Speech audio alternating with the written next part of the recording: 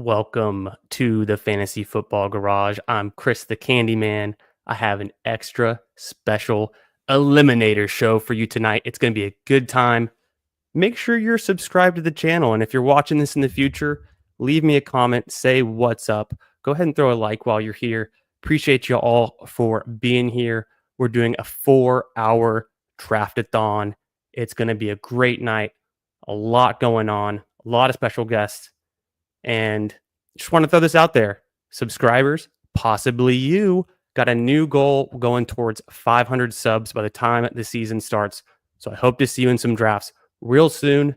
Let's kick it to the intro. But overall, it's like the guy can ball, like actions speak louder than words.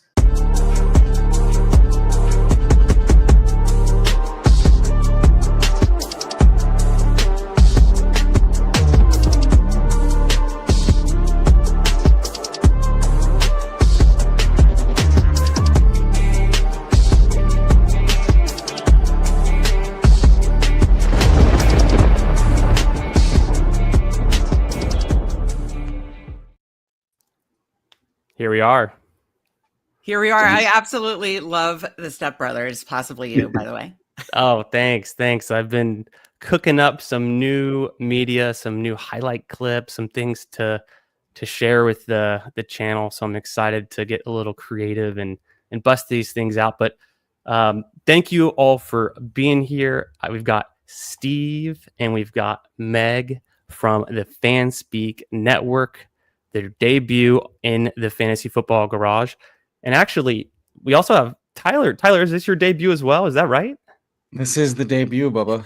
It's hard to believe. I feel like we've done this a million times, but it is literally the first time on the channel that we've got the EMO COWBOYs. So from the Fantasy Sanctuary, of course. Super excited to have y'all on. And you already know the theme for tonight is Eliminator drafts. Super excited to hear y'all's strategies, your thoughts. We can bounce them off the chat. We can get into some pre-NFL schedule eliminators and really show our degen behavior and just risk it all. I love it. And first off, congrats on hitting the 100 subscriber mark and going on the road to 500. Absolutely. Thank you. Appreciate that. And congrats to y'all for your I think it was your 500 goals you guys just hit as well. Yeah. And I made out like a bandit. There it is. I've got it right here with me, my cocktail playbook. Yes. And I believe both of you are getting a Fanspeak Best Ball subscription this week. Look for it in your inboxes Monday or Tuesday. Yes. There we go. Excited about that as well. And you guys, you got a lot cooking up. I guess before we jump into this eliminator, I know everyone in the chat is well aware of the Fanspeak Network, but if for some reason you're not subbed, please sub to the channel. We've got the links in the description. I'm also going to throw them in the chat at some point tonight. I've got them already. But I'd love for Steve and Meg just to tell us a little bit more about what y'all are cooking up lately. Meg, you go first. Okay. Yeah, I was going to say, Steve and I are working on our rankings right now. We'll have articles, rankings, sub-only shows starting next week. We're super excited about that. Cooking up some fun shows last year. Our guy Bruni was a Jeopardy host, Best Ball Jeopardy. So we're going to be rolling that up, hopefully involving all you guys in the best ball community to kind of play each other, eventually playing Steve. So that's going to be fun. And yeah, we've got best ball shows every single weekday, live drafts, strategy shows. Right now we have a bunch of player take rookie shows, shorts, all sorts of good stuff every single day. So we appreciate everybody subscribing and checking us out. Awesome. Anything to add on that one, Steve? No, Meg nailed it. So Awesome. And Emo, can I call you Emo? You can call me whatever you want to, Bubba. And I love the shades, by the way, and the hat. You got it all working. It's a good look for you. Tell me what you guys have got going on lately at the Fantasy Sanctuary. Well, we just did a panel, myself, Tom, and Rich. So doing some redrafts, some DFS, some best ball, and some dynasty thinking for winners, losers, risers, fallers, just value retention. Coming out of the draft, thinking through all those phases, some of the ambiguous spots. That was today. Last night, hosted the Typhel Tower. It got just as chaotic and stupid and great as you would want it to from BBG and PPRTYLER, as you would want right at the end. So if you didn't check that out, go check that out. I'll be live Monday solo or with a guest, since Tom is in the middle of a move this weekend for our Best Ball Mania Mondays as usual. And then Rich has got a lot of fun Dynasty rookie draft content coming out. His On the Clock series will be coming out as he goes through his thoughts for all you Dynasty degens. And then we've got Best Ball rankings and write-ups coming to you hot and heavy. So a lot of good stuff cooking up for hot Best Ball summer. Love it. And it's the perfect time of the year for all of that. Best Ball summer is kicking off in full swing, really already 5 days into it. It's rookie draft season. I actually just finished my first rookie draft in one of my dynasty leagues yesterday evening. So everyone's geared up and excited and ready for more fantasy content. So you guys know where to find it. It's the Fanspeak Network. It's the Fantasy Sanctuary content coming out all summer. Without further ado, I think we should jump into one of these 30-second pick clock eliminators. What do y'all say? I'm ready. We ready? Good. All right, y'all. If you want to jump in here, it is a 6 out of 12 advance in the first week. So there's a chance. Let's go ahead and jump in. There's a chance that a lot of us can make it out of this pod. From there on out, we know the rules. It's head-to-head matchups, weeks 2 through 16. So 15 consecutive head-to-head matchups. You end up in a finals of 3 people. This is one of the most bizarre and I think going to be one of the more entertaining tournaments to follow throughout the year. I want to kick it off. We'll kind of start from the bottom and work our way up. Emo, what do you think are some of the eliminator strategies that differentiate this tournament from a more traditional Best Ball Mania or Puppy? I mean, first and foremost, it's the advancement structure, right? It's completely different. And that ties in with the final. With a 3-person final, you don't need anything close to optimal. You just need to be better than 2 other people, which, this is like classic redraft, set your lineup stuff there. You're going for the highest projected that you can get because you don't need to be perfect. You just need to be slightly better. Right. But like the head-to-head aspect, I mean, I think even more so than the Eliminator last year, which was more of like a, bottom 10%, bottom 20%, bottom 30% cutoff every few weeks. This is like you're kind of aiming for the same thing, but like every week. And you had an awesome thread on it. So if anyone hasn't checked out, Chris's thread on the Eliminator, first and foremost, not even joking, I was just talking to my wife about the Man with No Name trilogy. And walking through the lore of those movies there we with go. Clint Eastwood, and then you're the good, the bad, and the ugly analogy was very apt. So it's like it's trying to get the most projectably high floor you can get, hoping that you squeak by every single week. And so the tough thing right now is that we have no idea what the bye weeks are, and that's going to be the biggest. I think that's like the biggest point of focus, balancing projected weekly, but then also avoiding any sort of bye week overlap to, leave you vulnerable to having a 0 anywhere, especially at the onesie positions. No doubt. Yeah. I talked with some people kind of about the schedule. Shout out to Who Hames, just jumped in the chat. He's been thinking through some of these eliminators as well. I think he's already done one, if not more. And his kind of thoughts were, and one of those revelations were that by the time I get to the bye weeks in week 5, there's only going to be 6% of the field left. So the mix of teams is going to be completely, it's going to be so variable on who makes it out. I think a lot of the common teams, let's just say that a Josh Allen starts off just head and shoulders above everyone else. Obviously, the Josh Allen teams will separate out from week 1 to week 2, but after that, it's these head-to-heads. It could be anything. Anyone could get through. I'm sure we'll see some common themes of players and stacks and combinations, but then again, the 6 out of 12 advance, you could have someone sneak in at the 6th spot whose team really doesn't deserve to be there, and then they make it into these head-to-heads and they pick up all this momentum, and all of a sudden you have a unique combination that no one else has. So I think, yes, the bye weeks are a concern, but I'm really, really intrigued with the format and structure of this and how it's going to play out. I mean, once again, doesn't that kind of sound like your typical 12-man fantasy draft where you stumble out to like a 2-win start? You feel like you're absolutely fucking cooked. And then all of a sudden your waiver wire bench that was dog shit for 3 weeks are like suddenly the guys you needed, and you just rip it hot 9 weeks in a row. It has a little bit of that same feel. And I don't know about y'all, but I rarely run that hot in my 12-man draft. So it's like it's an interesting thing to balance out there. Definitely. Meg, you got any big revelations to share with us all about the Eliminator?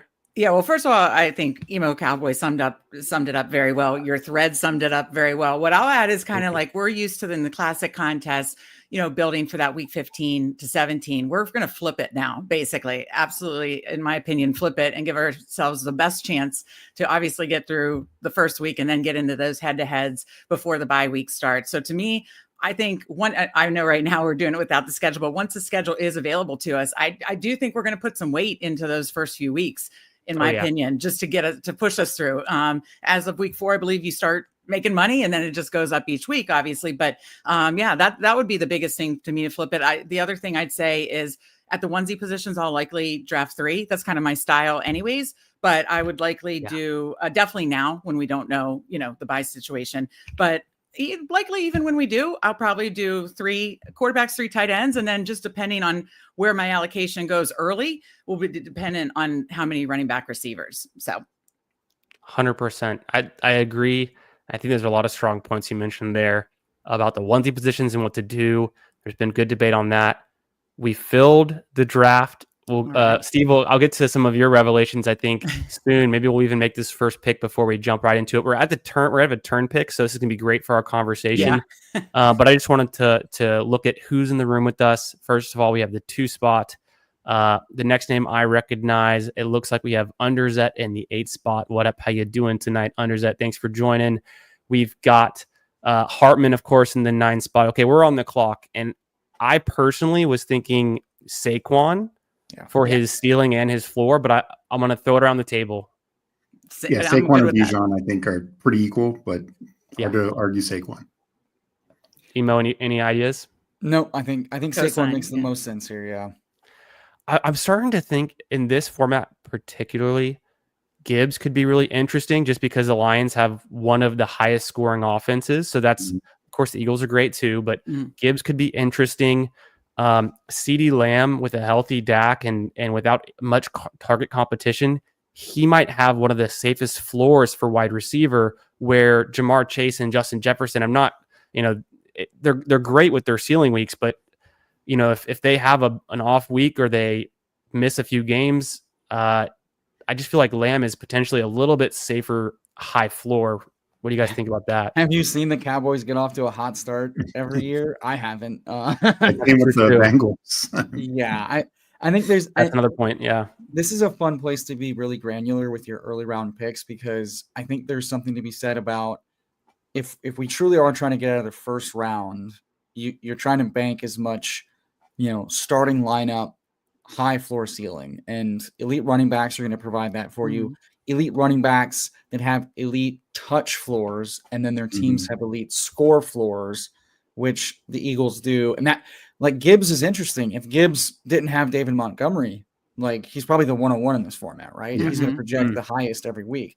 But if we look at week 1 BR, who's going to be the 101? It's almost certainly going to be one of these running backs. It's almost certainly going to be the guy that was the 101 through a majority of the season last year. It was Kamara, it was Saquon, it was Bijan, whoever the elite running back was. So I think these early round receivers are elite when you think about how you're constructing a team through the whole season and then in the finals and in the playoffs. But in a tourney like this, zero running back teams have high risk to never make it out, just because their floor is 0 and their ceiling is black box, right? Whereas the elite running backs, you've got that touch floor. Yeah. And that was honestly my biggest strategy to take. I was doing some research for this, and you look at the top 12 scoring for the season receivers only, and looking at highlighting like just early week and also consistent week production, only one of the top 12 receivers even had a minimum of 10 points each of the first 3 weeks, and that was Justin Jefferson, and none of those were massive weeks. When you flip to running backs, 8 of 12 did. Wow. And some of the ones that didn't were somebody like Chase Brown, who we knew wasn't going to Bucky. because he was splitting carries with Moss. So it's like getting those guys who we know, kind of like Emo said, like their touch floor is so good off the jump. And it's also the other thing, like rookies take a hit in this, guys whose roles are a little bit more up in the air or coming back from injury or suspension, like a Jordan Addison, takes a much bigger hit in this if he's suspended the first 3 weeks than he does in BBM. That makes a lot of sense. I find myself kind of forgetting and not really thinking too much about like a Jordan Addison suspension. But the guys who are slow to come back from injury, anyone has really high draft capital, anyone in the first 8 picks that has any of that risk, I think they take a hit in this format, like you've said. One of the interesting starts here, Christian McCaffrey, Jonathan Taylor, something you would probably be unlikely to see in a Best Ball Mania, looks pretty strong, I'd say, in this format. Makes perfect sense in this format. Yeah. That's Jason Calhoun. He knows ball. Yeah, I don't think I even made it to the other side of the board before we started. We made our pick and I got distracted. So we started off with Saquon.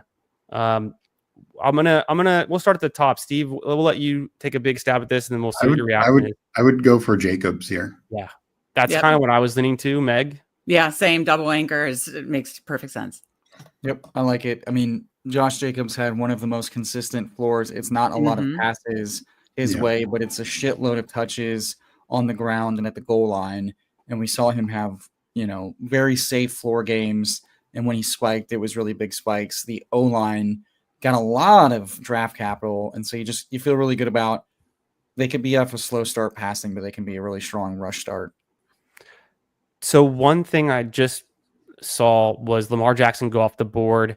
Because we're going to be pick 47 after this, do we feel like we need to bring up Josh Allen?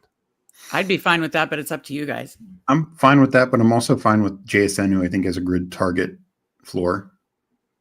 I think it's tough to go elite quarterback before we know the schedule because you might cook yourself with double bye weeks. So I think right now it's probably prudent to build 3 quarterback. And if you do that with an elite,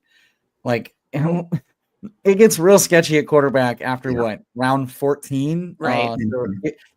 You're forced to invest a lot of draft capital unless you take dart throws at the guys that may not start week 1, which that's probably more than fine with Josh Allen. But it kind of handcuffs your roster in totality for that early season get through, and then obviously by mid season.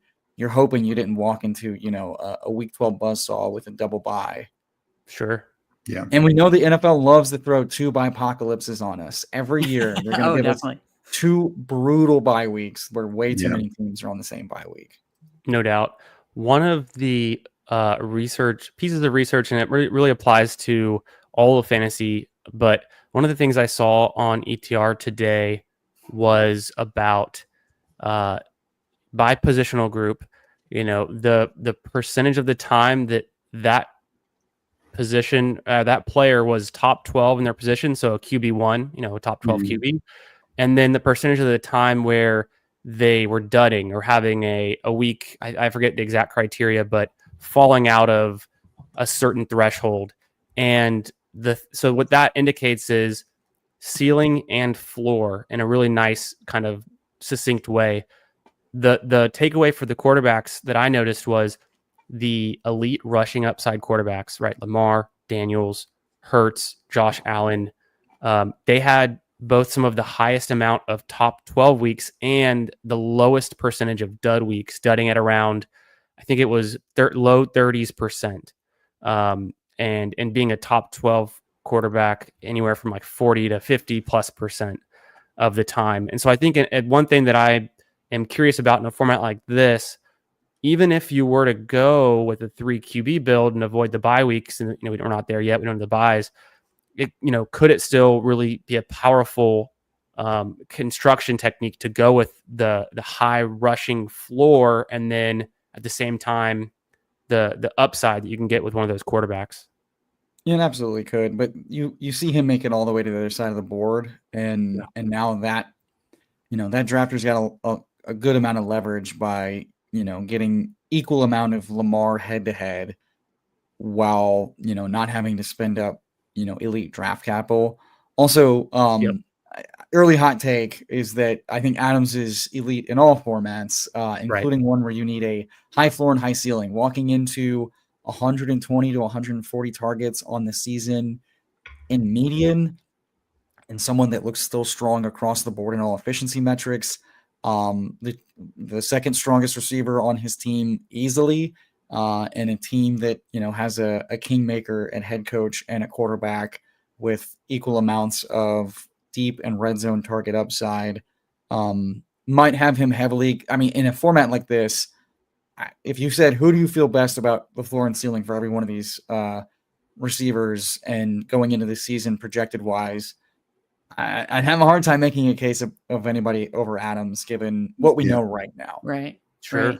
One other thing about the quarterback that I was going to say is I totally agree about the floor ceiling combo of these 4 elites, but we may be getting some discount on that in like a Drake May or a Caleb Williams or a Kyler, where we're getting them in the middle ground, that sweet spot of quarterbacks, but we're not paying the elite price.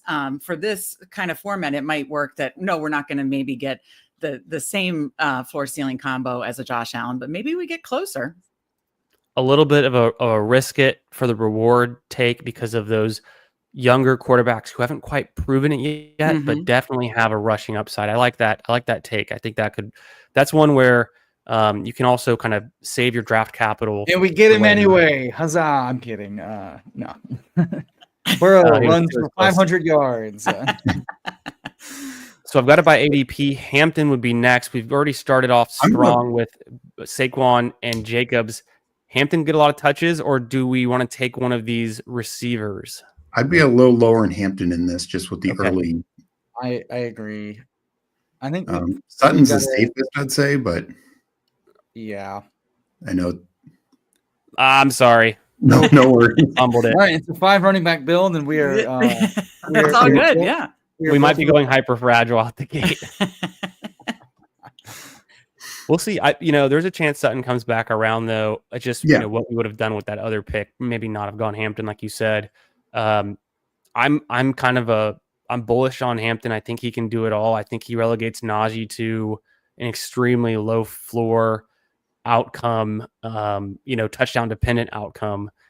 So I think, like you said, though, the rookies are a lot of risk. Do you think Sutton would still be our play here, and then maybe we can throw that into a Bo Nix later? Or that kind of maybe a play could be good? I like that. I feel like he has the better floor. I love JMO, but he's definitely got the better floor. Yeah, JMO and Metcalf are more spike weeky to me. So right, I was thinking the same thing. There's also Ridley could be there. Otherwise, maybe Olave is pretty consistent. He's going to get the slot. I'd say Godwin, but we don't know that right now. So I think Sutton's fine. Okay. Yeah. Offensive line is good. I don't think his role is at risk right now. And his floor was decently comfortable. And as was mentioned, JMO was very much spike or bust. And I have questions about his weekly floor and ceiling now with Ben Johnson in Chicago, not scheming up the same amount of stuff. And now Isaac Tesla's, I don't know. I don't know. A little bit of a rounder, though. Come on. No, I know. I'm just from a utilization standpoint. Is he their new deep clear out and JMO? What are the roles going to be? I don't know. Because JMO was the fastest guy on the team, the biggest fastest guy, and now they got 2 of them. So what are they going to do? I don't know. There's also just a lot of great for building best ball teams. It's dubious for trying to build in floor and ceiling, when the floor is low. RJ Harvey goes pick 53 to the drafter in the 5 spot. That's pretty rich. Yeah. But Travis Hunter, he took Travis Hunter and RJ Harvey. So he really needs those guys to start strong. Although a CD, Trey McBride, and Chase Brown's not a bad start either. Right. Yeah. I want to do a quick shout out to everyone in the chat, and also make sure you're subscribed. Make sure you're subscribed to the channel. If it's your first time here, I appreciate you checking it out. We're going to be drafting best ball all summer, so look forward to doing some more drafts with you all too. But I got to do a quick shout out to all of the OGs in here. We got Hartman, Putt Daddy. I see Mike Robb in here. He says, please tell me Meg made this late. LOL. I was on time. No, Meg, no one was late. We were just chatting it up beforehand. It was barely late. I'm just late honestly, for drafts with Steve.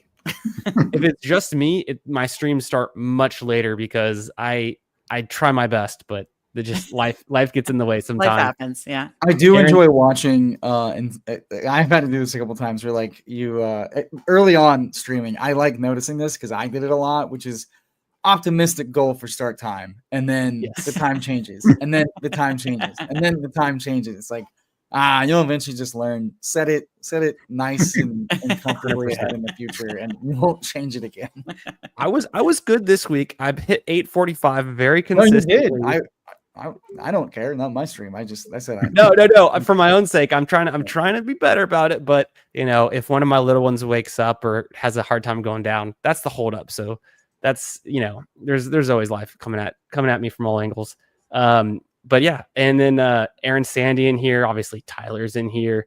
I see Craig B. Thanks for joining. Green Bean, one of the main man in here. Hartman, of course, already said that.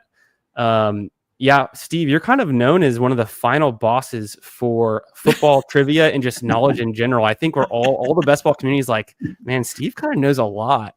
So everyone's taking acknowledge of that. My friends used to, he would have like a party trick where if he was hanging out with my friends, they'd be like, Steve, who was drafted in 1999, second round, third pick? And he'd be like, he'd get it. We discussed this. That is high functioning autism. And we know 3 people in the space that have it good or bad, however you want to describe that. It's critical information that can win you millions I love of dollars. You guys that joke. The people in this space fucking love trivia. I have a fun story about this when we're not on the clock. We kind of rushed the last pick with Hampton, so I'm sorry about that. Let's get ahead of this one. I want to start. I'll start with Steve. Olave. Do you want to? I would probably pull up either Myers or Diggs even, and maybe Diggs opens up May for us. Oh, that's fun. Yeah. I think if Diggs is healthy, Diggs is going to have a very high floor ceiling. That's a great point. Because it's a 3rd round. Kyle Williams has to unseat him to not have a projectable floor ceiling. I think that's dubious. And with any amount of good news, I think he moves up probably 20 picks, like we just saw Ridley do. I'm just keeping tabs on the QB. I was going to say, where's May is, I guess the ADP, we don't really know yet. The ADP is much different here, or at least a little different, right? So quarterbacks go a little bit earlier. And then our next pick, of course, because we're on the corner, it's going to be 95, 98. So I feel like we're safe for QB. But we can set some things up. Myers was a name Stevie threw out that I think has a really good floor and can have some spike weeks as well. You think we fade Olave because of the Saints? Is that what we're getting at? Saints, likely rookie quarterback, could be off to a really slow start, and then his injury history doesn't help. I don't want to touch Debo in this. Shakir could be interesting, but I don't.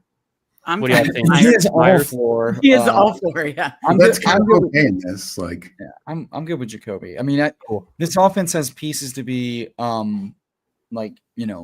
pretty good for fantasy. Like defense could suck, but their pace could be high, and Jack Besh is fun and interesting, but he's a 2nd round versatile receiver. We've seen Jacoby win in the slot, then kind of win out wide and hold his own with Adams with putrid quarterback play. Now gets one of the more accurate and good at evading pressure quarterbacks who gets a new running back and new coaching staff. So I think it feels like if the pace is as good as we think it's going to be a safe floor, just because there's going to be 9 to 10 more plays on offense run for all of these players, which I think if Bowers maintains his kind of role, I think he might be one of the you could say his ADP would work in this again if he's going to see so many targets because the offense is running so many plays. Is this the best quarterback Jacoby Myers has ever had? He's been in the league for a while, to think back a little bit, but since he's been kind of in the role for the last couple of years, I'm trying to think Who would that have been?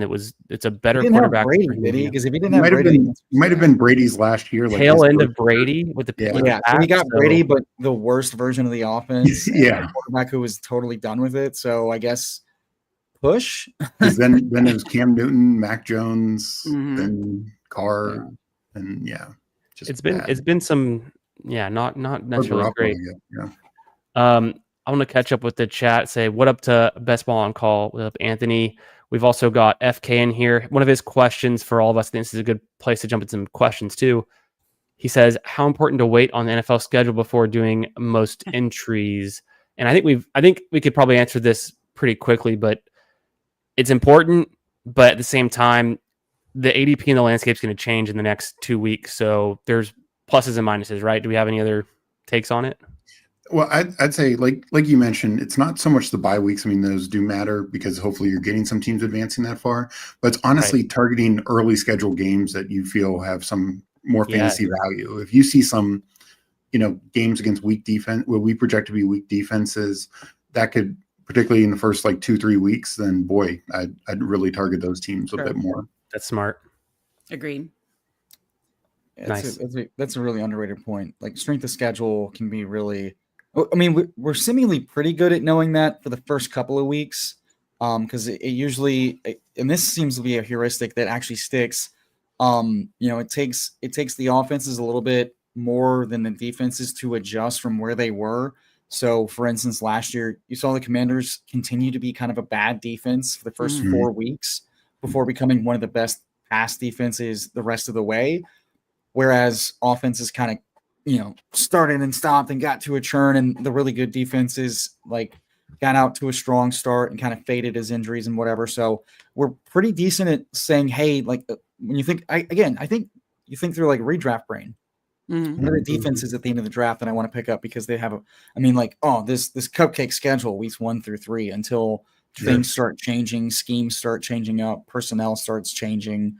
It takes the coaches a few weeks to adjust to what's not working. So really, really salient point that for the first few weeks, you can really hammer teams that are, especially when it's like a huge range, like the really good teams beating up on the really bad defenses. Yeah. And like you said in the thread, it's like 50% of the pool is gone after week 1. So give yourself a shot, really target that. Again, flip the schedule from 15 to 17 to weeks 1 to 3, really. And then give yourself that better shot to focus on those matchups. And like Tyler said, it's not like, sometimes the week 15, 17 through 17 matchups, we don't know because defenses could be injured. But in this case, we know what we're working with weeks 1 through 3 and who to target against. And like you said, I believe by week 4, it's down to 12% of the field. So just that's how I agree with Tyler and Steve and you, but focus on those first 3 weeks schedule. 100%. Something that I felt I was doing more often in my redraft leagues, focusing on the early schedule and things, but I think that applies a lot to this format. We're about to be on the clock. We've got a 3-4 build with Saquon, Jacobs, Hampton. We're doing great at running back. The wide receivers is coming along. I'd say I'd be a little bit more afraid of it as a different format, but JSN, Sutton, Diggs, Myers, Bo Nix goes off the board right before us. Maybe that wasn't the right pick for us. Do we want to bring up a quarterback? Do we want to take a tight end, go with someone like Cup, maybe with JSN? Is that too much on one team? I mean, I'm okay with Jonnu, but I think for Kelsey, if we're doing a tight end, I think the targets for Kelsey early on with Rice Kelsey over Jonnu for me. I'm fine. Yeah, that works. I'm cool with that. He could always start hotter and then. If we did want to go more hyper fragile, what are the running backs here in this format? Cam Scatterbo. Oh, it just happened to be. I'm just kidding. Cam is there. Cam is there. We could pull up a quarterback, but I actually wouldn't mind Scatterbo either. That or pulling up May, but May we could do Scatterbo. Of course, we don't want Johnny. I think we're out on Cup as a group. Other tight ends, it would be like maybe Kyler the worst thing in the world? Question mark. Yeah, I wouldn't hate it, Kyler. Yeah, and that too. Yeah, Kyler. Yeah, let's go Scat. I think with Kyler, I'm just worried he's, the hope is always that he'll be great, and he hasn't been. I'm just hoping he continues to run. And a year removed from the ACL, we know players physically struggle a little bit coming back from that. Mostly as their bodies get used to it, but also it's just like a trust thing. We see that every year where like the leg of a player returning, unless they like hit rehab really, really hard, they just kind of have like a phantom mental block with it. So if he's already saying he feels good enough to like really start letting it rip again, deep passing be damned. I just need the boy to scoot for 50 yards and right. work. My kind of thinking on that is if we've already made it this far, Fields could have been nice. Dang, maybe I was going to say, I know this is going to be a quarterback sweet spot, but hopefully one of those kind of floor ceiling quarterbacks with a rushing like Kyler or May come back to us. I know that this is the area. Yeah, I think we're hoping for a lot. With Kyler, I was like, if we've already made it this far, maybe we just go a little bit younger with someone like May or someone else that we can get. So we'll see. What do y'all think about stacking in this format as well? Of course, I think it's powerful, but are you more kind of thinking of spreading out your bets, or do you want to do just as much team stacking in the Eliminator?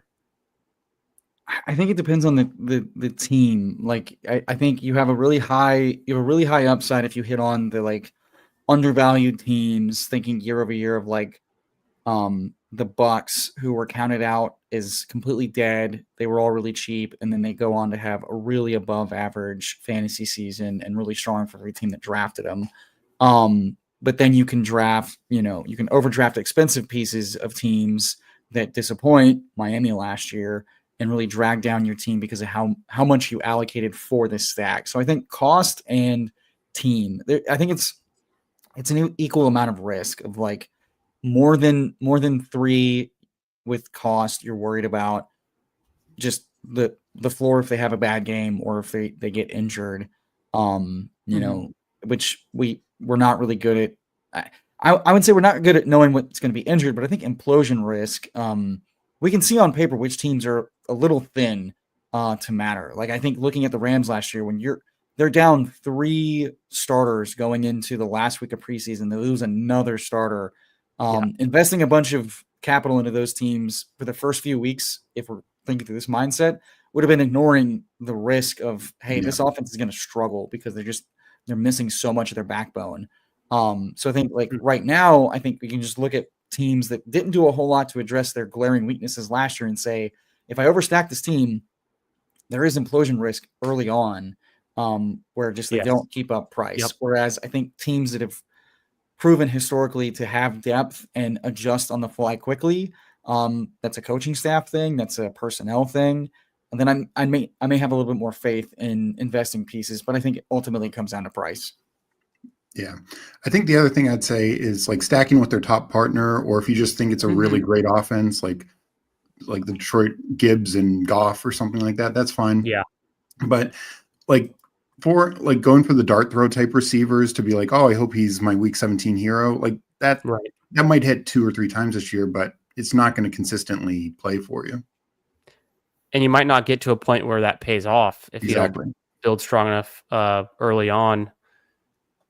I saw Justin Herbert did go. That could have been an interesting play for us with Hampton and just some opportunities maybe to backstack a little bit.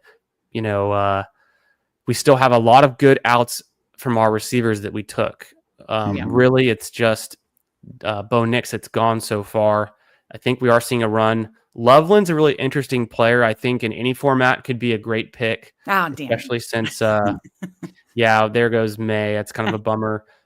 We do have Jordan Love there. Do you think Dak or Love has a better floor ceiling combo? I'm just curious what you guys think. Love's floor did not feel. I mean, I don't know. I'm thinking 2 years Dak. I think Love's floor is lower than Dak just because they are willing to go away from the pass so much, for sure. And we know Dallas' running game currently stinks. Burden at this price allows us to get caught up a little bit with some ceiling. I'm good with Burden. That's fine. Yeah. Let's do Burden, push the QB, make DTG, force our hand on the Dak and the Love discussion. Hopefully it doesn't double tap. I don't do think it, so. Howard. So. Punish these hyper fragiles. All right, we made it through. I'm open to both. The only reason I'm leaning Love is we've got Josh Jacobs is that some synergy, or is that kind of the? So if we do Love, I'm going to suggest we just hit all of his pass catchers and hope to get lucky. If we do Dak, let's do Dak. Let's do Dak. And we could get I think Ferguson. he's got a higher passing floor. Yeah. Yeah, and like the way they've built the team. 2 years ago, he's almost MVP. Yeah. Yeah.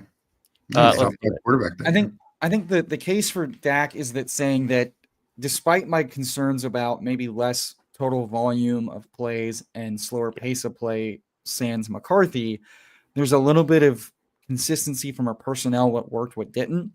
And you could easily argue that the way this team is currently built is extremely fragile. And the only way it's going to work is if they don't run the ball as much as possible, because the running backs are absolutely putrid, which puts it on the shoulders of Dak, Lamb, and Tolbert and Berg. So it's like, I think it's to win because either the defense is ungodly good, which just on paper, it is nowhere close to being as good as it was 3 years ago when it was. And they saw that firsthand. It's fine, but it's not super, super strong. I mean, they didn't exactly beef it up because they can't exactly afford to. Then offensively, it's going to be, and Shadi mentioned this, utilizing motion to get easy plays, move the chains, and keep the ball moving. So I think for us, Dak, and then also Love is the only quarterback I've seen fall 20 plus picks multiple times since the draft. So I'm willing to just not take the quarterback who seemingly will fall for either rankings reasons or he burned me last year reasons, which makes him a great buy when he does fall. But I want to see where he settles because it might be after Trevor Lawrence, if Trevor Lawrence starts rising, which I expect once projections. Yeah. I was going to add one other thought is I know when Pat did the weekly winners data, you really did not, sorry, I'm blanking on it, but the battle royale data that you really didn't want to stack too often the running back and the cornerback, unless they really are big pass catching running back. Do you think that would be similar in this format? Because we want to try to give the outs of, I either want the running back to hit or the. No, I think that's a very good point. And I think it's very applicable to this because Jacobs, despite crushing last year, was still once again really poor in total target share and usage in the pass game. And his coaching staff unsolicited brought up Marshawn Lloyd again as the pass back, and they used Emmanuel Wilson for that previously. So I think that's a very salient point that what makes Saquon really effective is that he shoved it down anyone's throat last year that he can't catch the ball and he can't be in the pass game. It's certainly not CMC level targets, but it's also not Jacobs-esque, like Derrick Henry type of passes. So that and I usually do like to stack from different positions, including the running back in classic contests. But in this, I think the data that was shown is more towards like the weekly winners in battle royale, which is let's try to get one side or the other pass or run game.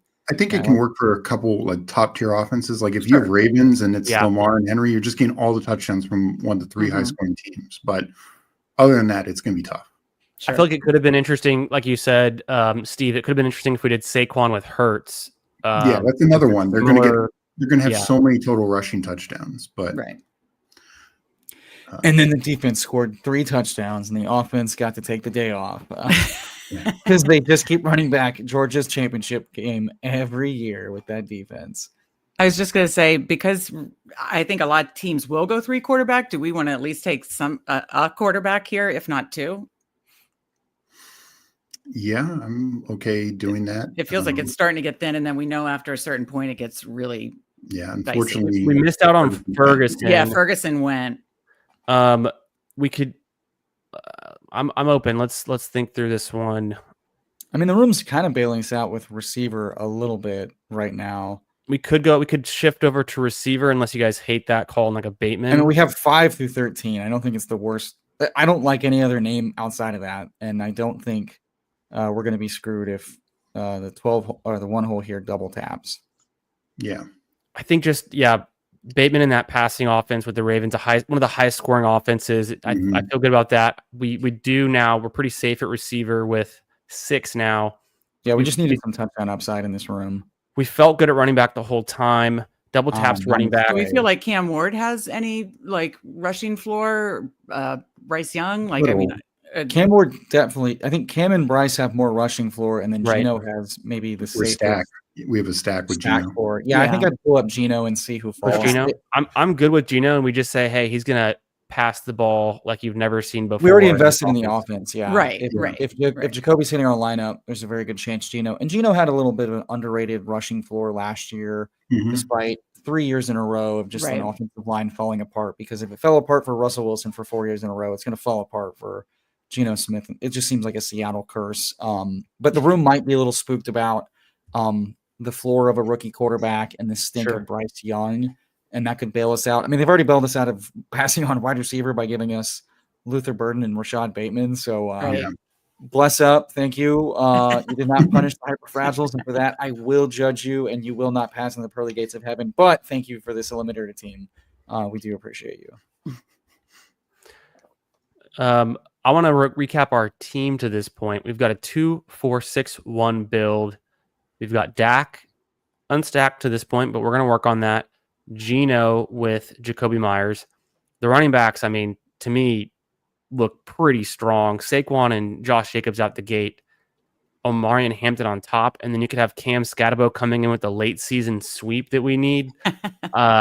We're set up. We're teed up nicely. We've got JSN, Sutton, Diggs, Myers is stacked. Got some value on Burden. The running backs, I mean, I saw Javonte Williams go before Luther Burden. So a lot of things are different in the Eliminator format than maybe your standard. Javonte's a great week one play. I mean, those 22 touches for 52 yards and a touchdown are going to hit so hard at RB2. They might. And you thought you did not watch much Javonte Williams behind the best rated O-line rushing attack last year. It's going to hit. It was rough. It was rough. Yeah. I had never needed someone to pull a quad in the summer more in my life, so they have to do something that's not Javonte. Yeah, sign somebody, trade for somebody. Javonte, I'm sorry, I will donate to your charity of choice, but please have an ass cramp in week 3 of the preseason so that they feel the need to go sign somebody else. I'm rooting for the same. Yes. You're like, who though? I don't care. I don't know. It's got to be better. I don't think anyone is worse at this point. Except maybe Miles Sanders. Oh, God. They signed the one other guy. Give Nick Chubb 4 months to train in a pool like Vegeta, and we'll be fine. Ooh, yeah. And Steve was telling me, check out the underdog ranking show, and I watched the running back one. And it is wild that they drafted Jaden Blue in the 5th round when they could have taken like a guy like Neal or Giddens that just could have been, I don't know, more of a workhorse than Jaden Blue. I think Jerry does have a Texas fetish. And it's hard to blame him. I mean, look at us. We are a gorgeous, gorgeous people. Great glutes, strong tree trunk legs. It's hard to not love that. High school football or death, or give me death. I mean, that's Texas. This is Friday Night Lights, baby. Exactly.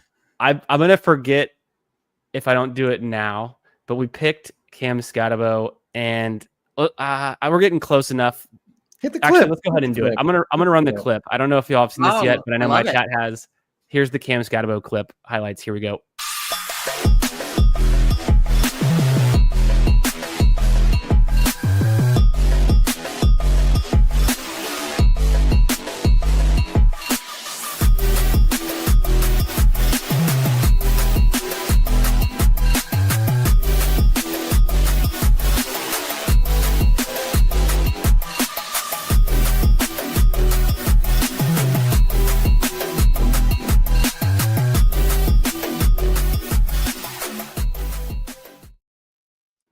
I'm giddy. Steve texted me that when Big Board opened, and that's why I had 50% in Big Board. I'm all in. I'm a big fan too. So all in. Yeah, I love to see. I've been following Meg and your drafts, and you're such a big fan too. I'm like, yes, it was that for me. It was the Texas Arizona. Can I throw out Zach Ertz over Darnold? I don't know if DTG is going to snap pick Darnold, and I think we could potentially save our asses needing to take a third tight end if we go with the guy who's got super safe floor and ceiling that we saw with Jaden Daniels. I mean, I'm good with Ertz. That works with me. Ertz, just scrolling through real quick. Tolbert could be there. I think if we were in more trouble at wide receiver, if we only Yeah. had 5, I'd probably say, yeah, we probably gotta pull up Tolbert. I do feel pretty good at wide out. I know this one holds drafter like the back of my hand. Coward, who's pushing it. He thinks Lamar is all you need, and I it's hard to disagree. Who else, quarterback wise, is available? Yeah, after yeah. It's getting bad quickly. Tyler Shuck. I mean, Jesus Christ! In week I just wish that Shuck had more of a rushing upside. I don't. Boom! There you go, Tyler. Shuck's already so old. He's out of that era where he might run a little bit more. He's Shuck like is the second oldest quarterback in his division, and that's not even a joke. So do we run with Darnold on this one? Just keep the Geno stack alive.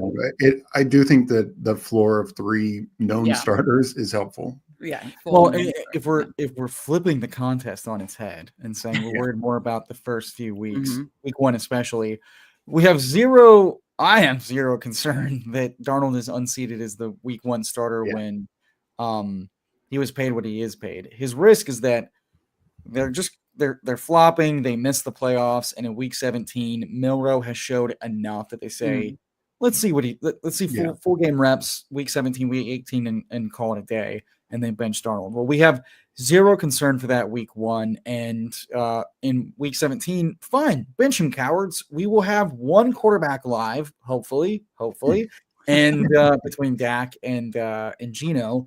And we don't need the top scoring quarterback as long as we hit the nuts everywhere else. So, fine.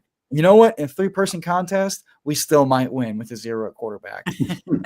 I can see it now. We've made it to week 17. It's against all odds. But Dak Prescott's injured and not playing. Sam Darnold's been benched for Milroe. And then we've got Geno Smith as our only out. And it's not the worst thing, but it could be better. Hey, you know what? I will take that 16.5. It becomes a cash game at that point. Final. Right. And if we were building a salary cap, you're like, waiting on Geno Smith so I can load up at running back and receiver makes a lot of sense here. Now, ideally would have also done that at tight end. But you know who loves Travis Kelce? Cash game grinders. So no, I think Kelsey's nice. It takes some pressure off of our tight end situation. We can still. I don't know if we're gonna want to take another tight end. I just saw that Mason Taylor. And I was just going to say, like, we do have 2 very old tight ends. As much as so it might be fun if we could inject a little youth. I don't know. I love Till. Let's get into this. If we're talking about high floor ceiling, who has a higher floor ceiling than someone that's been there, done that 1,000 times, know how this game is played inside and out? They're not going to get shaken. They're not going to get stirred, but they are going to rumble and roll for a nice 4.5 points, which is all you need in some of these games, as long as it's not a 0. True that. I'm gonna move it over to this screen so we can look at some of these picks. We're almost up again. We've got a 3-4-6-2. We felt good about running back and receiver the whole time. We're done at QB. We could inject some youth with tight end. We can keep pushing it. Maybe there'll be some options there. I think there's a lot of tight ends because we're now in 18 rounds. Guys that we were liking in the 20 rounds that are now just naturally there at the end of the draft. Otherwise, if we go back to running back and wide receiver, we're kind of looking at some of these second-year guys like a Quorum or rookies like Giddens and Neal. There's Wright there.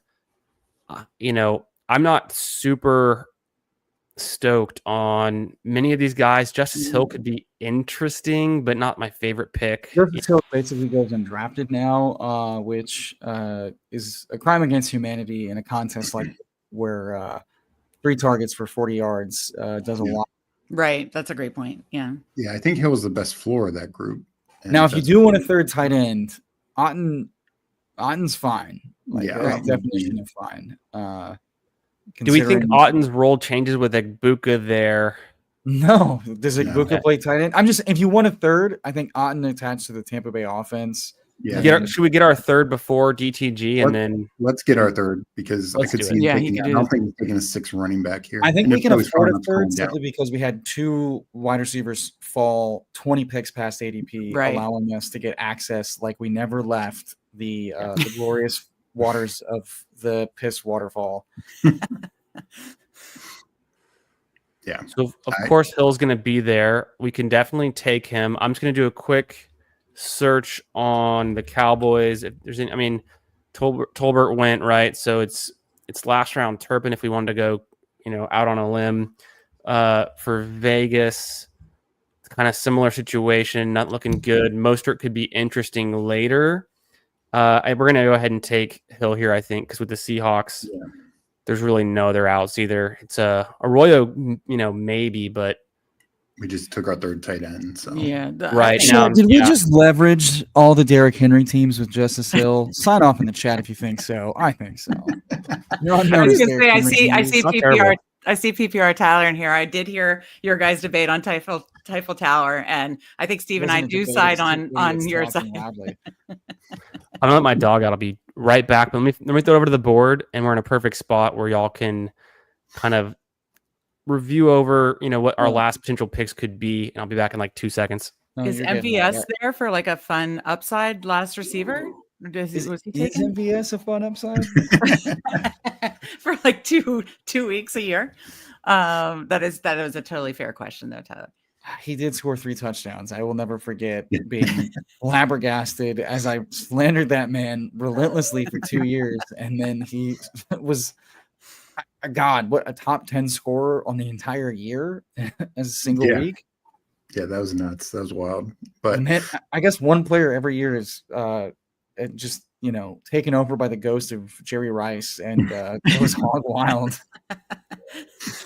What are you guys liking for the last pick based on what's happening on the board? Depends on what's on the board. Yeah. I mean, we clearly have a a long way to go. receiver, but she hates the rain, so she thinks she wanted to go out, but she's like freaking out now. So dogs, what are you gonna do? Mine hates thunder and rain. I did not think dogs could be anxious and laughed at the idea. And after 5 years with the most anxious dog I've ever met on the planet, I'm starting to think autism in dogs is real. Because now she won't even get out of the left side of the car. And I'm trying to wrap my brain around that one. But the rain was coming. We have really bad thunderstorms right now. And so she comes walking down the hallway that she's terrified of, and just staring at me. And I'm like, fine. She wants to be near us when there's bad weather, but she doesn't want to be in the living room because that's too open and scary. So that's her way of saying, please come accompany to the back of the house. And I'm like, everybody says dogs aren't kids, but this one acts like a child. And I don't know what to do with her sometimes. Did you ever try the Thunder vest or Thunder? My first dog doesn't work. I've tried everything with her. The new bub just needs a closet opened, and he'll walk into the closet and he's good to go. Oh, poor guy. Yeah, I don't know if y'all have heard there's thunderstorms, potential hail, potential high winds, potential flooding going through Texas right now. They suspended the Byron Nelson golf tournament because of it over in Dallas, and we're here in Houston, and it's still, it could be worse. It could be worse. We've had worse before, but hurricane season's around the corner. Our last pick, I think we go receiver, or do we go running back? No, Receiver. I think for sure receiver. Our running backs feel very nice. About the running back, we could do something with Turpin just for the stack. I think otherwise, it's like Wicks's target floor is pretty safe. I don't know why Matthew Golden is sending him grab 0. Scantling. Do you want to do Scantling? Oh, we just got like Turpin. that. I think Turpin's fine. Yeah. I know some people in the chat are going to love that pick. I personally... I don't think it's a great pick, but it is a spike week pick. It is a spike week, It's MVS, but on Dallas. Well, and what I'd say is we have, I think, a really strong start, so we can survive Turpin having those 0-point games or 2.5 point games. Right. I like this team. For a second there, I was like, was that a 20-second clock? I know it's a 30-second, but that one came quick. That's okay, Chris. You'll get these reps as you keep streaming. Pro tip: if you want to buy yourself a few extra seconds, you grab the player, and you hover it in the queue and confuse the computers. That's how you get AI. You wiggle the queue and they go and you get like 5 extra seconds to get your picks off. So no, this is great. I'm taking notes. This is all great intel. Write this down. I don't know how we pulled off this hyper fragile team, but it's not bad. I like it. I really do like it. I like it too. I just noticed we had a little another person join. Let's see if I can let me set it up real quick. I actually got to add one more camera in here. Boom. Just working on the fly. This is all just how I had to do that. I had to do that when I added 10 people during draft night. It was a disaster. I accidentally deleted one of my favorite go-to cameras. It was awful. Cavante Turpin ass. Oh my, get out of here. It's ass to no ass, bitch. Boom, he's gone. Sorry about that. That was uncalled for. And there's a whole nother level of maturity in when he returns right 2 now. touchdowns and hits our lineup at the flex, guess who's laughing last? Us with $200,000. Cavante Turpin on an eliminator ass team, unbelievable. Have you seen his returns from last season? He can return the ball. He's really good on special teams. All right. I didn't realize this was a Scott Fishbowl scoring. It could be. We don't actually know the scoring. It's very confusing.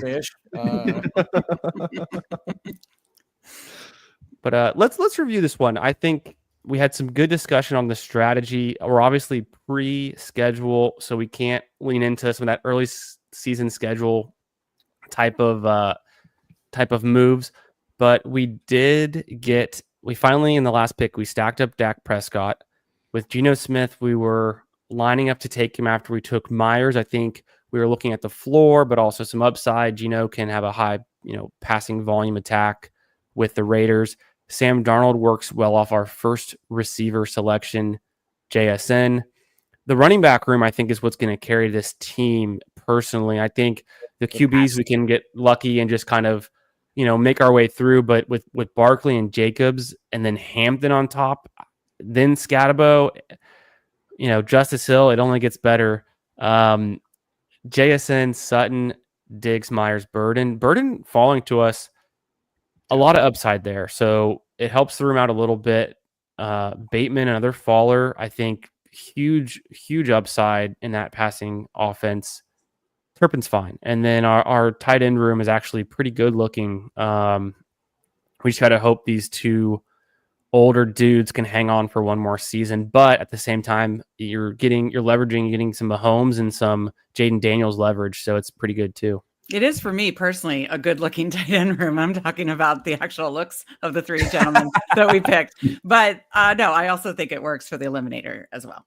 Very nice. It's getting access to 3 potentially really good offenses, particularly Kansas City can bounce back. And that's where touchdowns come from. So, and all 3 of these guys have had multi-touchdown games in their career and are attached to offenses that have multi-touchdown pass games in their projection weekly. So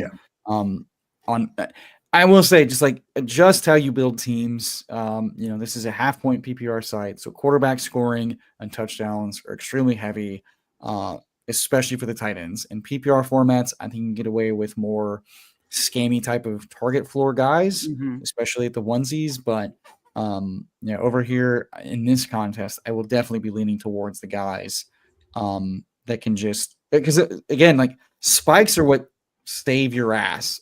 One guy going off for 30 plus or 2 guys going off for 30 plus can wipe out a bunch of duds and zeros, much like in your redraft teams. So in this format, especially, you get the guys that are spiking hard and you're going to be A-okay, which is an interesting way to potentially build out some more wonky builds once we get schedule information. Is just if you can prioritize a bunch of volatile spike guys and then just cover your butt on the buys and stuff. It's another interesting way. Just Scott Barrett's all upside team type of stuff. There's some merit to it if you hit on the league winners right out the gate, for sure. And weird things happen week 1. We see it every year. There's somebody scores 2 touchdowns that never touches the ball the rest of the season, seemingly. Well, we got Zach Ertz, Steve and I's Week 17 absolute hero. For speaking of 2 touchdowns, it was so fun. Yeah. Steve and I had him on finals teams that we needed, and he came through in a big way. So that was awesome. Because that's what TILFs do. They take you home when it matters the most. What a way to end it on that one. So I want to do another special shout out to Meg, to Steve from the Fanspeak Network for joining us on this draft, to Tyler, of course, EMO Cowboy with the Fantasy Sanctuary, for jumping in on this Eliminator. I know you guys have been streaming all day, busy all day, and to stay up late to draft this one with me and the channel, it means a lot. The first of many, many more to come. And again, guys, make sure you're subscribed to the Fantasy Sanctuary and the Fanspeak Network. The links are in the description.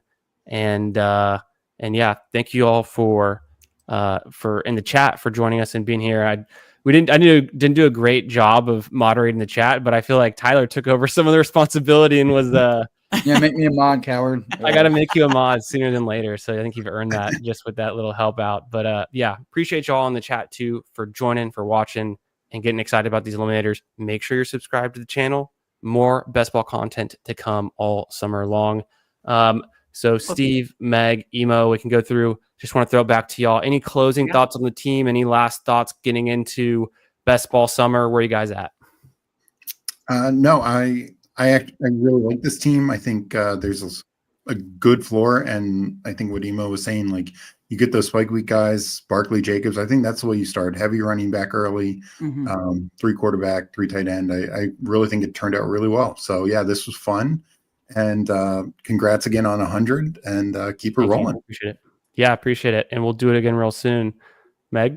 Yeah, absolutely. I really like this team. Like Steve said, like the anchoring of the the strong running backs. And then we got 2 fun rookies too with Hampton and our guy Scatabo. You got to play. I love it. Yeah, I really like this team. I like the balance of it, of the floor ceiling, of the 3 at the 1Z position. So I'm really happy. I like this. I had fun with all you guys. Again, it's fun streaming with you, Chris. It was fun streaming with you. Emo Cowboy, I can't wait to stream with you next Friday. And then PPR Tyler, awesome. Always good to see your face. Can't wait to stream with you soon. So yeah, love the chat. Love seeing you guys. It was a fun time. Thank you so much for having me. Just real quick, Chris is very good at mid-show transitions. So good, in fact, that everyone thought that's what all, folks. That's not all, folks. There's 2 more guests on deck. That's why PPR Tyler's here watching us in the cuck chair as we give our brother, I'm not the power bottom right now. You are. So whoa. Save it for the Typhel Tower. So more guests to come. So stick around. More BBG, more PPR Tyler, more. Oh, we're just getting started. This is out, and we didn't save the best for last. We started off strong in this one. Although no shade there to BBG, it's going to be a fun night. But this is a 4-hour draft mega stream, so we're just getting started. So buckle up, and we got more Eliminators to come. Well, thank you guys. Yeah, good luck, guys. Have fun, and yeah, it's been a good time. Can't wait to draft with you all soon. Yeah, fun draft. Awesome. Thank you all so much. All we'll see you soon. Peace out. Hold on, keep me My on. time to shine, baby. No, get the fuck out of here. No. Keep me on. Hey, wait, real quick. Let me go get another beer because I just drank the first one. Oh, right, this guy. I'll sit here and jam. Before we get started. Boop. Oh, these are brutal on the ears. All right. Nah, wife is dead asleep. She's been sick all day, so we'll. Oh, I'm sorry to hear that. It's all good. We'll stick around for a little bit more. Yeah. I know, and I don't want to throw them off either, but they've, East Coast, they've been going and going. Oh, Turpin. Now I'm looking in the private chat. Turpin. Yeah, he did have 6 touchdowns last year, and we have Dak. So no, he didn't. That was a joke because Schneid said. I know. He had 2, right? Or was it 0? 2 from scrimmage. No, I did catch on to the joke. I was just playing along. If you didn't know. Oh yeah. Let's see. Should I update the format again? I'm gonna just for the moment being. Let me just go ahead and. I don't know. I think I just gotta make this one wider. This is fine. Whatever. Embiggen me, Chris. Embiggen me. Yeah. Okay, I'll go ahead and do that, and then we'll jump into this next one. Yeah, this will be perfect actually. We're going on the fly, and while we've got y'all here, let's throw on some of this enjoyable background music that I'm so known for. I'll try not to bust y'all's ears, but oh. I know Tyler likes to dance. Is that how you think old people dance, Ty? No, that's what my brother says. He's like, what do you know about the frat flick? I'm like, what's the frat flick? And he just starts going. That's the ecstasy flick. I guess, yeah. Younger brother, right? Younger brother. Yeah, 16. Still figuring it out. Young buck. Okay. I'd love to see all this Houston over Golden State talk, baby. Let's keep it going. Clutch City, baby. It's 74-79 right now, Houston. It's Houston, man. I'm not going to worry about it until it's the final 2 seconds. I'm still pretty worried, but there's still 3 left in the third. Yeah. If we get Houston versus Wolves, y'all are, dude, it's going to be toxic on Twitter. We should have a watch along stream where I become a hardcore Rockets fan for 2 hours. Real quick, how many? I feel like Chris is a hooper, so he would know. But just emo, how many Rockets players can you name? Oh, right now, 0. You can't name one. Amen. There you go. A double entendre there. If you know the Rockets. Yeah, I got it. There's a player named Amen. I'm so sorry that my favorite Houston sports talk radio show died with COVID. And ever since not having to commute to work until recently, where I live 5 minutes down the road, I just don't listen to Houston sports talk radio. But you got to get like, dude, you're on Twitter enough. Like, you got to get one Rockets. You think I become an encyclopedia of football knowledge by taking in? But I'm saying, like, you don't got any Rockets, not one Rockets poster in the playoffs, hard-fought series, a lot of viral so that's clips. The thing. I keep up with, like, what's going on loosely, but, like, do I care enough to figure out who's – dude, basketball, like, the rosters churn so fucking much, and they've been so middling. Like, I've been to a couple games, but, like, I don't honestly care who's on the team, like, because I think you like their coach. He's kind of up to date with your lore, kind of, your whole overall vibe. My lore? Explain he got fired from Is he Doka? He got fired from the Celtics for allegedly misbehaving cheating with the ladies. Well, there was 2 stories. There were 2 stories that came out. I thought it was just he cheated on his wife with a Celtics like executive. Was it an executive or was it a? It's like a coach. Was it like the owner, the GM, or the owner's like what or something like that? It was like some high ranking. I don't even know what the story is, so I don't quote me on that. I don't want to get sued. I forget. Let's not go there. But yeah. Anyways, I was gonna ask you, Tyler Emo, while you're still here, are you familiar with the Secret Group in Houston? The location, right? They put on comedy shows and music and stuff. Famously, their Friday nights are their emo nights. They do, karaoke, they do dance party, they do this is like a bar. It's a venue for y'all in the chat, but it's over on Polk Street, right next to Dyken Field, formerly Minute Maid, where the Astros play.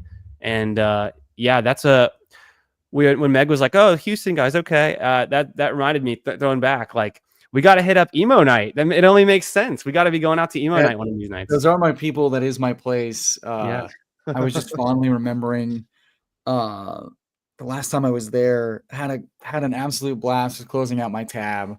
I had just gotten engaged like 2 months before. I'm at the bar, and some little Latina girl comes up and she's like, "Can I buy you a drink? Where are you staying tonight?" And I was like, "Oh, honey, I'm engaged, but I appreciate you." And just, it was a great time. Great night. 5 hours of emo music. Came home with no voice and a lot of swag. So how'd the night end? No, you have no idea how much fun it is to say, "I'm good, but I appreciate you," and keep it moving. I was just saying, just keep it moving, man. Exhilarating. It's a good spot. It's a fun spot. But yeah, we'll put that on the to-do list. And I got this Eliminator queued up. We're going to do a 30-second pick clock. Same thing. We're running it back. Of course, Tyler, you're welcome. Email, you're welcome to hang around as long as you see fit. Always welcome. And he doesn't get equity in his team. He can get some equity in this one, of course. No. What is this? It's a $10 entry, so just y'all's presence is enough to get equity on these. We know that 333 and you're gonna Venmo me 333. I'll send it right back. No, the Liam thing. It's not coming from my end. It's not coming from my end. Yeah, I want my 50. That's Ty's milk money for the day, man. He can't give you that. Yeah, that's his beer money. Last time I bought milk was for that wing stream. That milk fucking sucked. Do you still have any of those? You have all the sauces left, right? I mean, you've got the sauce. I'm gonna use a couple of those. Yeah, a couple of those are really good. Nice. We're gonna jump in. Yeah, okay. I don't want to fake y'all out. We've been sitting on the screen for 5 minutes, but I'm gonna enter it. We're going in right now. I mean, I'm curious how fast these are filling, anyways. If it would make a difference, I'm sure we're gonna fill it up. We're waiting on 6 more. Did you guys see my my season-long play? My 7th. Yeah, hold on. I gotta relook at that. Did you see Jack Fox over half a passing yard? Yeah, I also looked at that because he's been over that in 3 of the last 4 seasons with his fake punt passes. Dude, betting on the Lions to do a fake punt pass is like. Here's the fun thing though. He had none of those in 2023. You have Jack Fox for over a passing yard? I couldn't believe it was on the thing. It's the Lions punter. They've run fake punts That's for just passes. so weird. 2021, 2022, and 2024, not 2023. I looked that up yesterday while also looking with my boost. Okay. Yeah, I boosted it too, dude. At $20 to win 2,000 is a great deal. Okay, let's play a fun game. Which one of these busts first between Hampton higher rushing, Penix higher passing, McConkey higher receiving, J-Mo lower receiving touchdown, Drake London receiving higher, Bucky higher rushing, and Jack Fox higher passing? Which one busts first? I think the one I'm scared the most about is the Bucky one, because he's so tiny and he gets hurt. I think the one I'm most worried about is don't say it. I'm worried about Hampton's rushing because he could be a smash. If they really do want to split the backfield on Najee and Hampton, Hampton could easily meet ADP, just like getting like 50 passes thrown his way and being explosive via the pass while not getting nearly as much rushing work like the first 6-7 weeks. And that could just hurt. That O-line's just so good, though. I think he's gonna be efficient as hell. He's just a really good running back. I don't disagree, but like it's out of principle. I just had to hit it. I think smash the over on the Hampton 750 rushing yards. The Penix one scares me because he might not play every game. Excuse you? No, you're right. Bucky hit that. He hit 1K rushing. I will say what made me feel good about the Penix one. Kirk hit that passing yard total last year. I like Penix. I just worry that if Kirk is sitting on the bench all season and they don't kick him out, if he doesn't leave town, like he's gonna end up playing some games. They get cold for a couple games. They're not in the playoffs. They're not making a wild card. They're gonna say, "Oh, let's bring Kirk back in." But what if they do make the wild? But like if they're playing good football, I think they find a trade partner for Kirk before week 1. Who's the trade? The only trade partner that makes sense is the Steelers, assuming they don't sign Rodgers. Other than that, dude, no, Cleveland. If Flacco at 39 pulls a hammy, they're not rolling into the season with Kenny Pickett and 5th rounders in the quarterback room, brother. I'm sorry. Dude, if they traded for Kirk and added a 6 QB to that roster, that would be an all-time day on Would Twitter. It shock anybody that Cleveland just keeps bringing in quarterbacks and makes it work? No. I just see – I mean, Rappaport said he just thinks it's Steelers or Falcons. And, like, I don't know. Every day that passes, like, are we sure Rodgers is a Steeler? Oh, no. I'm not sure. I have not been drafting any Rodgers. Round table, you know that we think it's probably Mason Rudolph, Kirk Cousins, or Busto. Will Howard, baby. Well, I think I think the fact that they took Will Howard I think they're more likely to just say one of you two make it work than they are to probably bring in Rodgers or Cousins. I think Will Howard's the man, dude. I really like Will Howard. I love to put all my chips in a post 3rd round quarterback. Well, I'm not just saying like I just think put all my chips. I just said I love Will Howard. Like, he's the man. Can I just bust your balls just a little bit? No, I don't. We're hanging out in the garage. Let me bust your balls, dude. Get in this eliminator. What the fuck is the chat doing? Get the fuck in here right now. Build this eliminator. Come on. That's why I bring the Tylers on. They say the things that I just don't have the heart to, but get in this eliminator. Get the in softest spoken streamer brings on two of the most aggro dudes in the community. Chris hit just a nasty snatchback fadeaway in some XQB's face and didn't even say a word, dude. That's how you know he's a nice guy. Two play. Oh, Tyler, PBR, I was going to tell you, I was with my daughter in the gym at our basketball court. So we hoop it up. Like, she's starting to dribble. She's getting interested. We were hooping on Sunday, and I was remembering that, like, the conversation we had, and we're like, oh, you can dunk? Okay, cool. So I started warming up. I start throwing down some dunks, and I'm like, this is feeling pretty good. And I get ahead of myself.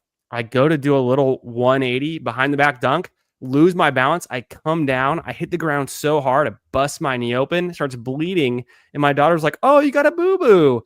And I'm dripping blood. I'm like, we got to go. It didn't hurt that bad, but just, the skin there is so thin. And I still have a Band-Aid on it right now. My daughter puts a new Band-Aid on it every single morning. She's like taking care and like, but I ate shit on the basketball court. And that's why I remembered, that's why I don't do this anymore. I'm too damn old to be. Well, I'm a 3-and-D guy. I mean, I've never even touched the rim, so.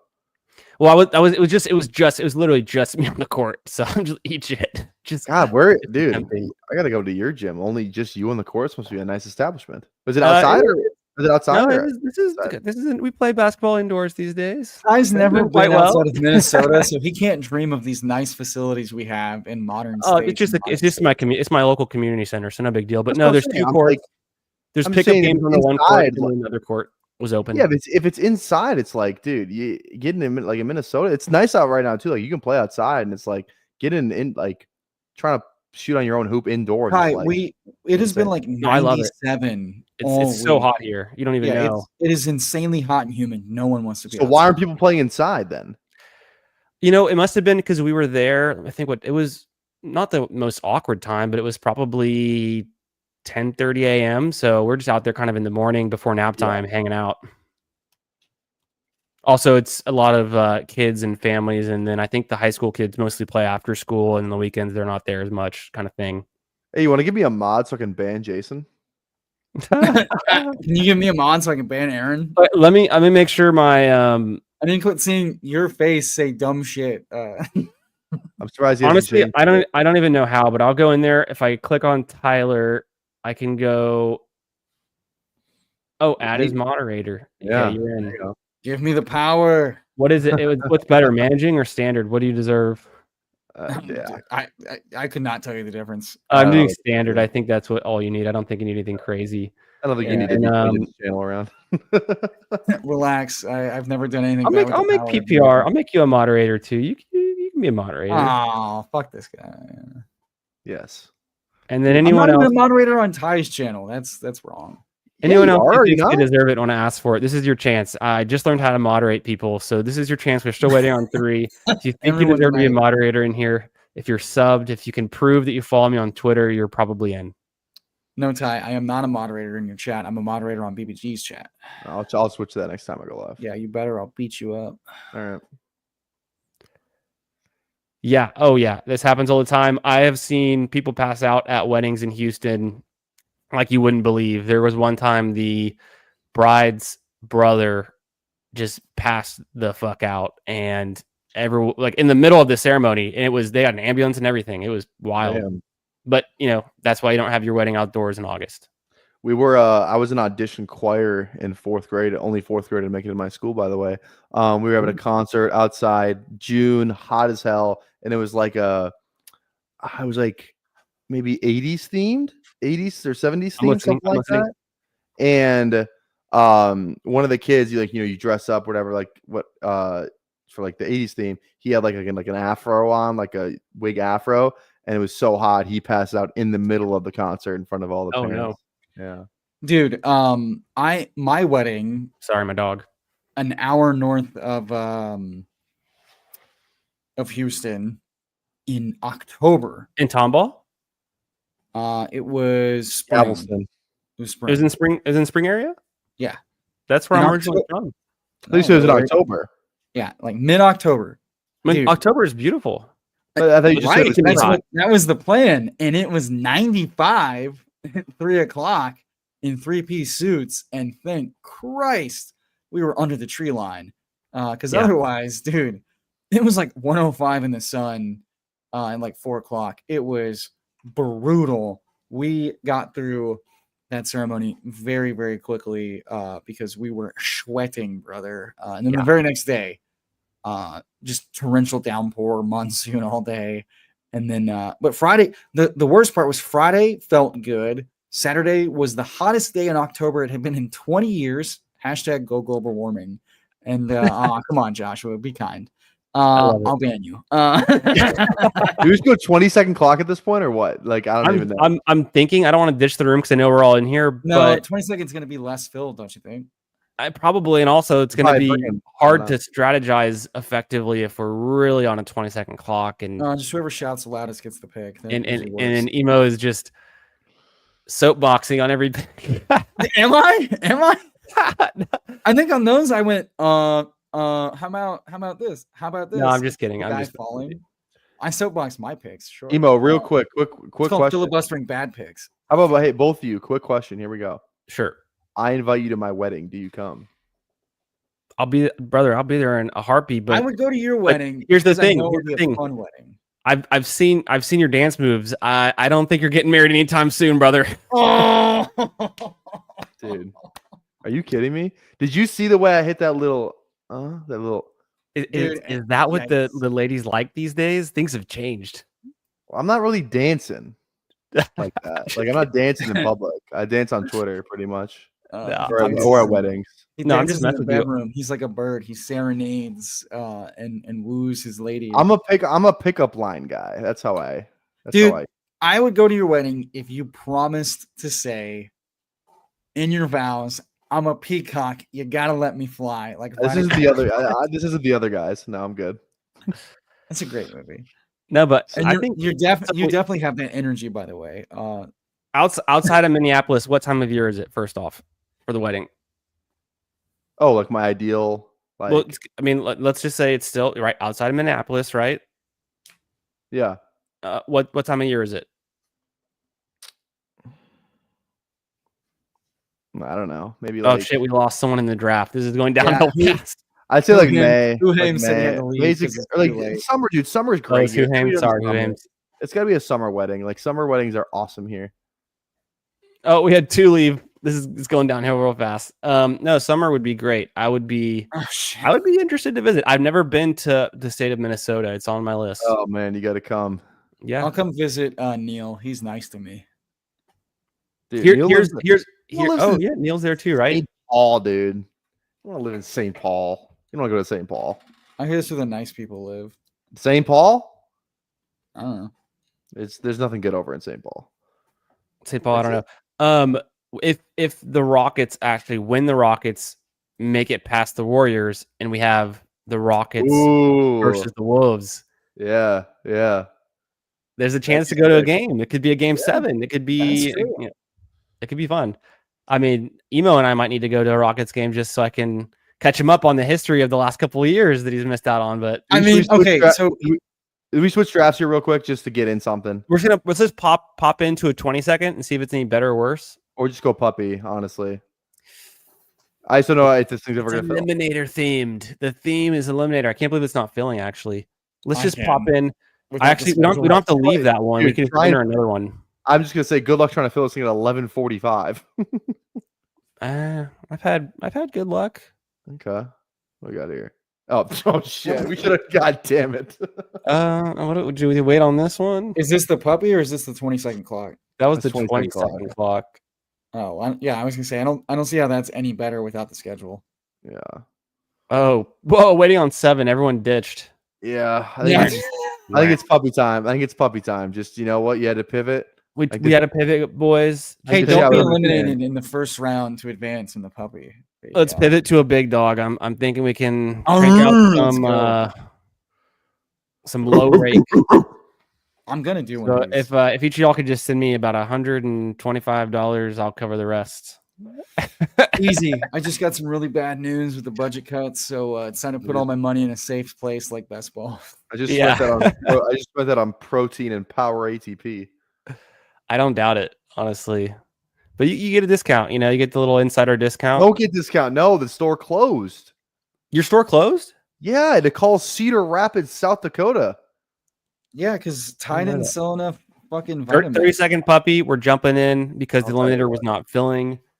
What are you guys doing out here? You guys are letting me down. We're waiting on 11. Let's fill it up. Let's fill it up. There's some hesitation on the Eliminator. I can sense that the bye weeks aren't out. The schedules aren't out. People are afraid. Cowards. I drafted one Eliminator. Let's fill this puppy. Puppy will be fun. We could just jump into a puppy. She don't want a puppy. She want a big dog. Right. You don't know that song? That's awkward. Tyler, you realize that the songs I'm singing these days are Baby Shark. The songs I'm singing these days are Paw Patrol theme song. Like I'm not. You know what? You bring up a good point. Where is the baby rap? Can we get some 30 Street baby rap? Like, yo, grab my bottle, grab my bib, let's go. I need some baby rap in my life. Shoot her with a left hand, Derek Fisher. Shoot her with a left hand, Julius Randle. He does have an extensive knowledge of. Somehow he doesn't know songs from 1970 to 1990. I knew that. I sang that song. He knows them if they've been remixed. You didn't know what year it was from. Like, come on. How the fuck am I supposed to know what year? Off the top of my head, I guess 1972, and then it was 1973. You just don't know. You didn't know what year it was either. I knew it was old. One year off, pretty damn good. It was written in 72. 5 more 30-second. The fact that I knew that song is actually like I said, my parents weren't born in that fucking year that song was. Okay, how I did the math in your market. If they weren't big money in this idea, what's your math coming out to? Yeah, we're here. You said they weren't like if they had you at what, like at 20 years old? My mother was 19. My dad was 21. Well, I did say, and if they are that young, that explains a lot. No disrespect to Mama and Papa. 30-second puppy. We had to pivot. You call me an idiot? Eliminator was not filling, unfortunately. We were waiting on 3, and then we were waiting on 7. So rip to the Eliminator just for the moment. Maybe it'll get better as the night gets later. Who do you think the mistake was? My brother's 16. My sister's 14. Well, I was the mistake. I'll tell you that. Yeah, I bet you were. While I've got y'all here, wait for this thing to fill. Make sure you subscribe to the channel. Make sure you subscribe to PPRTYLER as well. I know you all are. Don't sub, to be honestly, it's okay. Hit the link in the description. Go to PPRTYLER's channel. Make sure you're subbed there. Make sure you're subbed here. Throw me a like. And you already know about the Fantasy Sanctuary as well. Got to be subbed there. And yeah, we're gonna fill this thing real quick. Waiting on 4, but we're so close. It's going to fill any second. Yeah. We'll be ripping this puppy. Go to the Fantasy Sanctuary and watch Typhoon Tower from last night. Just go in the comments and skip to one of the whatever timestamp MDS put in there. It was 1 hour and 31 seconds. Dude, I was dying. I was like, this is so because then BBG was like, dude, shut up. And then he's like, why are you talking to me? He's like, this guy didn't even say anything. I was like, I wasn't talking to you. I was talking to Emo. And then you got him. Dude, it was so funny. I would love to watch back, but I can't stand to listen to my own voice. So, dude, I remember the first time. The first time I recorded a podcast, for those of you, I mean, I've talked about this pretty extensively on my channel, but I used to have a college podcast. I think we did like 65, 67 episodes. It was we did it for like a long time. And I remember like listening, again, my first reps, like on a mic. And I'm like, oh my God, this is awful. I remember driving home listening to it. Still is, by the way. That's just not true. That's not true. But no, you've gotten better. The first time listening was awful. I said like 55 times, I think, in that episode. You still maybe more. I don't say it that much anymore, I don't think. Do you ever take did they make your generation take speech classes, like public speaking classes? I took public speaking in college. Yeah, you gonna C in it? Would you look at that? I probably did, honestly. I don't know. No, I get it pretty good. There we go. Who's in here? Oh, okay, friends and family. Got it. Let me do some. Maybe I should rearrange this. I'm gonna do a quick rearrangement of where the camera's at, and we'll just figure it out from there. I didn't do a great job of prepping enough overlays for these different combinations, I'll admit, but I think we can do better than the current layout. If it makes you feel any better, Pete was messing around with the ship chasing layout this week live to get the layout optimized for the board for a solid 5 minutes. So we all do it. It's all a work in progress, you know.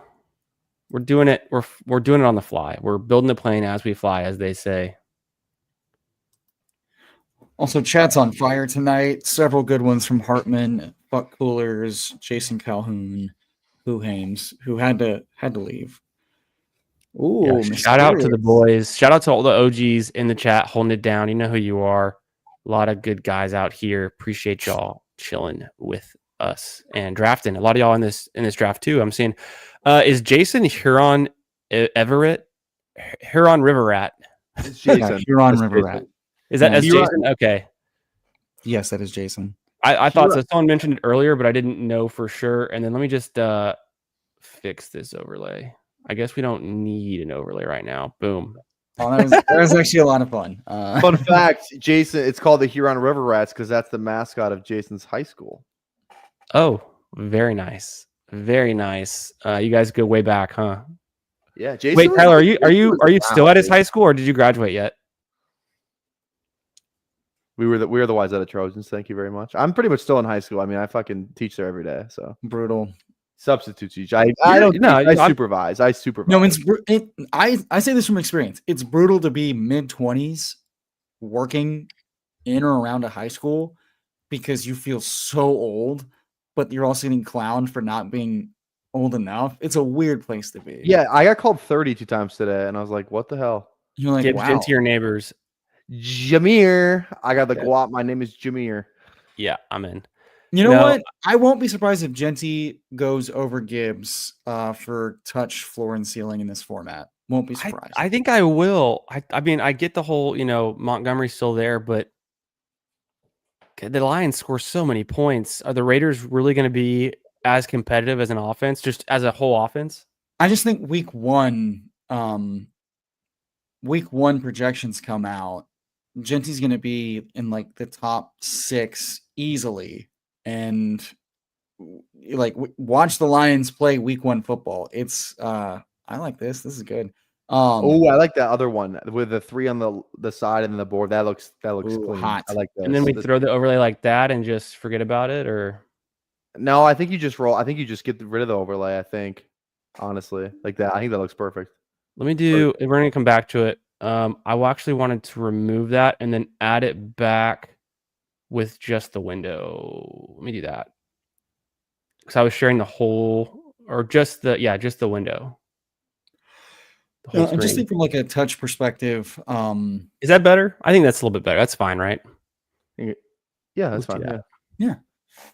Just from a touch perspective, Ashton's gonna project better, and then would it surprise? I mean, the Chiefs did this with rookie Clyde Edwards-Helaire. Like you get your rookie in there 4 times at the goal line to score on 22 touches. Would it surprise anybody if they try to get their first round pick going week 1? Not at all. I'm just saying I won't be surprised if you're just doing like touch projections. Gibbs' ceiling is obviously massive, but a lot of mouths to feed. Rockets are cooking right now, by the way. Rockets are cooking. I'm trying not to look. I'm trying to stay focused on this draft because I'm real curious about this $5 puppy right now. No, PPR, I'm just messing with you. I actually didn't even think about the fact that you sometimes work and often work at high schools, but I do like to dog you for your age. But you know what? I got to give you credit. I give you credit. The fact that you just apologize for that means you're the nicest human, I think, to walk the planet of the earth. You're a sweet guy. AJ Brown. This is AJ Brown, right? Is it though? In Eliminator? No, this is the puppy. Oh, this is the puppy. Hey, McBride. I'm still on the Eliminator. You're the one that told us not to get the 1-2 confused. This is AJ Brown. Excuse me. I'm gonna let Tyler give a strong vote. This is technically I have 50% equity in this team, so this is his draft. I have 50% equity of Ty's 50%. No, but for real though, PPRTYLER, got to give him credit. A man with many jobs, very busy, very entrepreneurial, and you know, got his own place, doing his own thing. So big props. We've all been there. We've all been in our mid-20s. But yeah, you're gonna get a lot of shit. You're the youngest person in the best ball space by about, I think, 15 years. Yeah, I mean, they're like on average. Who are the other young guys? Because I know it's like Jesus Christ. How old do you think we are? I would say because Ron Stewart, I think, might be younger than me. Ron is surprisingly young, but I think he's. Oh wait, I think he's like 22, 23. No, I think he's 24. I think he said he was like 23 or 24, and I was flabbergasted. Well, we all think of Ron being younger because we've been watching him for a while. Like he's been around. He's been putting out content for years. You know. He's also got like a stupidly unfair deep voice that I would murder Tyler for. Honestly, point blank, cold blooded, feel no pain. That's because you don't. I've never seen Candyman's eyes. I think that's why. Nobody has. No one has seen his eyes. I mean, that's not true. You took him off backstage in the NFL draft and ripped the funniest fucking joke I've heard all year long, as far as self-deprecating. And he's doing like he's doing like the PFT bit. It is. It's a good bit. The people like it. Yeah. I do get caught up for looking young, but I think Flock and I are the same age. The camera takes years off. Mason's your age? What? He's either my age or 1 year older than me. He's 26. I think he's like 26. He might be really. I think we're like the same age. A lot. He's a bit younger. I've heard him talking about his experience at Texas, and it's a lot different than mine. I was there when Mac Brown was the coach. He had a lot different experience. It's funny for a guy that loves like football so much. He knows nothing about any other sports. Like nothing. I personally, I don't have enough Chase Brown. Are you guys in or out? I think he's fine. I think he's fine. I would take not. I think after Adams, I think it's fine. I like Rice. I'm good with one. I'm good now. It's fine. We can go Chase Brown. Let's go Chase Brown. Let's go Chase Brown. Yeah, it's gonna come back around. I think mid-third Chase is fine. I don't love 2-3 turn Chase over some of the receivers.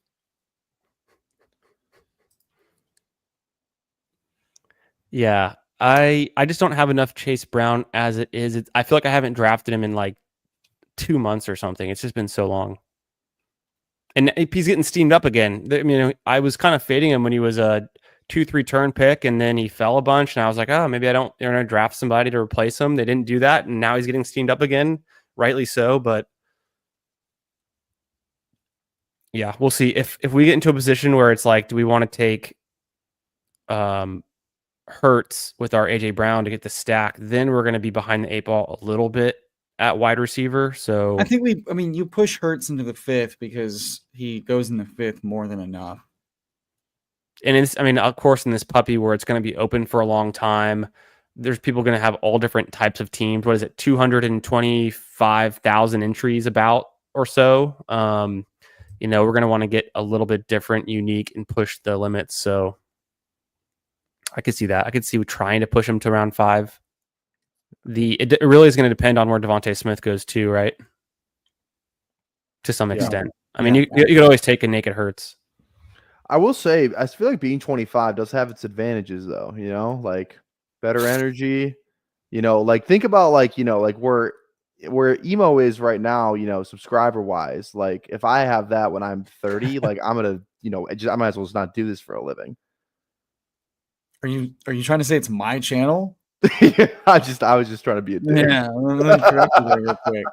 So we're gonna push the QB situation. DJ Moore, he's been falling. This is not a terrible spot to grab. He falls a lot, dude. From the 20, like from all the drafts. You could do Jameson and go for the Detroit stack. Let's do that. Yeah, that allows us to push Hurts, and if we don't get Hurts in the 5th, we have Goff in the 9th covered. Yeah. I like that. Also, both guys via the pass that will benefit. Yeah, I kind of imposed that Jameson pick, but just another player I'm a little bit underexposed in. I downloaded my CSV right before this, and I didn't upload it to the Best Ball overlay. So the whole thing though is like, I guess with it would be the then all the new tournaments that are post NFL draft I would see that exposure. I want to say this is literally my second puppy because I've done 9 BBMs. I've done That's a lot of BBMs. One Schnauzer and then I did one puppy. The only reason I'm doing Schnauzers and puppies is like somebody else is streaming it and I have a free minute and I want to jump in and get in on it. So I'm just burning away the EV on the smaller contest. Respect. Hey, real quick, Chris, can your subscriber base and viewers use code GARAGE for 25% off each month for bestballoverlay.com? No, but they can use code Founders or they could use code PPR. Damn it! I thought I do. Fuck, that's on me. I wish. No. One day maybe. PPR Tyler, then use code PPR Tyler. I tried. That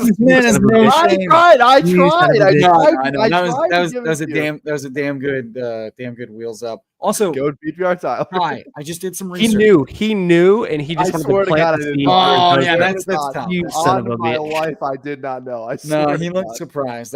He's either become a really great actor overnight, low likelihood, or no. Real quick, I did research. Ty, what year did you graduate college? 22. Okay, so Mason Todd is a year older than you because he graduated 2021, which Did you look him up on LinkedIn? blows my mind that he and Ron are as big as they are, and they are so much younger than I am. Yeah, and they're fucking the same age as me. It blows my mind. I mean, you know what? That's what I get for spending years lurking and arguing on Twitter instead of just starting a YouTube channel. I would have loved to run across you on Twitter. Like, no. Here's the thing: if I started a channel on my own 3 years ago, I would have become such a monster. I needed the time to become more stable. The fuck you say to me, you little shit? 100%. Are you kidding me? Hell yeah, send it, baby. Tyler Ninja Blevins on their ass. Yeah, hurts. Jalen Hurts. We feel good. Oh, yeah. No, absolutely. Yeah. Okay. Yeah, I like that. Why not run back the most popular stack back to back to back years? Year over year. It's what Hurts, Brown, and then it's like Chase, Burrow, and then it's Dak. Gotta be. Yeah, those are like the 3 top stacks every year that people are stacking. Some things never change, you know. Some things are just good over and over every Daniel year. Raz is a good shout for a young guy in the space, but I think he's almost the same age as Ron. I think Daniel Raz is in college, so he just looks really young because he's so svelte. Yeah, I don't mean to be. Yeah, I'm not gonna say that.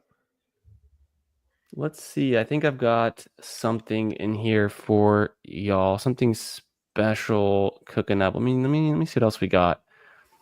We dropped this one earlier. Pop over this, remove. Boom. Oh no, it ruins it. Okay, well maybe I can do this. Boom.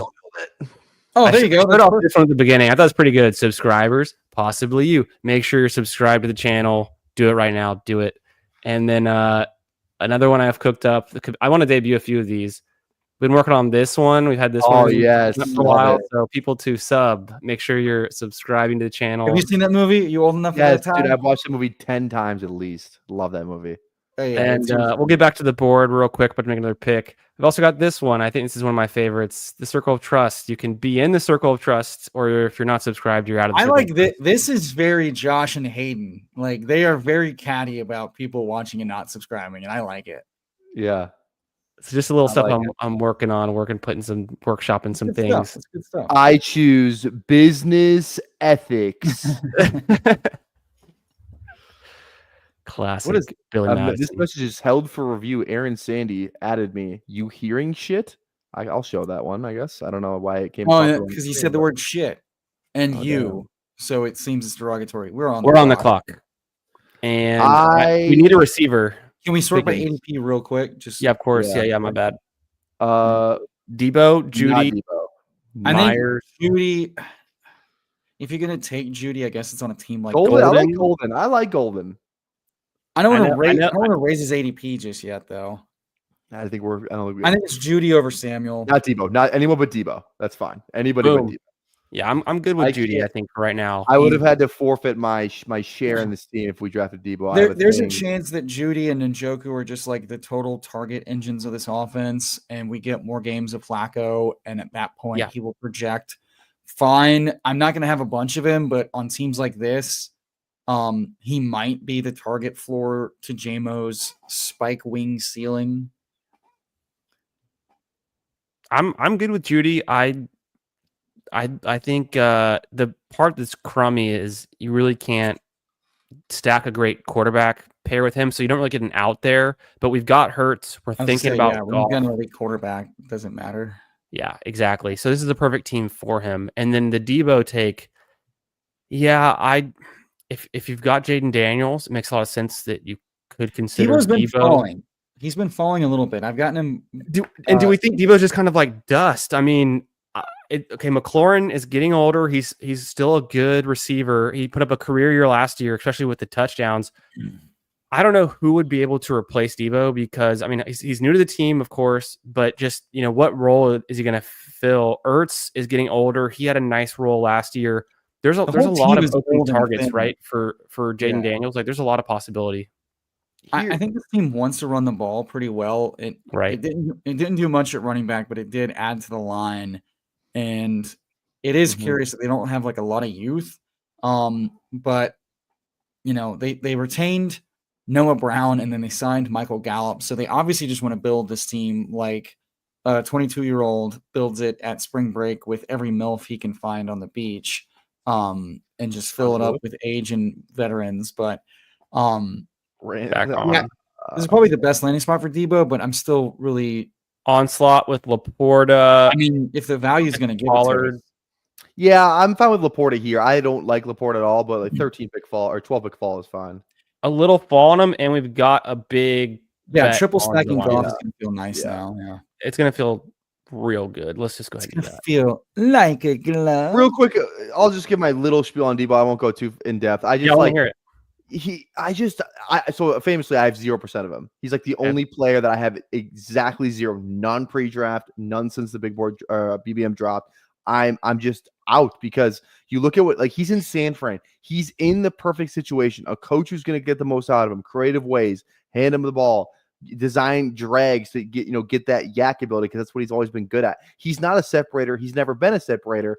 The older he gets with time, it's just going to be harder for him to play the style of football the way he's had success playing it. Down the stretch. Here we go. Let's see. 4 for 20, 2 for 22, 3 for 16. He had 7 for 96 and 1 against Miami, and then he had 1 for 5 for 1. And then after the bye week, I'm like, yeah, people want to say he had pneumonia or whatever. I don't care, dude. He's fat. He gets injured and he sucks. That is the bear case narrative. The bull case is that he seemingly has off years every now and then when he shows at the camp out of shape or gets sick. I think San Francisco is probably one of the best places for him to go. But as a Debo hater, and I don't have a lot of him, but I will take a little bit when he falls because he did go to another scheme that schemes space and point click, whatever. And they really didn't have that guy. We were hoping that would be McCaffrey because in Cliff's offense, the point, and that's why Ertz ended up eating because he was like the easy click, low ADOT guy. And so it's like if Debo actually has a healthy offseason, which was kind of like the whole Bateman thing from like a year ago. If he has a healthy offseason and he's clicking in the offense, I want anything attached to Jaden Daniels. I might not like the price. I might not like the player. His yards per route run weren't great. It wasn't also awful. So just attached to a good offense, if they stay hyper pass focused and he stays healthy, which is just the question mark, there's a chance he has a really nice season that doesn't come and it does come at like the expense of Terry, who I'm not taking a lot of. So I'm not going to have no Debo and Judy, but I'm not going to have a lot of them right now. And I think that's fair. I just look at him as a running back. He's 29. He's a 29-year-old running back. I'm out. Because of where Amon-Ra went, we feel good that we don't have to reach on Goff here, right? So then we control the Goff. We kind of need to go wide receiver, and it's either Mooney. Mooney Mooney feels good.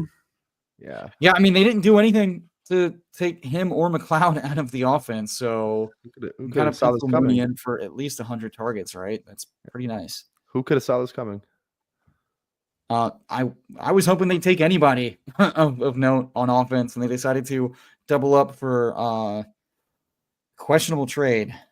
Okay, I don't want, this is a best ball show. I won't get into the trade, but it's risky, yes, but there's a chance where it doesn't look that bad in the end. If they make the playoffs, it's going to be a fine trade. Steve, we had to pivot to a puppy. We couldn't fill an eliminator. We waited for 10 minutes, couldn't get it filled, so we had to opt to a puppy, unfortunately. But no, it's going all right. It's going good.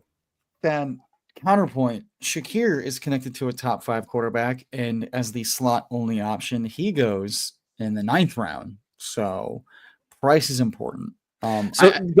The last thought I had on the Debo thing was the price is just too expensive. I agree with both of your arguments. I just think that in the 6th round, you can't. Technically you can afford a dead spot in the 6th round. Like, it's not going to ruin your team, but there's just so much upside there with the rookie running backs, and it's more stable. I think upside with guys like even Juwan Jennings, like, had more, a better year last year, of course, but then we were getting into Shakir. Shakir's been a guy I've been fading in this format. And he's been falling now a little bit. I think the running backs are going to push up at the expense of these flat-ass receivers that the underdog sickos draft because they need to see yellow. They need to have yellow. And their projections are going to come in. They're going to lower. They're going to higher. The rookies are going to push up. The running backs are going to push up. And the guys will all end up in the 7th, 8th, and 9th round where they belong. And then we'll go, okay, this makes sense. So I don't know if the combos are going to change too much, because I do expect I expect Pollard to go ahead of most of these receivers when projections hit, and I won't be surprised there. But yeah, it's kind of tough to take Debo because Debo's kind of the similar play as Pickens, but I think Pickens is more talented right now, and I just have it's are we snap picking Goff? Yeah, right. Yeah, Goff. Yeah, go. Got to do it. I mean, it's all there. It's set up for us. Yeah. Real just quick, one look over the team. I was just saying, real quick, looks like the game 7 in Houston, baby. Here we go. Yeah, it's looking pretty good, huh? I mean, they're up 20 with 3 left, and they took stuff out, so it's over. It's looking pretty good, I'd said. So, no spoilers. Some people are gonna.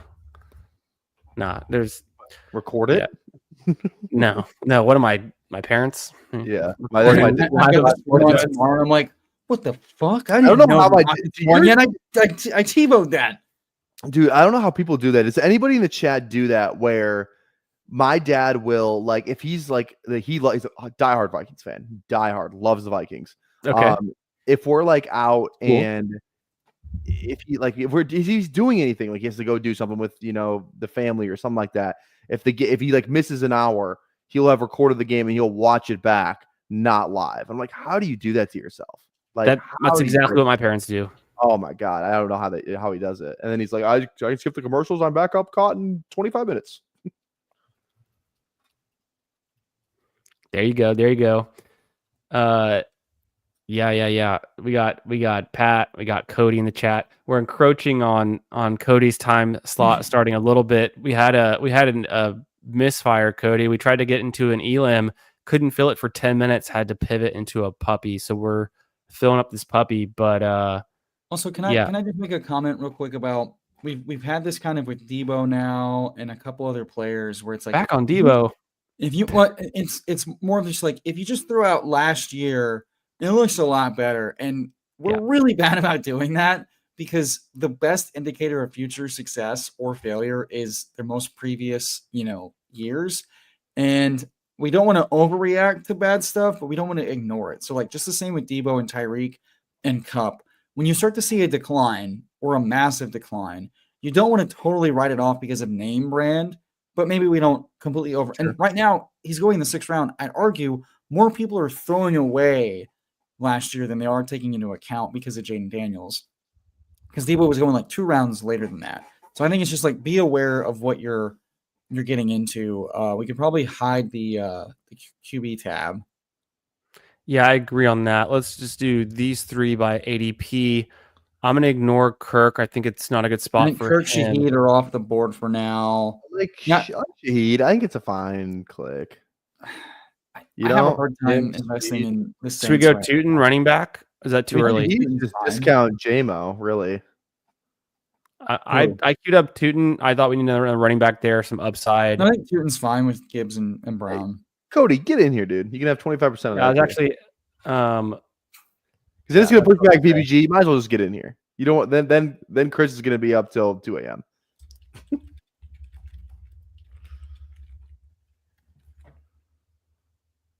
Yeah, that's gonna be what? Yeah, 11:45 Central. He's coming on, right? That's when he's scheduled to come on. what for BBG, the last one? Yeah. You know, He'll just be waking up from a post knee nap. Yeah, probably. He went live for breakfast brunch I yesterday. saw that. I didn't even. yeah, that was interesting. I never was like, seen him I was like, it was 1 o'clock. I had just eaten I lunch. know. I was like, I I'm thought just the waking same thing, up, though, getting coffee. And I'm like, Yeah. you're such a SoCal girl, bro. It's ridiculous. I know it's only a 2-hour time difference, but I swear it feels like it's like a 6-hour time difference because in the central time zone, we're just like up and at 'em kind of. And then in the West Coast, they're like, oh, 10 o'clock, time to wake up. And it's like noon here. So, You know what? It's beach vibes. I love it. And I'm jealous. Yeah, I'm insanely jealous. Like that was when we were in Laguna last November. Yeah, we were like waking up like 9:30. We're like, oh my god, is it 9:30 already? Time to just scoot on down to the coffee shop down the road, and yeah, it was a good time. Yeah, I love going to San Diego. Waking up to like a breeze, a salty breeze. You go over, get a nice coffee. You go look at the sea lions. The whole vibe is just perfect. You know, the SoCal ladies, they're doing God's work. That's what I'll say respectfully. I don't think they. I think they're doing the opposite. They're doing God's work. Can you give some examples? I mean, the Texas women are pretty hard to beat. They're just a little too covered up, you know. I would love to. Oh, okay. God's creations need to be shown off. That's all. I would love to meet a nice Texas woman. Yeah. Okay, Tyler. The wedding, your eventual wedding, is actually going to be in Texas because you're going to marry a Texas girl, and then we don't have to fly to you. You're going to fly to us. A nice girl from Texas A&M. No, you picked the wrong school, buddy. Come on now. Cody, what's up, man? Nice sweatshirt. How many hats do I have to put on? What's going on? Nice sweatshirt. What up, Cody? What did my grandma knit this for me or what? All right, focus. We can we could reach a little bit. I think we wait on Goddard actually. I was going to go wide receiver. Kyle, I think here. Cody likes Kyle. Kyle likes Cody. We take Kyle, Cody, Kyle. Cody, do you still think that Kyle should be drafted ahead of Kyle or Marv? Marvin Mims right now is focus in and make this pick. I'm just Kyle. Go Kyle. Okay, yeah, I'm in. Yeah. Boom. Kyle. Now you can bring your half shirt bullshit. What are you I'm curious. Like Pickens or Kyle Williams. You have to choose one. Bruh. You just wait. It's early. The night is young. The night is young. Yeah. I'll try and keep it to a minimum tonight. Try and keep it to a minimum. Oh, you can bring the heat. How you doing tonight, Cody? It probably won't work out for you in the long run, but I'm doing well, man. I'm doing well. Just ripped a quick draft over on my stream. Nice. Send all the people over here. So hopefully, how's the stream? How's the stream been holding up? BBG or Emo Cowboy's been on since the kickoff, eh? Break it down. Holding it down. Yeah, we're doing good. Just unfortunately, we tried to fill a second eliminator and we got snagged on that one, so we couldn't fill a second elim. I don't know what's going on. We'll try again shortly. We had to rip this puppy. Oh, it's a puppy. Yeah. Oh, no one's. It's honestly like it's tough to draft that tournament before the schedule drops. Like you could certainly argue that the strategy in that tournament is elite QB. And yeah, if you get just dusted with dual buys, like, and then three quarterback might be almost not necessarily dead, but that might be a rough build. Suboptimal. Yeah. So I heard some feedback on Best Ball Twitter today about the elim and the schedule not being dropped. And then Steve raised a really great point.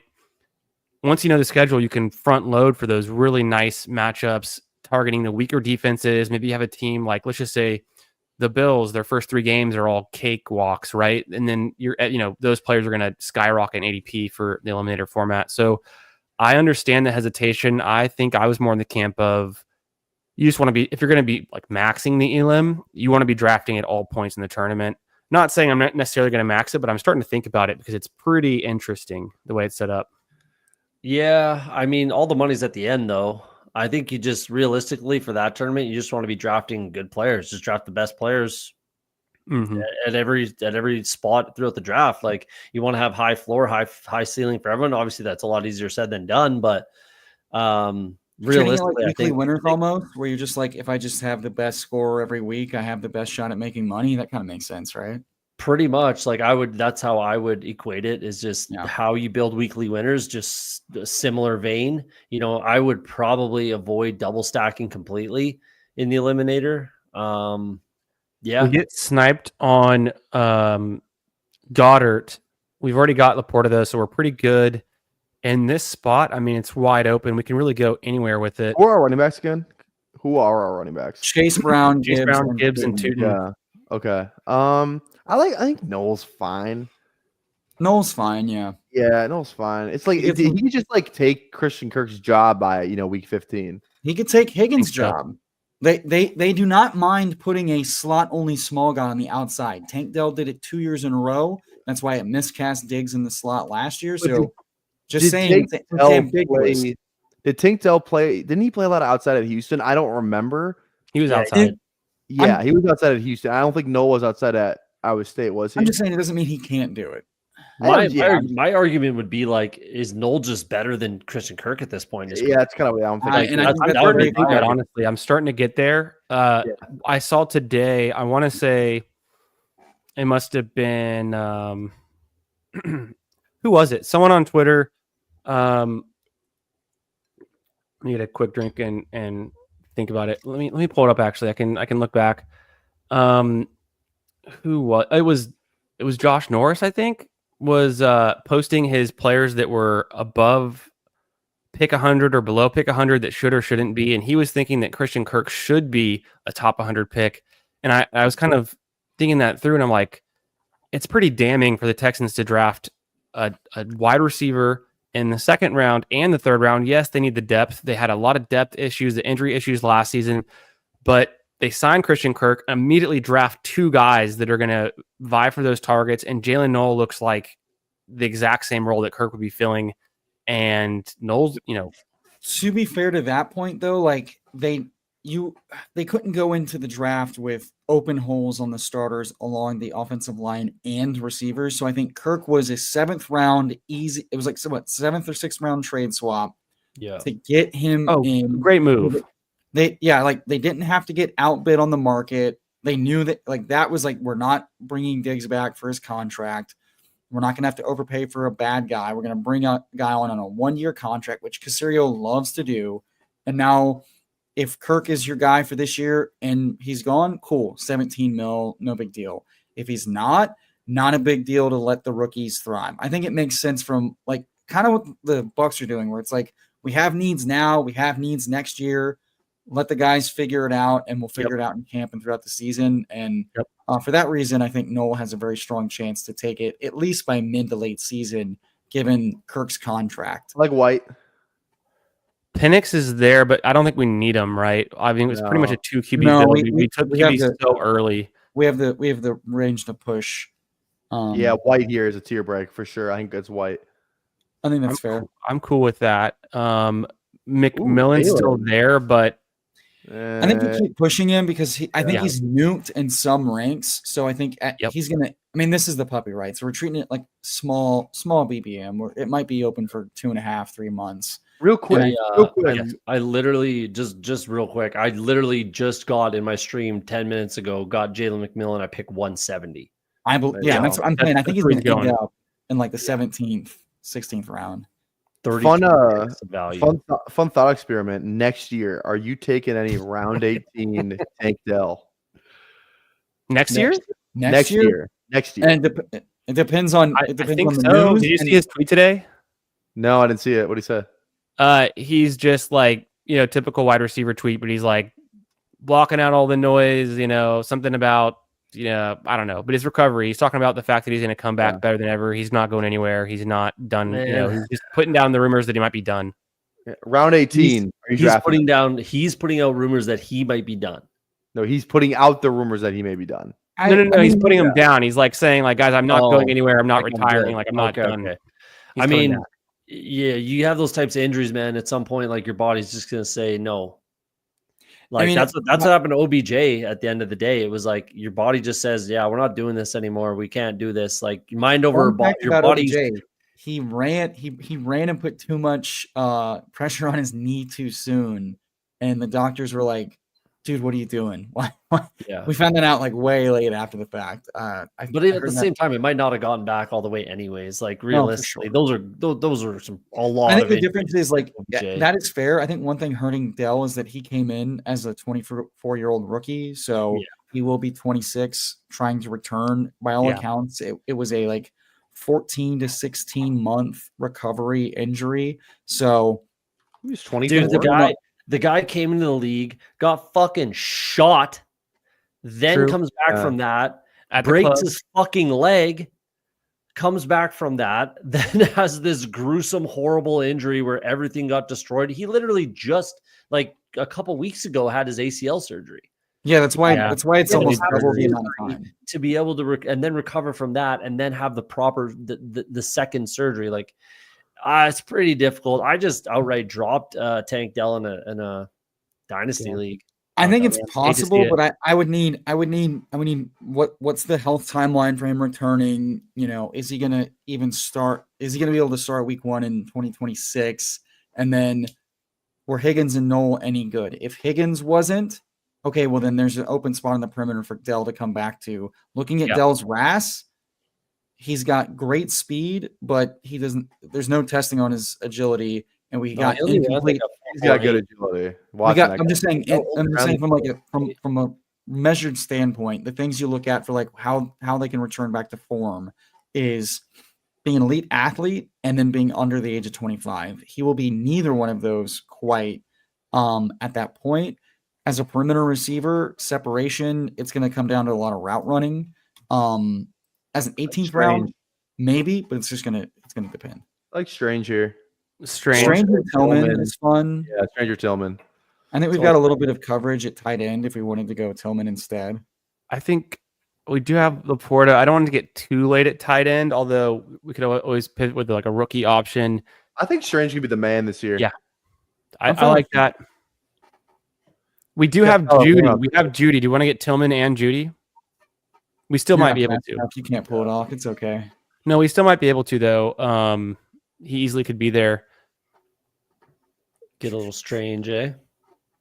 Let's do a quick recap of this team just so we're all fresh on what we're working with. 2-4-6-2 build. We got Hurts and Goff stacked up. We have a triple stack with Goff. We've got the Gibbs, JMO, and Laporta. For Hurts, AJ Brown, our second overall pick. We got Chase Brown in the third. We waited a bit at running back since we had those two strong anchors. We got Tootin and White. And then the wide receiver room, it's not bad at all. It could be a little bit stronger up front, but that's what happens when you go elite QB and then you take Laporta, although we did get some value on Laporta. So we got Judy, Mooney, Kyle Williams, and Knoll, Laporta, Strange. Are you drinking a fucking Red Bull there, PPR Tyler? I think it was a Coors. Okay, good on you. I was like, Jesus, to be young again. Fuck, couldn't pay me. I might need a Red Bull pretty soon, but dude, if I was at the bar right now, I'd be drinking a Red Bull. Damn. Have you guys ever had a Bush Apple? Do they have that down there? No, that sounds terrible. Like Bush League, man. Dude, no. Dude, that sounds so bad. I went to the liquor store. This is a 25-year-old telling a bunch of grown adults what tastes good. This is good shit. Dude, I'm telling you, chat. You guys ever had an apple tea? Guys, back me up. Bush Apple. It's not a dude. Tasty. It's a beer, bro. Bush, you have to try it. Bush Apple is unbelievable. If somebody in the chat has to back me up. I think it's like a Midwest thing. You can only buy like certain like I figured out you guys don't have McGolden. It's McGolden Lights. You guys don't have those. The average age of the chat's like 10 years older than you, man. It's gonna be tough to convince. Where we them. going on this one? We could do Way to go. Sampson for the Browns correlation. Thank No. you, Christopher Davis. Thank you. No takers on that one. Can you hit the wide receiver tab? Yeah, I think that's where we should be looking anyways. Pierce.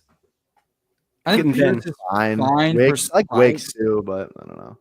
Do you want to go Wicks? Wicks I don't know if I going can make it. undrafted. Nice. The chat's turning on you, Tyler. No, Christopher. If you've never had a Bush Apple, respectfully shut the fuck up. But if you have, you know what I'm talking. It's a beer. Like I'm not like talking about. That it's a fruit beer, man. I've had some other rat piss fucking apple beer in my I want life. to ask. So Need to PPR, try it. you were saying, oh, Bush Apple. Some girl showed it to me. Is that what you were gonna say? No. I went to the liquor store after I got off stream, and some. Oh, girl are we was- gonna be allies or not, Chris? Relax. I'm an ally, but it's just the I'm an ally, but profile I of don't a think Bush so. Apple. You know, I could easily see Some a girl was 25-year-old walking- girl telling PPR Tyler these are really good, and he goes, you know what, they are really good. No, me and my He's buddies easily drink- influenced. I haven't had a Bush Apple since college, but they're so fucking good. Some girl was walking out of the liquor store with 24 cases of Bush Apple. Cool. I'm out. And I'm out. She said it. She was talking. They weren't for her. It was for her like boyfriend or something. I think. Oh, It was for a bunch of really cool guys who are really smart and good at Dude, basketball. if and you- she knew if you- what she was a doing. bunch of manly When you dudes. come to this wedding in fucking 2029, hopefully, you're having Bush Apple. I'm gonna shove it down your throat. Ty, I will drink a Bush Apple at your wedding, and then I will do a spit take for the Are you camera, single? and it's gonna come out looking good. Do you think I have a jersey? Cody, we hung up in my house established was that that PPR single? Tyler's getting married this year. He's gonna find a nice Texas girl and settle down. You're all gonna come to Texas, and it's gonna be a PPR Look at it. wedding. Look at any of my old videos. There's signs. Okay, after Order find a nice Canadian girl. Oh, I don't have a pass for it. Mind you, that's Manitoba. That's you don't want to go shopping there. That's for sure. Manitoba. Yeah. So Pierce kind of does fit this team if we're just going for like AFC South correlation. You know, we got the Jags, now we got Pierce in there. It could be worse than that pick, right? So how do we want to cap this one off? We did the elite QB. We're good at QB. 3 picks left. I'm looking at some running back options, and then wide receiver. It's already getting pretty ugly. and that's why we went Pierce. I think his role is pretty strong. His upside is contingent. Are you guys drafting Jalen Wright or Ollie Gordon straight up? Well, are you drafting Ollie Whoever's Gordon? free, He's behind Alexander Madison. It's like he's the RB4. I think it's tough, but obviously I think 2023 Wright- Ollie Gordon, he looks I think good. But Wright's the click now, and I think Ollie Gordon is the hopeful click in summer if we get more. I think I like Lloyd over both, but Wright's fine. I'm cool with taking Lloyd over Wright. I'm not It worried feels about it. slappy, but it feels right. I like Lloyd. Like Lloyd, yeah, Lloyd. I've warmed up to it since the big board. Honestly, one of my top. I do worry about Wright just because like he wasn't very good. He wasn't very good. But like them bringing in Ollie and Madison just tells me that like It's crowded. they want a bigger guy in there. And Wright, by all accounts, was kind of a Mickey Mouse offense back, and he hasn't really beat the allegations yet. Now, could he like go from nothing to something, kind of like Tank Dell did, but run better with health? Maybe. But I think the Miami Dolphins want to have like a big back and a speed back, and I don't know that I want the speed back backup, who hasn't really, shown that he can earn volume on the offense yet. Give me the power back that won the Doak Walker. If Ollie Gordon wins RB, the backup job, I'm down. But right now, it's ambiguous. I feel so bad. I want to pull up some chats, but I cover Cody every time I do it. I gotta get this. Not me. I've been on forever. I forgot I could even do that. But Yeah, just drag him. Put me on the bottom where I belong. let me figure this one out. Yeah. The bottom is the most honorable spot on the totem pole, by the way. It's true. That's true. Foundation. The foundation. There we go. Yeah. All right, now I've never done that before. Can you put me above Cody though, please? No, that's don't do that. Never the order of operations. Bush Apple gets it down here. Yeah. Okay, I told you try. This is funny because this is technically PPR's time slot, and we've overlapped. We've overlapped Cody's, so we're way into Cody's time slot. This is my time. You're on my time now. we're still in PPR's puppy though. For y'all that are in the chat, I have no equity in this one though. No. Look here, Cody. I'm gonna take over your country. It's gonna be the 51st state. You're gonna be fucked. Tariffs. You don't want the rest of the country. You just want my province. You don't want the rest of the country. The rest of Canada is full of yeah. You want my province, and that's about it. Bam, Cody, I've got a random side question. Teleportation? I don't know. I love it. Winnipeg. Winnipeg sounds like something emo does in the bedroom. Winnipeg. Oh, we're king shaming in 2025. That's what an ally. That was incredible. Is Shipley someone you take when you have Hurts and AJ Brown? Me? This is a question for me? This is for everyone. Do we take Shipley? What are we looking at here?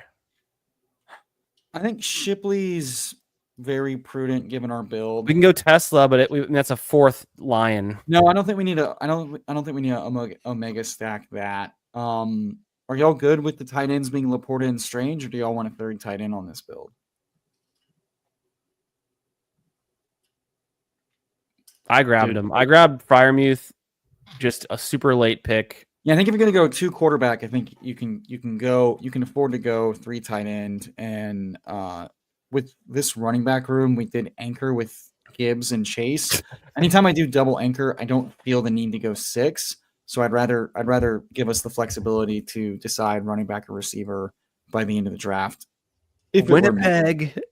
Pull up polite haters there. Manitoba is an absolute shithole. You don't need to be sorry to me. I'm 2 provinces over, man. I don't give a fuck about Winnipeg or Manitoba. So, Winnipeg. Oddly enough, right below Manitoba is the guy right below me. So is Minnesota the shithole of the United States? I don't know. We've been so off topic, but I have two things to say for Cody. First is a comment. I love the Sam Burns pick. He's doing pretty well. The tournament was suspended, but good. Thank you for the one and done pick for Sam Burns and the Byron Nelson. And then my second comment, I was going to say, we were talking about Canada. We got off on that tangent. Do you speak French? No. Okay. No, I live in the West. He's from out west. Yeah, I live in the West. We don't. No, I don't have any hatred or anything for anyone who's French. I'm just curious. No, I do. Alberta's like literally Texas. It's the Texas of Canada, literally. Yeah, like I believe call us. That's what we're like. We're very, I live in Houston. I'm a city boy. You're a manlier man than I am, living out in the cold and the dangerous roads out there. I do not take that. I just took the callus off my knuckles, so I just like to say that Chris, while being my fellow Houstonian, does not speak for all Houstonians. This boy does work. I literally live in the loop. I'm like concrete jungle kind of. We have a loop. Shut up. no one asked you in your time slot. I thought you were moving to Texas anyways, Tyler. What's going on there? Yeah. I thought you were going to find there's not enough room in Texas. Do I want to die? You will melt. Savion, Ty Felton, are we feeling any of that steam? No, we can't, because then we'd have the 2 handcuffed running backs in Green Bay. Felton, though, yes. You think I'm joking? I'm like 70% serious. No, I know Felton could be interesting, and we're looking for bringbacks in that division. I like Felton, man. I know Cody hates him, but I like Felton. Yeah. I don't hate him. I hate that offense, and I hate the 6th option in that offense. Do you want an 8th? Do you want an 8th like receiver? Or do you want another running back? Aaron Jones is higher than him. Sounds like you're in on Naylor. We could be good at 5. We could also take another running back. No, I like receiver here. Go receiver here. Go receiver. Yeah. So then, give us Ray McLeod. Who says no? I say no. Turpentine, baby. We already got enough. No. They took Turpin on a fucking. I like Ty. If Ty can take the 3rd receiver spot, we've seen Osborne and Naylor both give us spike weeks randomly if any guy misses or just with how their offense is set up. And if it's cooking, it's just potentially a random 20-point game with a long touchdown. So I don't mind it. It might be a little early, but since they did going into the draft when they were asked, what are you going to do with your 4 picks? And they were like, well, we feel good at running back. Receiver, Naylor did good, but we'd like to improve in that spot. And then they went out and took Felton in the third. And I'm like, well, that's a statement. So I don't want to ignore that. Yeah, I'm warming up to the Ty Felton. I think his athletic profile is pretty impressive too. And who knows, maybe with the suspension for Addison, he carves out a nice little role in some time. I know Hawkinson's there, so there's a lot going on. And then how much volume does McCarthy have? They're going to obviously be running it with Aaron Jones and Jordan Mason, so we've already kind of seen that path. This one ended up a 2.583 build. The Hurts stack with AJ Brown. We've got Jared Goff triple stacked with. I call it a triple stack. I consider Gibbs somewhat of a pass catcher, so we've got Laporta. I think that's fine. Laporta, Gibbs, and JMO, Chase Brown, Tootin, Rashad White, Lloyd. So I think the other thing we did was after we took Tootin, we've also went ahead and get Brenton Strange. So as Steve was saying in the chat, we're leaning into some of that Jaguars potentially high-powered offense. Can Trevor Lawrence take a step forward? And then the wide receiver room, what is that? We went with 8 because of our last pick. Got some rookie upside, a little bit thin on the talent up front. I think I'd rather have Judy be my 4th or Mooney be my 5th, kind of in that range. I think Kyle Williams is a nice piece. Kyle Williams is always a nice piece. Right. Yeah. I know who I'm speaking to here. I had to throw that one at it. No, I think this is a decent squad. It's a puppy, so you gotta kind of swing for it. I think we got the right QB combination. She don't want no puppy. She want a big dog. That one wraps it up. We've got a bunch of we kind of mentioned it earlier. We've got Hartman in here. We got FK in here. Jason's in here. Polite Hater, the French Canadians in here as well. Props to y'all. Appreciate y'all being here. Make sure you're subbed to my channel. Make sure you're subbed to, you already are, but make sure you're subbed to PPRTYLER, Emo Cowboy at the Fantasy Sanctuary, and of course, Cody off the Schneid. I know you guys are all subbed, but just make sure you are. And as this one is wrapping up, I think we were jumping into this earlier. I think I can show it one more time since this draft is now over. We're just going to pop over to a little bit of inspiration to get y'all to sub, to get you across the finish line. If you're not convinced yet, does this do anything for you? My next question, does this do anything for you? Does this get you across the finish line? Are you going to sub to the channel now? Another throwback. So hot. Want to touch the hiney. Oh! Love it. Love it. PPRTYLER, I will say, for the movies that he has seen, he's seen them a million times and he knows all the quotes. So yeah, can you pull up that one comment that the very handsome and big dicked moderator said about autism, or that one? Yeah, and we got more drafts coming, so we're just taking a short reprieve there to shout out, if you will, on this 4-hour marathon. A tiny little intermission just to say, hey, the Rockets are going to Game 7. Things are looking good. The rain has stopped in Houston. We're not worried about the power going out. I mean, we're always worried about the power going out in Texas, sadly. If it rains, power goes out. What kind of state? One of the worst grids in the whole fucking country. It's rough. Jesus, you're trying to find a wife down there, though. You gotta, Hey, bring a boat, get a wife. That's what I've always said. Get a generator. That's gas-powered generator. Go far. Houseboat and win. That southern accent means something to me, man. That's what y'all don't want to come down here with your fancy Minnesota bullshit and get a boat. Me on whiskey and you on wine. Boats are probably more valuable in Minnesota than it is in Texas. Dude, 10,000 lakes down there. If you don't have a boat here, you might as well start looking for a freaking pen pal. That is so. That's the first thing that came to your mind was a pen pal. I don't know. That was a throwaway joke, but I'm glad you enjoyed it. I thought there was gonna be like a desert joke in there somewhere or something. I don't know, but then just find yourself pen pal or something. I don't know. Oh, let's go, Jason. Got He's in his office. You're gonna go with the desert joke, ripping some pick'ems.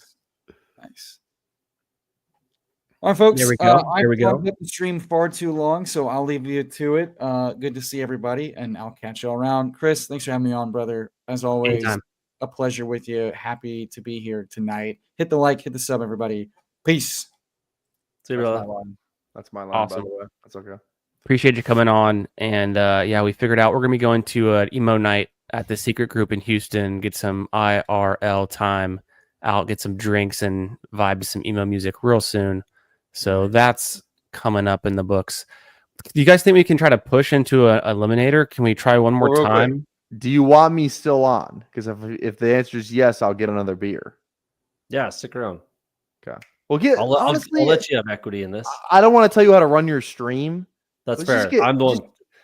I was just saying, just get BBG on at this point. I was gonna say he's ready to go because we got so sidetracked. I don't want to, if he's still in the chat, if he's still around, he can easily jump in here and join. We can force him it too. Let me text him. I'm sending out the telepathic. Why don't you have Bush apple in your fridge, Tyler? I'm not like, it's good, but it's not like something I'm just like, it's like good to have like one night. I'm not gonna buy a case of it. You got to have that on tap, man. No. 30-second elim. Let's peek inside. Can we fill this, guys? Come on, chat. If y'all are interested, jeez, come on. 11 people. That's not gonna. That's not gonna play. That's never happening. All right, people are afraid of the bye weeks. They're afraid of the schedule. I had high hopes. $20 for Candyman. I'll take my shirt off. Oh God. How about don't? I mean, yeah. What are you getting into? What are we doing? No, well, I was looking at the Eliminator. Both the 20-second and the 30-second elim were plus 11. So this contest is dead at this hour of the night. We have better luck with. That's a lot of entries. Hey, 196,000. Holy shit! Is that gonna fill? There's gonna be overlay on that thing. I mean, it's got all summer, I think. And I was kind of in the best ball Twitter sphere today, talking up elim, and people are really afraid to enter it without the schedule, is what I learned. Well, definitely, yeah. Like that's what was my first take. Is like I was saying it on my stream a few minutes ago. I was like, I wouldn't be swinging any bullets in that Eliminator right now before the schedule, but $10. But the sprint and the marathon didn't fill last year, did they? No, neither one did. Neither of them, right? So, I didn't. I actually have. I don't think I've ever entered either one of those two, because last year the sprint was $50, right? Yeah, that was wild. It was kind of a tough entry point. They don't look very full right now, I'll tell you that. They're both like 400 people in the sprint, and the marathon, which I'm probably even less interested in, honestly, is 600 people. Ooh, that was pretty clean. That was nice. I don't know about your Bush Apple, but I do like a good Coors Light on a hot summer day. Coors Light, good to drink like 10 of them. That's for sure. Coors on a long hot summer day. Is that Blue Mountain certified? Yes, sir. What about? And I'm not going to enter it now, but did y'all do any weekly winners last year? Dude, I suck at weekly winners. I did a few. I didn't do amazing. I think I got my money back because I did well like 1 week. I got like top 200, 150 or something like that. And I think I got my money back, but I only did like 10. So it was only like $100. But I think I might do like 50 this year. I've already done 6. I had one thrown out. Already. Or no, you're saying weekly winners. Sorry. Weekly winners. Yeah. Okay. And so I've done 6 already. And I think I'm going to do like 25. Something like that. I did the first year weekly winners came out. I maybe did, I guess, 10 or so. Was it always $10? Mm-hmm. Yeah. Okay. I think I probably did about 10 or less. And then I min cashed it 1 week, which I think paid out $20 or $30. And then it never hit again. It was like early on, I got a small payout and I was like, hey, this is kind of cool. And then never hit again. I was specifically the very first season. I remember talking to Pat about this. He was doing a lot of weekly winners content at the Fantasy Dog Pound in his channel. And so we were like, okay, building for specifically to try to win 1 week. Like like try to win the week 13 matchup when all these other teams are on buys and the 49ers are the best picks on the board. And then you think about that and you draft that way while everyone else on the board has their own agenda. And you can like say, okay, well, if I'm drafting for this week, these players are more attractive. So you pull them up your board and your ranks, and then you kind of draft that way was the whole strategy. And I think it worked for some people, but not me. Yeah, I was kind of doing a little bit of that as well. I thought it was sound strategy, but I'm not going to do that this year. I'm just going to take rushing quarterbacks and high upside players, spike week guys, just smash guys. Like guys like Jaden Blue are actually a good click in that format, where it's like, I don't give a shit what he does, except if he pops off 1 week and everyone else, does what they're supposed to do. That's all I need. So I don't know. That's kind of what I'm looking at for that tournament. What do y'all think about this 30-second puppy? Is that our best bet? Should we just jump in? Yeah. Pop it up. Pop it up. Help me get my puppy volume up. I'm not stoked. Waiting on 11. I mean, we filled it last time with 11. Yeah, we'll fill it in chat. No problem. It's fine. I have noticed the ferocity of the community for puppies is like just way above my excitement for them, but I'm open to it. For me, it's cool because it's a big tournament, so there's nice size prizes, but it's hard to advance these puppies. I mean, yeah. You know what they say. You gotta do some volume on the puppies. You know what they say. She don't want no puppy. She want a big dog. What is that?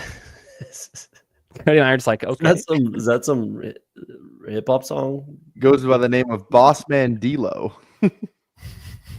I'm sure. He's got a lot. Sounds like what you call your cousin. Bossman D-Lo. What's up, Bossman? Bossman. Bossman, what's up? We're gonna close real quick. Waiting on 2. Kicking off a 30-second puppy. Yeah, this will fill quick. Easy peasy. We're in here. Pick one. Influencer 101. Okay, Cody. I have a really dumb question, but I'm gonna. No, I thought you were for real. You ready, Cody? There aren't dumb people, or there aren't dumb questions. There's only. Go ahead. Canadian bacon. Yeah. No, that's what? It's not a thing. I was just asking. I didn't know. Are you a fan? Like when you order pizza, do you get Canadian bacon? I don't know what that is really. Like, yeah, there's something that's called Canadian bacon, but it's like what, the pig was just murdered here? Like what's the difference? I don't even know. I don't know what on my bacon? pizza. Yeah, Canadian bacon is ham. Oh, is it? It's just ham on pizza, right? That's all it is. I was just asking if that maybe that's what that's what it is in the States, but like here it's just bacon. Bacon's bacon and ham is ham. They're two different fucking things. I'm sure it's the same for you. I'm not saying. We don't eat Canadian bacon because that's not really a dumb question. I hear it too, and it's like, what the fuck is Canadian bacon? Like, there's bacon and there's ham. They're two different things. Like, yeah. So we definitely that's fired up. That's fired up, dude. A lot of friends in this room. This looks fun. This looks good. We got Steven here. We got Jason. We got Pat in here. We've got myself in the 10 spot. We got our French Canadian polite hater, and we got FK. Soft ass room. And there's like literally one person not badged without a red badge in this room. I mean, looking good. Canadian bacon is ham. I don't know, man. You're like, no, I won't take bacon. Can I have Canadian bacon instead? Like, is that something people say, or what are we babbling about here? Yeah, I don't know. I will say, Tyler, you do have good taste in pizza. I think you posted after one of your streams, you're like, I'm gonna get a pizza downstairs or wherever it is across the street, and you got a margarita pizza, right, with basil.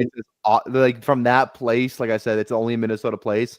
It's unbelievable. It's so good. If you get a good margarita pizza, it is the best pizza.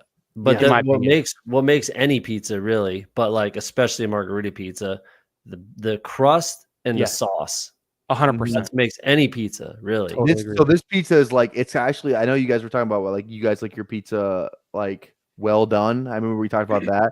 This pizza is like rare. It's like a rare pizza. It's a little bit softer. It's Neapolitan style. It's got the softer. It's like I know what you're talking about. So I like a Monterey.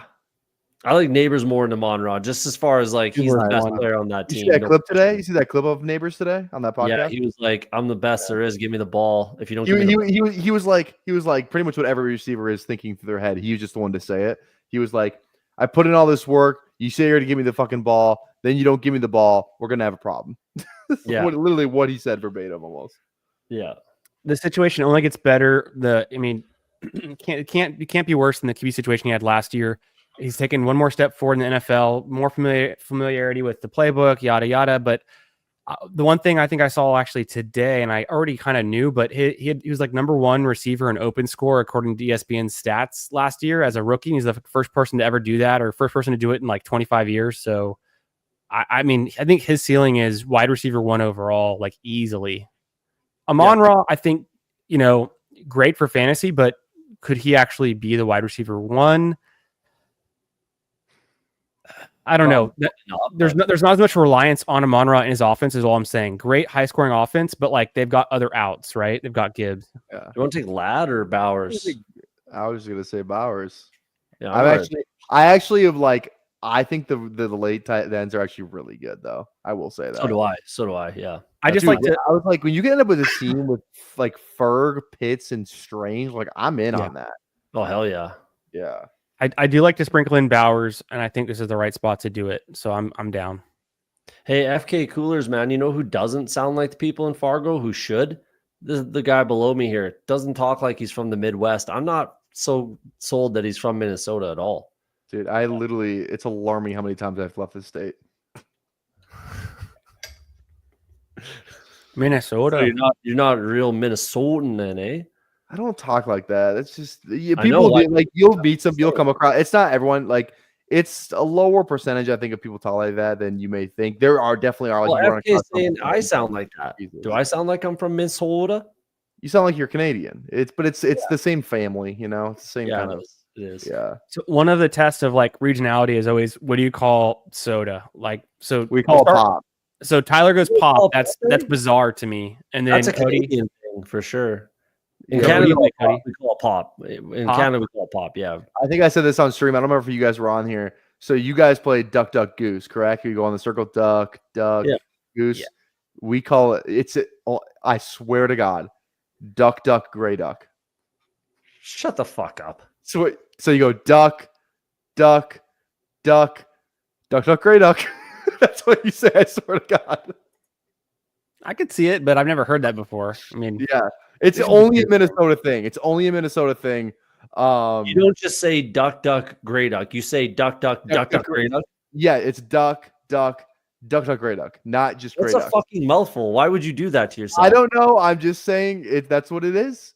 And it's you so realize you have to, like, I'm learning something new. Someone, and then you race each other back to the same spot. Yeah, you're busy. You're busy trying to get that fucking sentence out of your mouth, and they're halfway around the circle already. So funny story. Chad Greenway. You guys know who Chad Greenway is, right? Yeah. The linebacker. Yeah, Vikings linebacker. He started a vodka company. I actually used to work for him. Really? He started a vodka. Yeah. He made this high school sports scoring app that I used to work for. I report all the high school football scores. Not important. He started a vodka company called Grey Duck, and it's sponsored by the Twins. It's up on left field. It's like Grey Goose kind of, but that sounds like a cheap knockoff Grey Goose. That's kind of bad marketing. That's a nice play on words. I like. Well, it's a Minnesota thing. It's like a Minnesota brand, so that's why it's double entendre right there. It kind of is. You think of Grey Duck, you think of Grey Goose. I haven't had it. I wonder if it's good. I can't speak for everyone in Texas, but colloquially, we call soda Coke.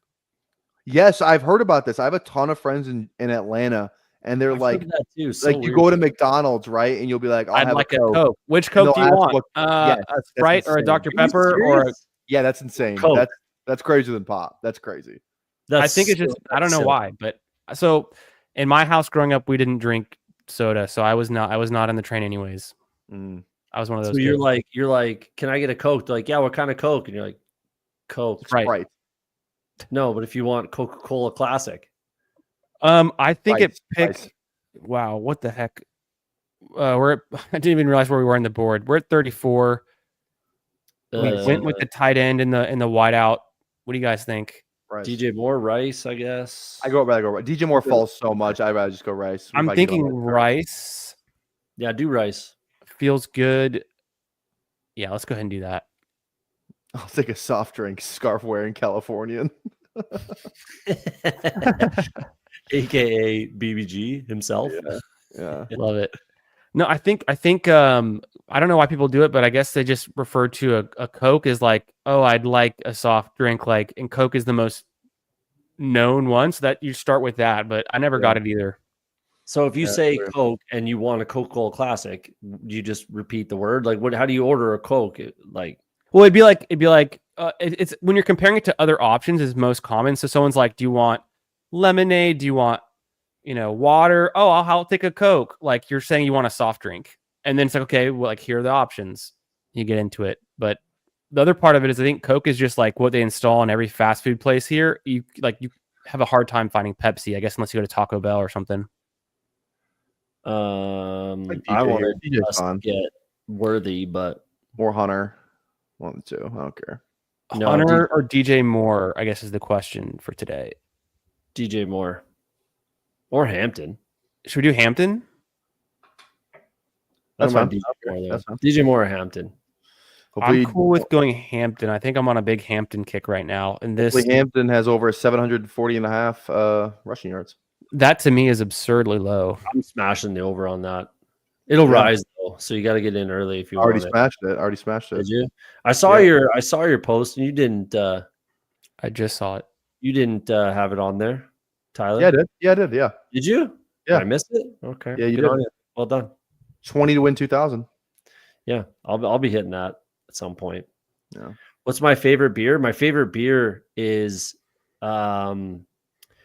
the brewery is called Marston's. It's an English brewery and it's an oyster stout.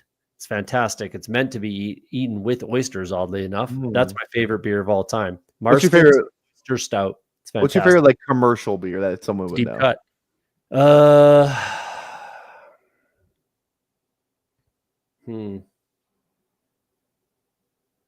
Yingling is fucking delicious, man, but I can't get it here. I love Yingling. I'm cool with that one. I can't get it here. It's the oldest brewery in America. P.S. I don't know if either of you are aware of Shiner Bock, brewed out of Shiner, Texas. That's my go-to. It's a German style Bock beer. It's nice, kind of a darker beer, but it's still, I think, I don't know. It's very popular here around these parts. BBG's is Modelo's. Yeah. Have you guys heard? You guys heard the I like lore? Modelo. Modelo's great. Have you guys heard the Modelo BBG story at all, or no? Like this is like BBG at 36 subscribers. I don't know. I definitely have not heard this. I want to hear about it. So I was introduced to BBG. This is when I had like probably 300-400, and I started with 295 for my college podcast. So I'm just fresh in it too.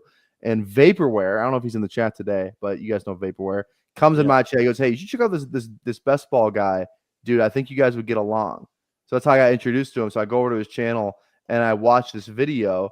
He's crushing Modelo's. Like it's just him, with his handheld mic, just holding it up to his mouth. The StreamYard looks awful, and he's trying to do Twitter CAPTCHA for 2 hours.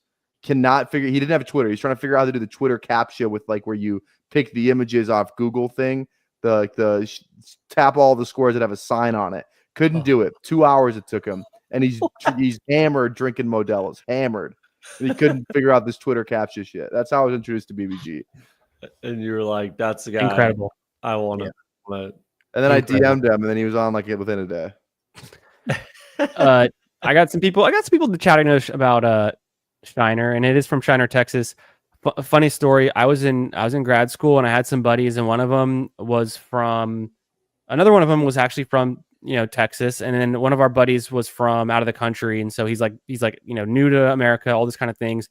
So we took him out on a weekend trip. We floated the river in San Marcos, and then we went to the Shiner Brewery, and it's a weekend. When we get there, and we didn't do any. We're guys. We're young guys. We didn't do any planning. We didn't look online. We get there, and the brewery is closed for renovations. So we drove all the way out there. And it's not that far, but let's just say, 150 miles from where we are.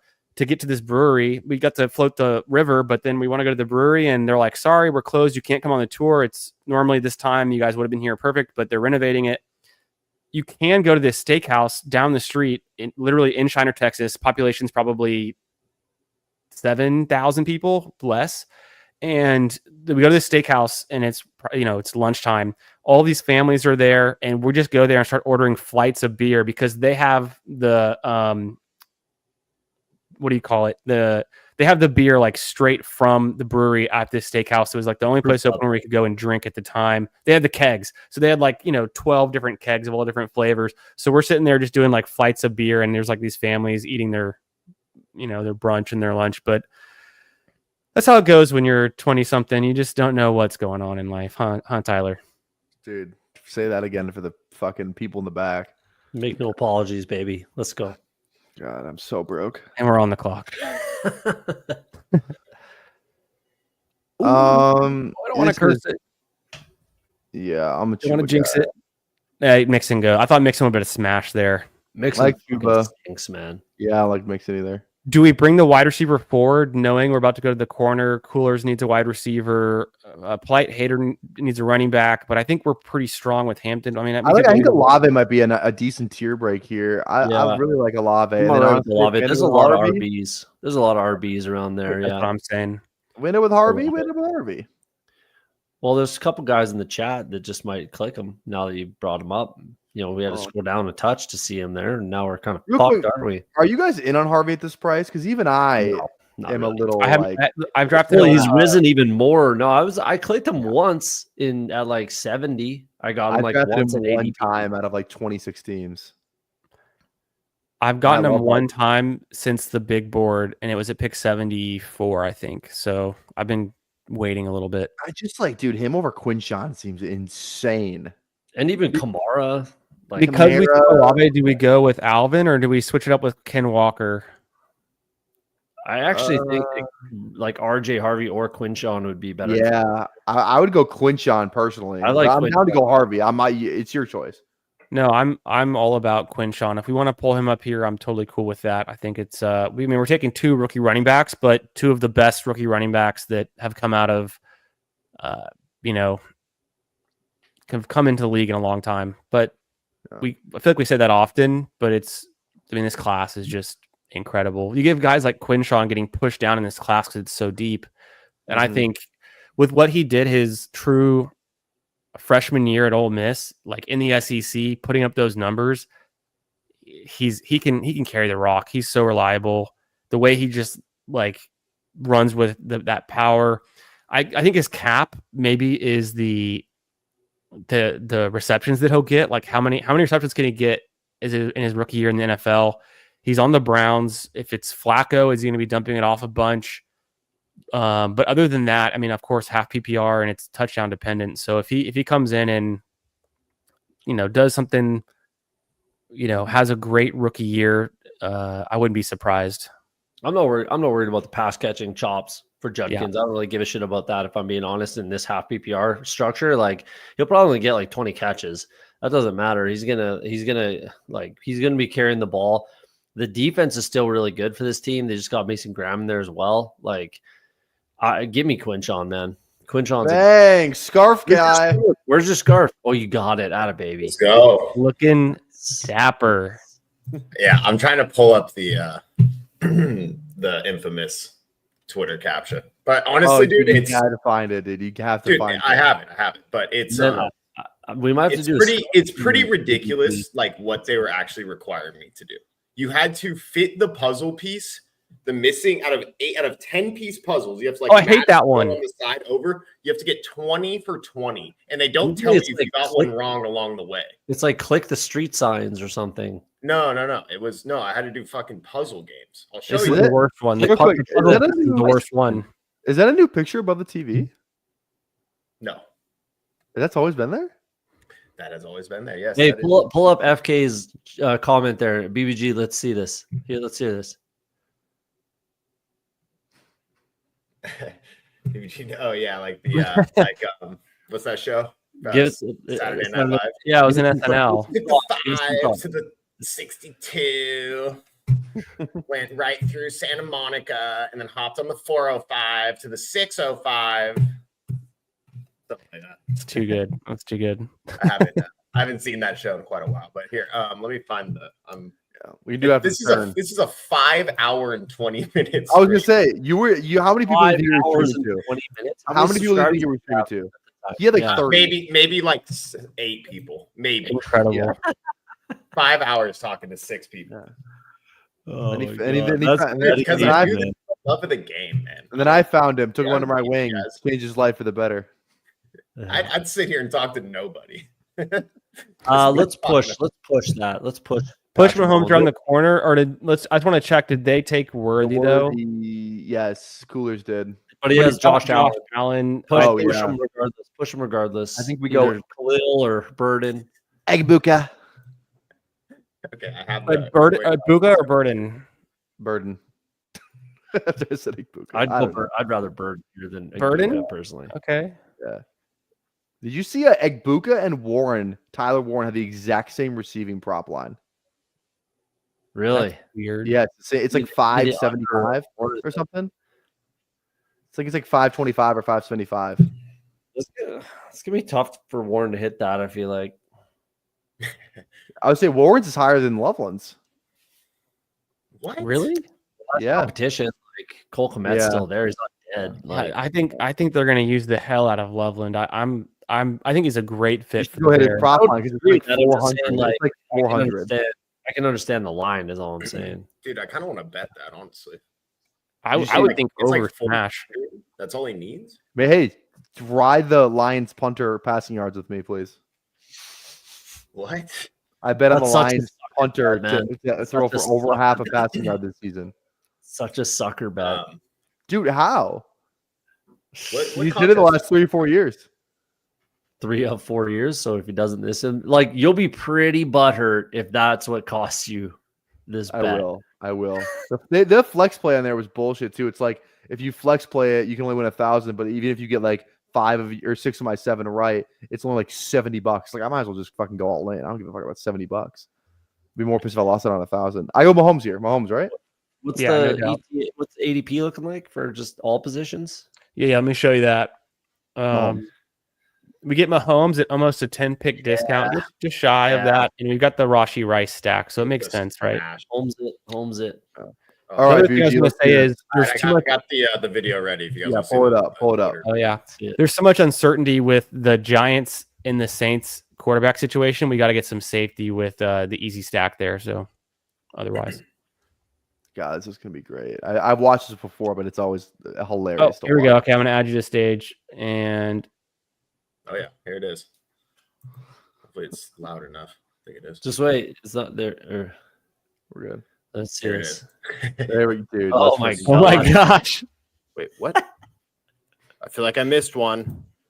Like I missed one on accident because I had to reload into this.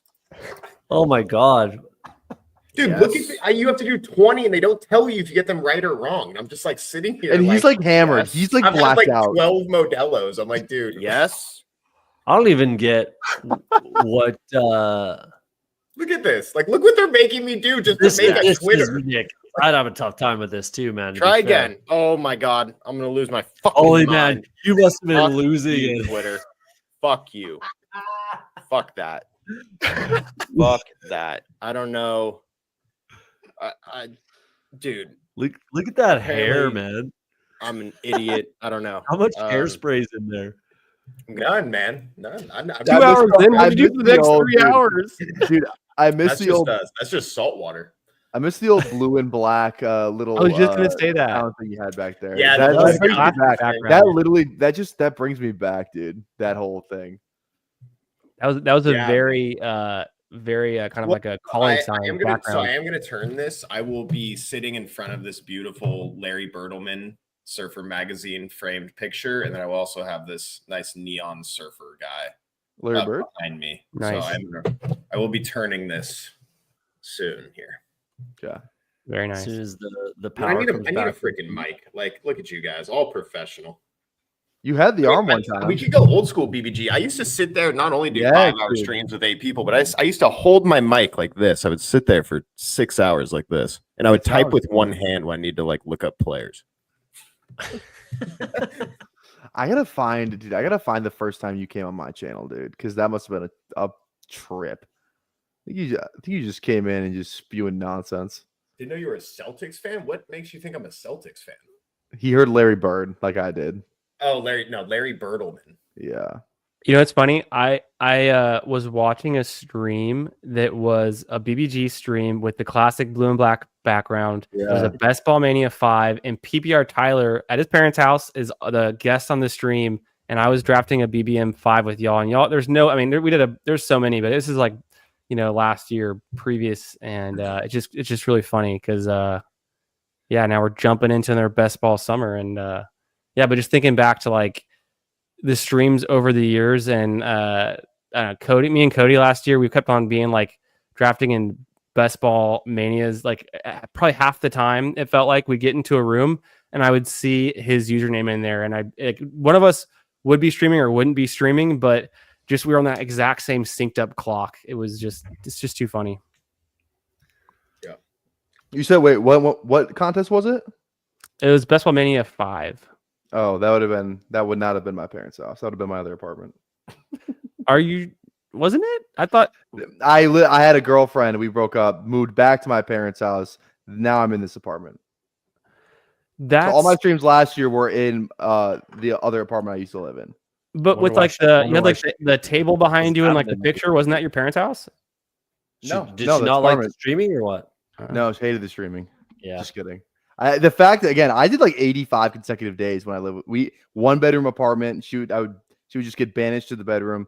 Like there's a whole thing. Yeah, I'm sure she loved it. Yeah, she too now. Look at me now. Now I'm alone. We're kind of in a dead zone for wide receiver. 400 more subscribers. Exactly, dude. I got more friends now. Jordan Mason, Loveland. When did Cody and Pittman's good? When did you guys start your stream? I'm open for any of these picks. Sorry, not Pittman. It'd be Mason or Mason. Yeah, let's do Mason. I didn't start streaming live until like last year. I scroll back on your. Yeah, I think I asked the same question on stream one time, and I scroll back on your live just to see like when you started. Yeah, I think it was last year I started streaming live. And then but I've been making content for like 5 years. It was just all videos, but it sucks to like make videos, edit them, fucking make thumbnails, do all. Did you ever use like Opus or any tools or anything? I used to make my videos on Streamlabs. Okay. So it was better. Well, it's better to make like videos, like StreamYard need. No, you use Streamlabs? No, I meant like it's for your channel. It's better to do videos than streams. I don't know if it is actually. I think it is. It's just fucking pain in the ass, man. To be honest, to edit all that shit. Yeah, I agree. Yeah, dude, it sucks. That's why live streaming is amazing because it's like you do it live and then just uploads and you're done. Like I don't have to think about it. I don't have to do anything. Like exactly. That's why I started live streaming because I was just like, what the fuck am I doing with my life? We go receiver. Go receiver here. I'm not even paying attention. Pittman. Dude. Or Hollywood. No. Pittman. Dude, can I pull this up real quick? The first time I had BBG on stream, dude. This is hilarious. Sure. This is great. Dude, this is great, dude. This is great content right here. We'll be the judge of that. It is officially, it's not midnight yet, but it's getting close. So this is perfect timing for this kind of content. Here we go. Ready? Yeah, I'll go full here. Hey, Eric, I don't know I don't know. What do I call you? Do I call you BBG or do I call you Eric? I had him muted. Oh, wait, sorry. Now you're unmuted. That was on me. I had the old headphones too. Hey, you can call me whatever you want. You can call me the best ball guy. You can call me Eric. Whatever you want. I'm just here to have fun. It's Friday night. We got the shark shirt on. Sunglasses on. The backwards hat. I'm ready to have some fun. And it's no Friday night. All the best ball bro boxes. Get after it today. Well, Eric and I are going to be doing. Yeah. So that background is my old apartment. Yeah. Okay, I somehow if you look closely, you can see all the pictures of my girlfriend and I on the wall. Yeah, it was nicely decorated. She did. I must have known that at the time, but somehow I thought that was your parents' house for a while. But I did. There's if you want to go, there's still a video on the channel of her drafting a team on there. She cute or what? You go look for yourself, dude. let's ask the official woman raider, BBG. Oh my God. I don't want. Was she mildly attractive? What was the phrase? Moderately. As I flip the scarf. Yes. Moderately attractive. I said she's on the 24-hour live stream too. Toward the end, I think. Polite hater, watch. Yeah. Polite hater. Raider 1 to 10. Polite hater. Dude, it was hilarious. So it was mildly attractive, Jason. So the first video she was on was I did just like her drafting a team. I sit there, I just sit there and like watch, and she knows nothing about NFL, football, anything like that. And I pre-recorded it because we went to DC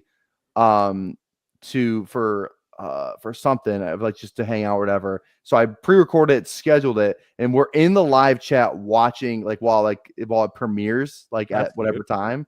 And she's like, oh, this is gonna be fun. And then like everyone in the chat's like, hot, oh my God, hot, just like saying all this like fucking I was like, I should have expected this. I literally should have expected this.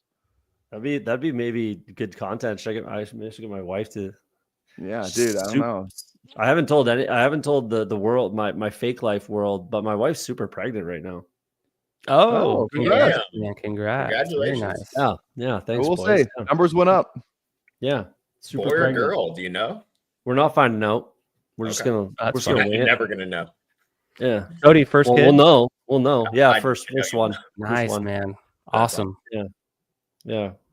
We'll have to we've got a few best ball dads. I mean, I've got 2 kids now. I don't know. So when I restarted my stream this year, it's because I was on paternity leave and I had a free minute to get it going again. So I've got a newborn in the other room. I've got a little girl, and then I know Pat has Pat's in here too.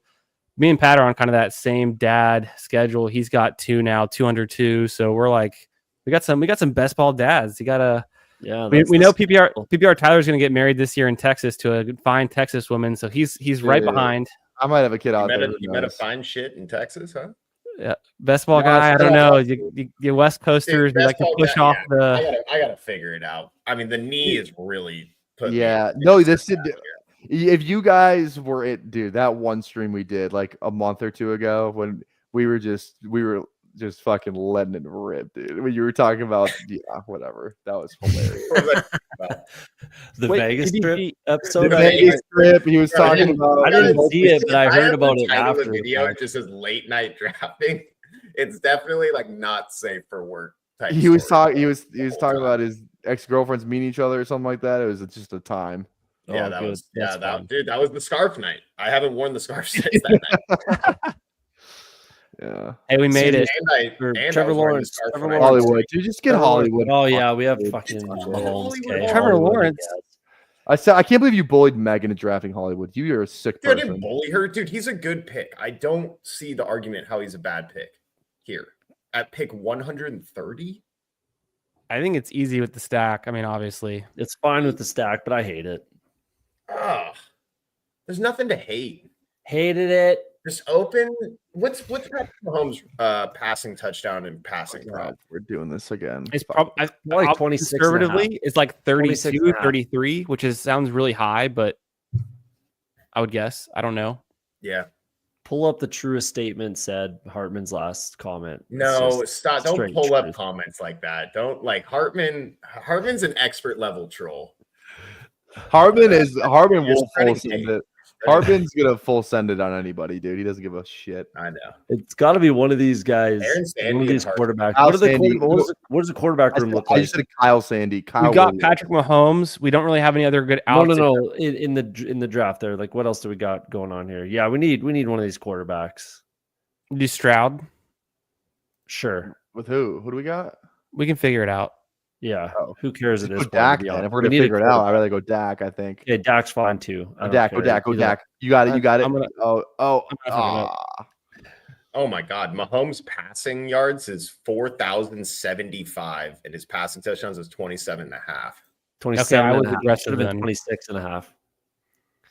Yeah. I think we're getting like over 30 touchdowns and probably like 4,500 yards.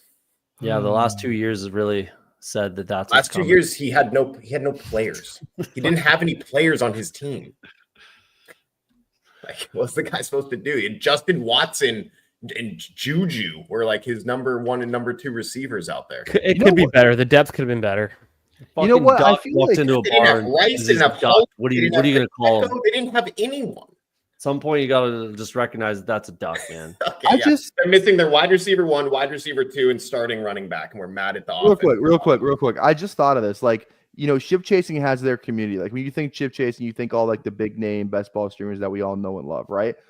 I feel like we got our little community here. I feel like we should kind of have not have like all of a show where it's like 9 of us, but like I think we should have like a name for that. I don't know.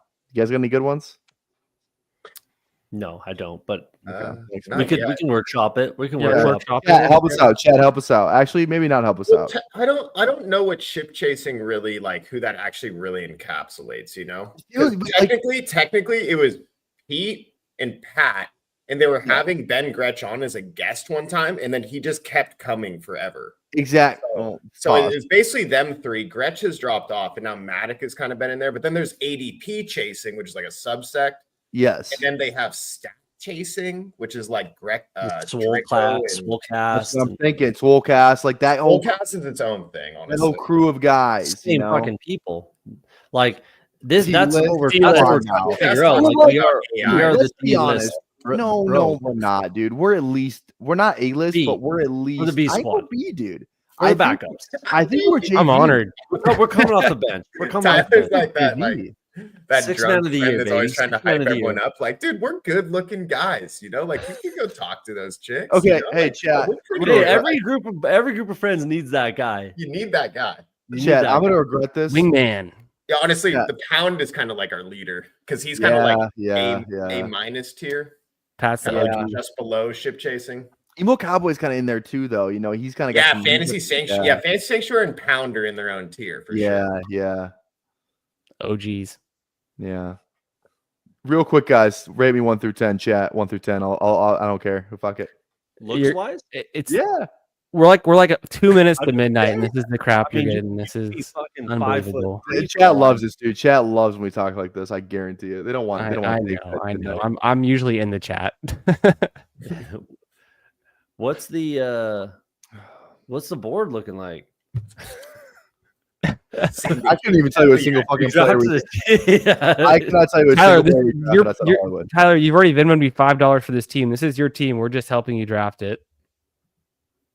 Oh, okay. No, it's not. But I'll Venmo you. What's your Venmo? No, don't. No, I want to. Brenton Strange. Is that what we need? We honestly we needed Noel. We needed Noel, but he's gone. And Algier's a great pick here. I like Algier here. What's our wide receiver room looking like? Throwback to yesterday. Algier. Yes. Algier's good. I think Algier's good. Algier. God, that was so funny. No. Yes, daddy. No. Algier. SOB taking Noel at 140. We really needed Noel for that CJ stack, but he's not really falling much, and he shouldn't be. So we could take Schultz in a 3 tight end build. I think Noel's price probably like 125 or so. He's probably like right next to Hollywood.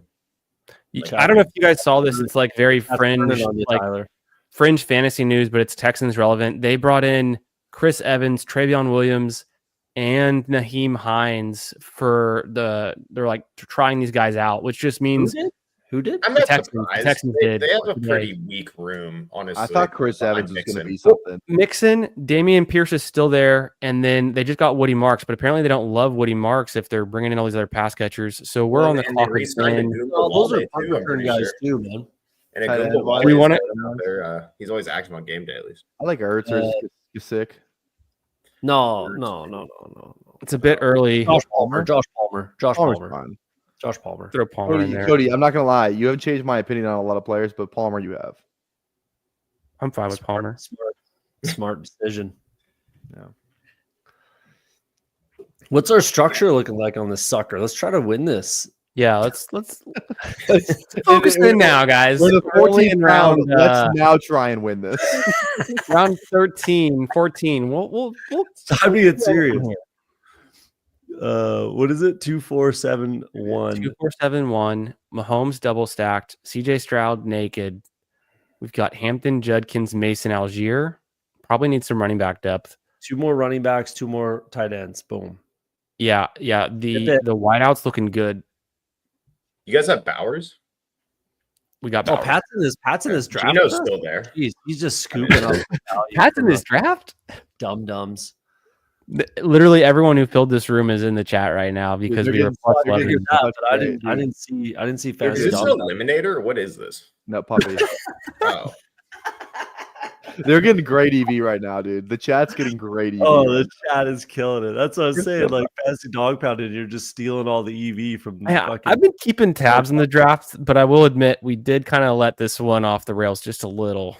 It's the way I like it. Friday night. It's just late at night.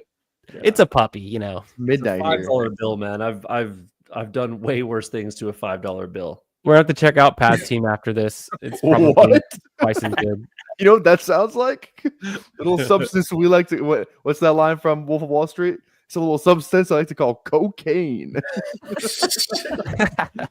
You ever heard of this little beauty? Great movie, man. Okay, chat, help me out here. Is there any other stock movies? I love The Big Short and I love Wolf of Wall Street. Is there any other like famous stock movies that I need to go watch from like the 80s? Wall Street, baby. Wall Street. Just Wall Street? Yeah. Okay.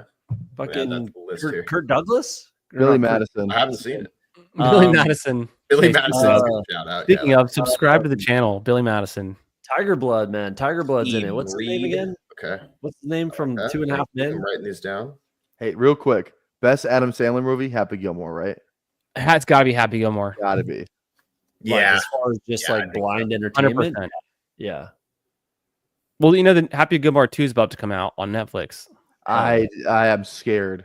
That's going to be it could be worse, but, you know, it's not going to be great. Take one of those tight ends and then Schultz on the wraparound. That makes the most sense, I think. I would agree. Oh. They're dropping like flies.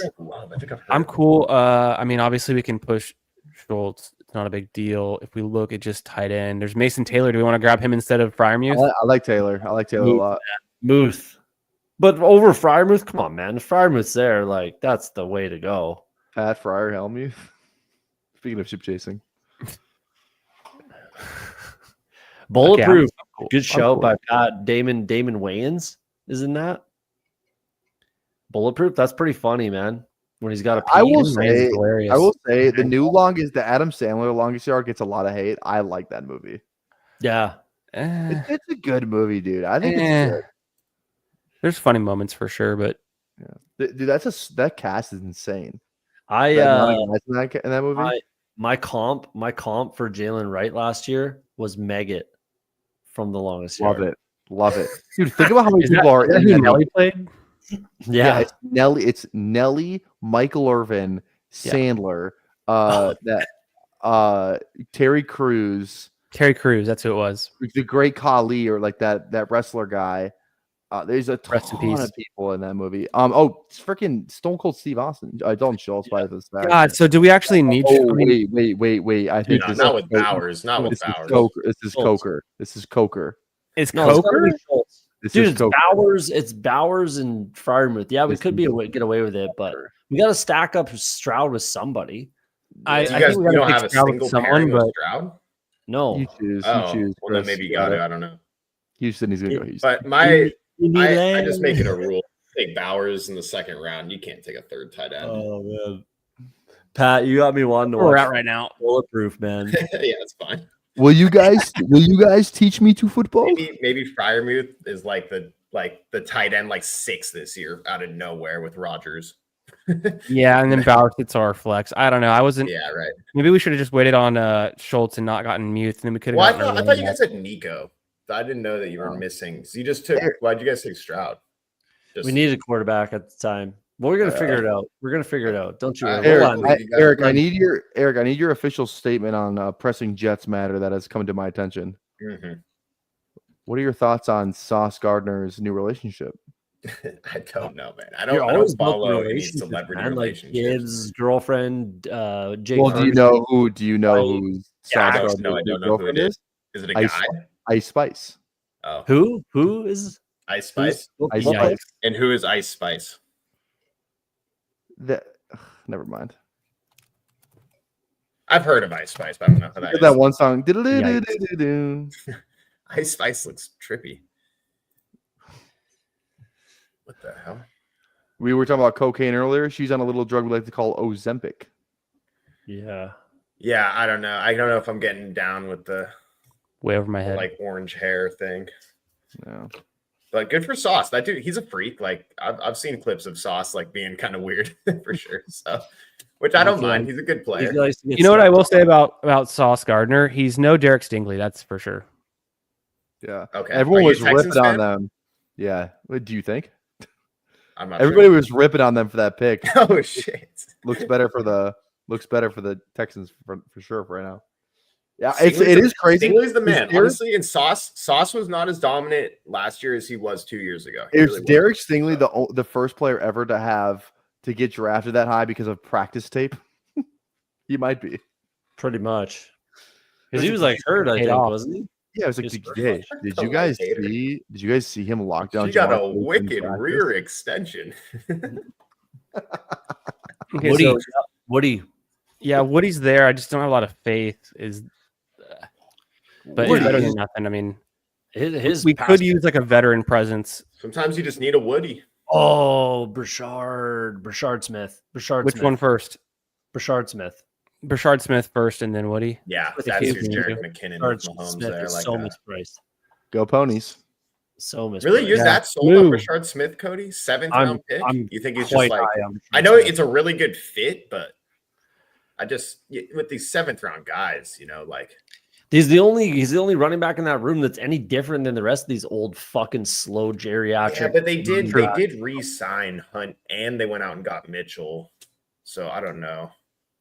Yeah, he's better than all of them. No, he is. For the McKinnon role, though, the McKinnon role is what they need. I talked with Huhames about this. I think he's right. The McKinnon role is like what they're looking for again. No, Sean Siegel's was that originally? Whose take was that originally? I heard Huhames say it. That's all I'm saying. We talked about it on the. Yeah, I heard Cody say. Thanks. Yeah. Oh, sorry. I just know he's a KC fan. Fair enough. Yeah, Jarquez, man, that's the dude. I think so. Anyone else have any objections? No, I still think it's Ronnie Rivers. Just kidding. Yeah, I think Jarquez, he could carve out a role there. I don't know. I guess they do really like Kyron though, but you never know who could be the RB2 there. Dude, you just want the Rams backup. Yeah, exactly. The year that Kyron smashed, you just wanted the Rams backup. It didn't matter if it was Kyron or Tyler likes Corum more. Who's ever the Rams running back gets the ball like 86% of the game every time. Oh, how long you been there? Just a minute. Oh, damn. How good is Pat's team? Let's see it, because we just gave him so much. I didn't see you in the thumbnail. Just be eating cereal, boys. Nice. On the reverse snack. Our leader over there. Our leader is here to save us. Thank God. Just in time for the team reviews. You're fucked. Yeah. Yeah. Can we get a we need to review. We need a live breakdown of how we're all. We need to review Pat's team because I want to see how much EV he got. 100%. Four Stooges here, just fucking fumbling our way through this thing. I will say I'm glad this is a puppy. I almost threw out, hey, should we do a best ball mania before this? And I'm sure glad we didn't. Yeah. Bro, how did Cody give me Kyle Williams after ADP? You could have told, because we needed Hollywood for the stack, baby. Yeah, because we had fucking BBG just being loud. I came in just in time. You could have told BBG this was a weekly winners. He would have believed it. Yeah, halfway through, he's like, "Is this still an eliminator?" It's fun. I mean, you could have told me it was any contest, and I still would have been like, yeah, Hollywood's the pick. Yeah.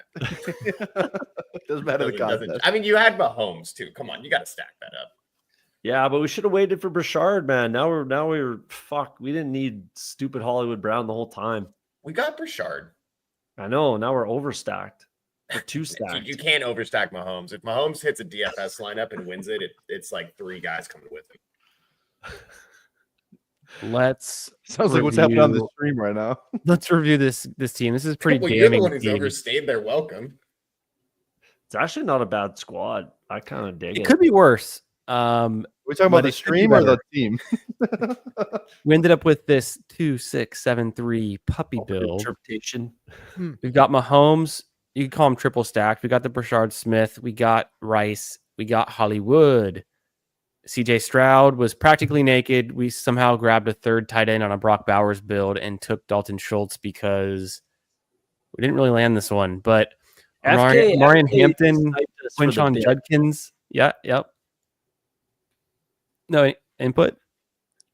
We got to bring back in Hampton. It works. Yeah, Hampton's a good bring back. I do like taking Hampton on the Chiefs builds. I think that's kind of fun.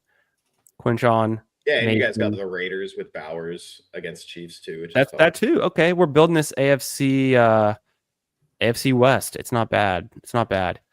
Yeah. Running back room, I think. Me saying that someone has overstayed their welcome compared to what you say to me in the chat is ridiculous that you call that harsh. I was just typing out like anytime BBG gets a chance to bully Tyler, he takes it because it's usually. Dude, I mean that's what big brothers do. You know, come on. It's usually the other way around though. I was talking about this with Emo backstage before we did Typhel Tower yesterday. It was like Emo bullies the fuck out of BBG, and then BBG kind of bullies me, and then I try and bully Cody because he does awful things. and then a whole circle. My chirps are way and better. Then Pat's just up there with the fucking strings, just taking us along. See, and then Chris is in the background. Guys, can't we all just get along? Let's all be friends. Right. Can we all just be friends? Get a boo-boo on my knee. I love that Luther Burden. My knee hurts. Say that much. Neighbors Price, Olave, Burden, Pittman, Brown. This is a pretty good wide receiver room. Dude, this team box, man. Bowers, Farmer with Schultz. This is squad. We got Bowers to bring back in KC. Yeah. You still like Hollywood with even them going round 4 Royals? Hell yeah. I know it's a round 4. Hell yeah. Those rookies in Kansas City don't do shit. I know. He'll be in the mix though if he's good enough. Yeah, I'm way in at 130 still. I just that tier. I mean, right after that, dries up. You're looking at Quentin Johnston and Leggett, and I think Hollywood's still in that like Keon Coleman spike week potential with Mahomes type of vibe. If this team wins, it's still fine. If this team wins, when the entire best ball community comes back, season long. I like that we can check this now. I want to check this. Let's see. Real quick, when this team wins and the best ball community watches this stream back, half of them are going to delete the fucking app because they're going to be like, how do these 4 idiots talking about nothing win this contest? And then if Pat wins out of this pool, they're going to be like, collusion. I want 100%. 100%. I'm not getting paid. I'm not getting paid. No chance. I don't know, man. When I watched that Pete kind of special at the end there with Buddy, like I almost fucking just retired completely. That was really the guy that was really discouraging, man. What's the guy's name again? What's the guy's name again? I don't even want to Oh, it sounds like mention it. Sounds like Cody's got beat. You just mentioned it. You're the one who brought it up. I just was like, when I watched that, I was like, man, what the fuck am I doing with my life? Like, what am I doing? Then you got to do it. He followed me on Twitter. He knows ball. Did anyone catch in the thumbnail the 2 players that I put in there real small? I didn't see. Let me look. No. Only ball knowers would get this. Saying that Hollywood is the most likely player on Kansas City to be traded, posted by the Chiefs Wire. I'm gonna pull it up on Twitter. I can't see it. That? Small players? Oh, geez. Just little Easter egg. Renfrew and Bowers Genty. Let's fucking go. Oh, is it? Yeah. Oh, that's at me. That's directed at me, eh? Is it? It's a little D-list meme. If we're going for the D-listers, it's our little meme right now. It's the Genty Bowers. I feel like it's a gift that keeps giving. People are still drafting Genty Bowers. It's wild. Still? I have one. I have one with Bash and Gino. I should tag. Yeah. I have one. Is it a weekly winners or is it a BBM? No, it's a. Just so we're aware, that's a puppy or something. Yeah, $3. Or yeah, I just meant like that's normal a terms. Not to interrupt here, but Mike Clay projections have Marquise Brown for 100 targets, 58 catches, 800 yards, and 5 touchdowns. So yeah, that's good. All right, it's about that time for me. We'll see you guys later. Heading out. Got bullied out. Was that a joke? No, it was half joking. Then I heard Hollywood, and then I was like, yeah, I'm good. I mean, what do you think about that? 800 yards, 5 touchdowns. I don't know. I think it's an ESPN ass projection. Good for the range. Yeah, that's famously this guy's been pretty good at getting close. Wait, Tyler, you got to figure out. You got to view this Pats team real quick. All right, yeah, let's off immediately. It's a 2-6-7-3. Oh, let's let Pat narrate it. Pat, you give us your little take on your team. No, it's unfair. I want to hear your take. Okay, all right. Well, let's eat your cereal. I get roasted. Yeah, I'll try my best to roast it. 2-6-7-3 build. Bo Nix and Drake May. Sauce it. Can we get BBG to sauce it real quick? Can sauce we please? it. You want me to sauce that? Yeah, oh God, please. no. The sun's go. up, bro. Let's go. Sauce it quickly, like. All right, no, you can't. That's the bit, Cody. Sauce it at 1.5. Sauce it at 1.5. Do that. Just let them cook. Let them cook. 5. All right. Bo Nix, 5th-year player coming into the NFL, kind of like does a little bit of something towards the end of the year. We're taking him in the 8th round. Way too expensive. You follow that up with another year one, well, we can basically say a failure, that New England offense. So you're just invested in later drafted quarterbacks from last year, not as good as their colleagues in that class, Penix, Caleb, Jaden, clearly. So you got the worst 1.5, Cody. This is 1.5. Genty is never going to pay off the 7th overall pick. Rookies never do. Alvin Kamara is old, and I've said before his knees are on their last grain of salt in the hourglass, and I don't think they're going to be able to flip that hourglass back over. Isaiah Pacheco is probably a cut candidate with them signing the next Jerick McKinnon, which we took on our beautiful team. J.K. Dobbins doesn't play football, so that's kind of interesting. You took he's probably playing like pickleball or something right now. I don't know. He's not on an NFL team, so you got a senior retirement home guy. You got Will Shipley, who famously did absolutely nothing last year, and they also brought in A.J. Dillon. So Ollie Gordon, speaking of players who did nothing last year, he even in college did nothing last year, and people are trying to talk themselves into him, even though they have Madison, they have Wright, they have Achane. So you got the running back 4 on Miami there. That's great. T. Higgins is the most expensive wide receiver 2 on the board. Feels bad. Devontae Adams, I think, is the 2nd most expensive wide receiver 2 on the board. Devonta Smith might be the 3rd most expensive. Sutton behind Ingram might be the 4th. I don't know. Diggs. Diggs, 31 AC. I don't know what to say about that. I'd say Bowers is the brand guy. I think most expensive wide receiver 2 on the board. Yeah. Which would mean you got a good value on Kyle Williams, because then he would be the one there. But Mims, super expensive spike week guy. You'd rather have Hollywood. Kyle Williams is a rookie who was drafted later than Polk and maybe Baker. Maybe not Baker, but definitely Polk. So who knows? Dallas Goedert is like the 8th option on his team. Hunter Henry is behind that other tight end that they use all the time. And Mason Taylor is a jet, and they suck. So Hooper. Thank God. 8 minutes. That was not 8 minutes. I was gonna make that into a YouTube short, but it's just too long for the limit. So that was a 12 minute. That was a 12 minute. What you can do is you just starts off and then you go 30 minutes later. You're good. I thought you were heating up there with the Higgins. I was getting good there for a second. Yeah, wide receiver 2's expensive. The middle was good. The start was soft. The end was the soft. Quarterbacks are hard to roast. I don't know what to say about these guys. Like, they're just because I don't care about quarterbacks. I would say Bo Nix already almost about to retire. Would have been hilarious if you just threw that. Yeah. Yeah.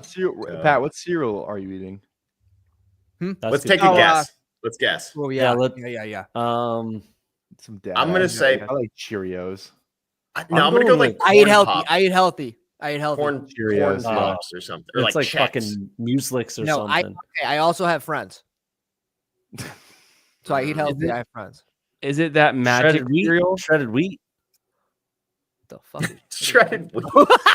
Little exciting. Little exciting. You know, Yeah, a little healthy, but a Is it little the protein infused one, like the magic? All right, Raisin Bran. I'm not paying tariffs on a Canadian brand cereal. Raisin Bran. Is that not an American thing? You're having Raisin Lucky Bran's not good for Charms, you. bro. Come on.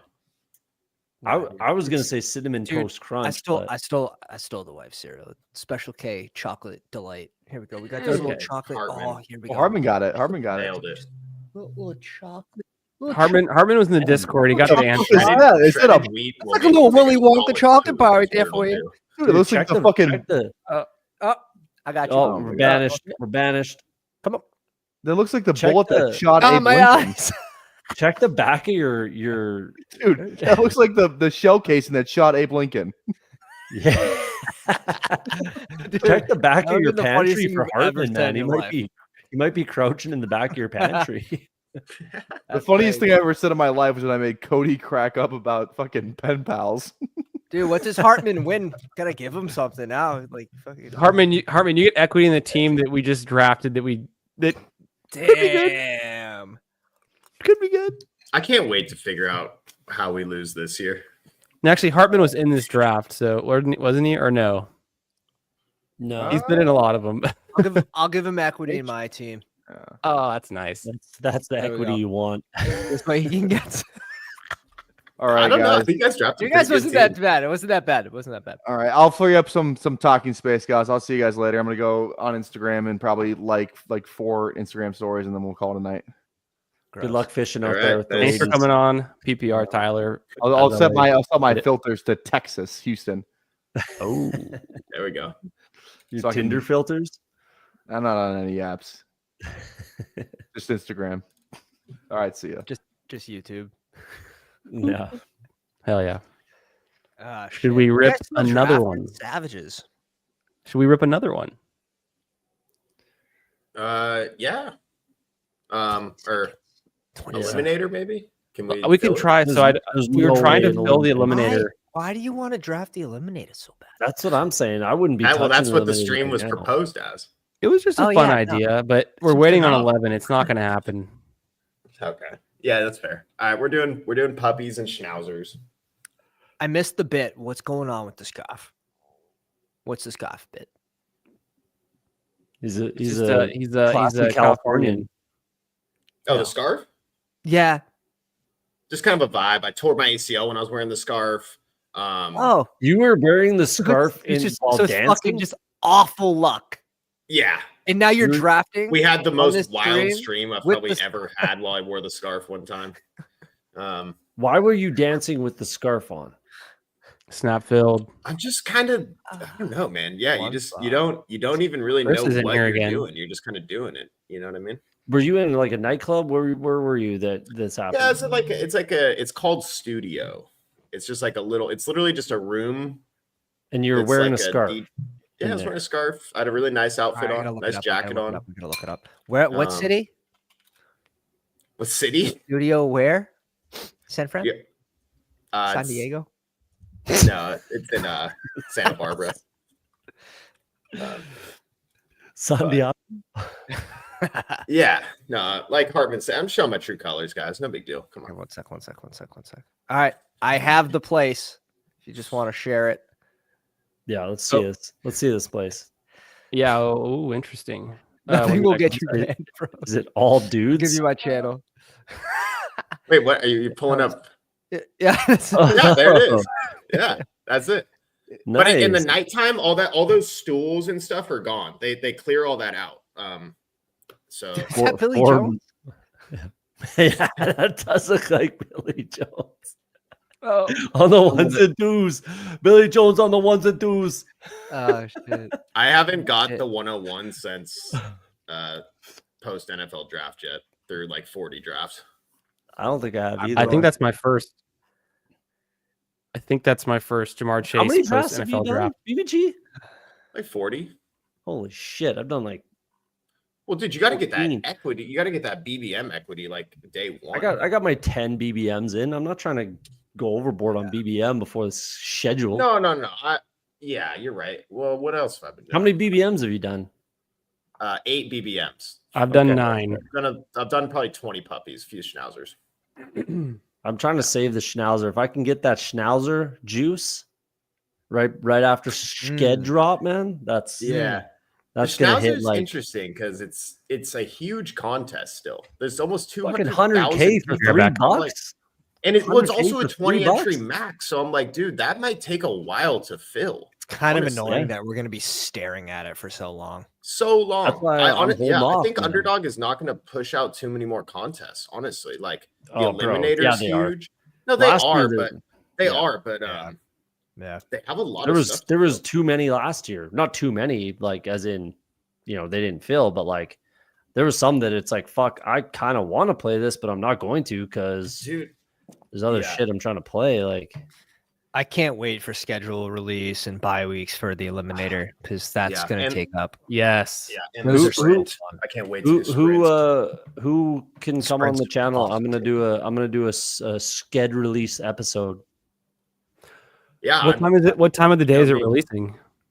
It'll be during the day that it's released, but the episode won't be till the evening. You guys have me until like beginning to middle of June sometime, and then I will be barely able to get my own streams in. Getting back at it. Back to work. Okay. It'll be hard. Yeah. But it's worth it. So Cody, I'm in, but BBG, I wanted to ask you, I feel like I don't know the full story of the ACL. I've just kind of heard about it. Yeah. Well, the full story is in 2023, I hurt. I was at a park wearing freaking sandals and I ran and jumped over a bench and buckled my knee. Just out of like, you're just like feeling, oh, I'm so spry. I did it like 4 times, but on like the last one, I don't know, like I turned midair, like I was going to do a 180 or something and just like didn't commit to it. And it's just stupid. I mean, like, as a kid, I've always been doing weird shit like that. Like, I was the kid in school that like, when like you see a tall, like awning or something, you want to jump up and like slap it, just because. Could you do like standing like a jumpable when you're younger? Sorry? Could you do like standing backflips when you're younger? No, I mean, no, but I, obviously at the high dive and stuff, and I did gymnastics as a kid too. Anyways, I know people are going to get a lot of kick out of this, but yeah, no, literally just like, messed my knee up, didn't have health insurance. So I paid out of pocket for the MRI. I read the MRI, myself, and it said ACL, MCL intact. So, I was operating under the assumption that, I basically like got like probably a grade 2 sprain on it, right? Like that's what they would call it. And, you just kind of rest it. Your MCL can heal itself. Your ACL cannot. So whatever. And then I basically couldn't, after that injury is very significant. I couldn't walk for probably like 3 weeks. And then I don't know. I just started feeling like myself again when this next injury happened. So I was like surfing and snowboarding and everything was like, I thought my knee was totally good to go. Like I was fully back to full health after like a year and a half. And I was literally dancing and just like, your ACL does like the twisting is what it kind of protects against. And anyways, long story, man. I felt my knee buckle on the dance floor. I'm like, tell my friend Shane, I'm like, dude, my knee, I just buckled my knee. I got to go. I got the scarf on and everything. And I go get another MRI, but now I have health insurance. So here's the kicker. I can now bring the MRIs to actual doctors who can like look at both of the MRIs, which is super helpful. The guy looks at the MRI from 2023 and he's like, dude, your ACL has been torn the whole time. Like, really? I haven't had an ACL since 2023. I'm like Tajay Spears out here. So you can do a lot with no ACL is what I've learned. But also when you don't have your ACL, you're really susceptible to your bones like hitting together because you don't have that defense mechanism. So the dancing one, I tore my meniscus and also chipped off a piece of my cartilage. And they fixed you up when you did the surgery, or is that? I got ACL reconstruction and a meniscus surgery. Yeah. Pull up Cooler's multi-ligament. quote. Yeah, No, that was a good one. actually not That was a good one. multi-ligament. I'm sorry, that had me crying. Yeah, no, that's That great. had me crying. Because Yeah. I have a buddy that did something like that where he's like, "Oh yeah, bro, like they have cheap nipple surgery, like, you know, like Nipple surgery? like some Nipple crazy, surgery? some What's wrong with your crazy buddy? country, bro?" I'm like, no, like don't do He's that. got gyno. I don't know, bro. He took Oh, steroids and jeez. shit, so he's Did you literally say nipple surgery? Yeah, he's got yeah, bro, like, gyno. when Too you much take- roids. when you take steroids, they're like, fuck. Yeah, no, people get their Oh, fucking, they oh. get puffy nipples and they get the gyno removed. Yeah. Guys get all Well, when sensitive you're about that. when you're abusing them, yeah. Oh yeah, no, it's steroid omelets and shit. Damn. Chris, who do you like here, man? Who are you feeling?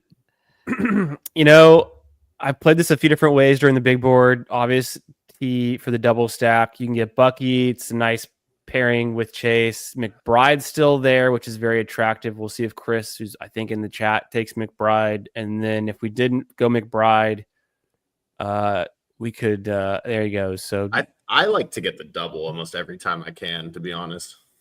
Double, It's and then just so let's fun.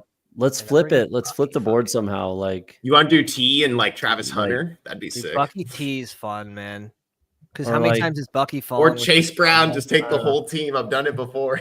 or Chase Brown, or like Lamar or something. Who passes Bucky? Like Lamar could maybe be Chase interesting. No, Brown Bucky's a great over- pick. I'm cool with Bucky if you guys want. You know what I mean? Yeah. Like, who passes Bucky here? I would agree. I think it's tough to Chase pass Brown. Bucky. It's going to be wheels up. Yeah, I'd agree. But I do like the idea of what Cody said of like flipping the board. I think it was Who Hames who actually kind of floated out the idea. Not that it was like completely like unique idea, but the first time I had heard it in a while was to pull over Lamar and then get him with Chase and Higgins. You don't have to worry about the Burrow double stack. You can just play it a different way and beat those teams out with Lamar potentially. That was a Who tonight's Hames. stream That's interesting. I like that. successfully. Shout out Who Hames. Yeah. Yeah. Was it this one? Here, I'll Kittle. Sure. Kittle goes at 26 Oh, there? double elite TE. The problem with that is he would have been there at 47. So maybe it was a star method. I didn't notice how fast it was drafted or what, but Yeah. Yeah, Chris, that's is I mean, Pepper we'll take it. pull up the link at the bottom. a link at the bottom. Oh, you just share something? Yeah. Yeah. Let me. I got to take this down and then this up. Good. What do we got here? Chase Jacobs. He goes Lamar at 25. Gets Zay too. So Yeah. he's got that little conference matchup, which is cool. And then Hampton there too. wow, that's huge Yeah. drop on Hampton. Crazy. What kind of tournament? This was a puppy. Okay. No, Schnell. I've seen Hampton go in the fifth, actually a couple times. I think I got in him at Meg's draft I did 47. today, Hampton went in the fifth. But wasn't that? Oh no, you guys did a puppy, didn't you, or something? No, he did BBM. Oh wow. I'm kind of Even used in to the seeing some 50s? weird things Wow. in the puppies and the schnauzers. It's when I see something intriguing in a BBM is what really gets my attention. Like if you see the double stack and then you see from the one spot and then they get Burrow at pick 72, that's when I start to turn my head a little bit. Mm-hmm. I just Yeah. don't think we need to be doing crazy shit when the contest opens because Yeah. ADPs can go a long ways.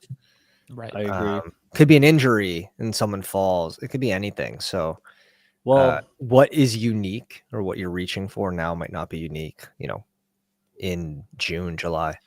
but the that's why like Lamar, if you're gonna pull up anyone, it's someone like Lamar, because like he's not gonna get that high as far as ADP. So He could get hurt.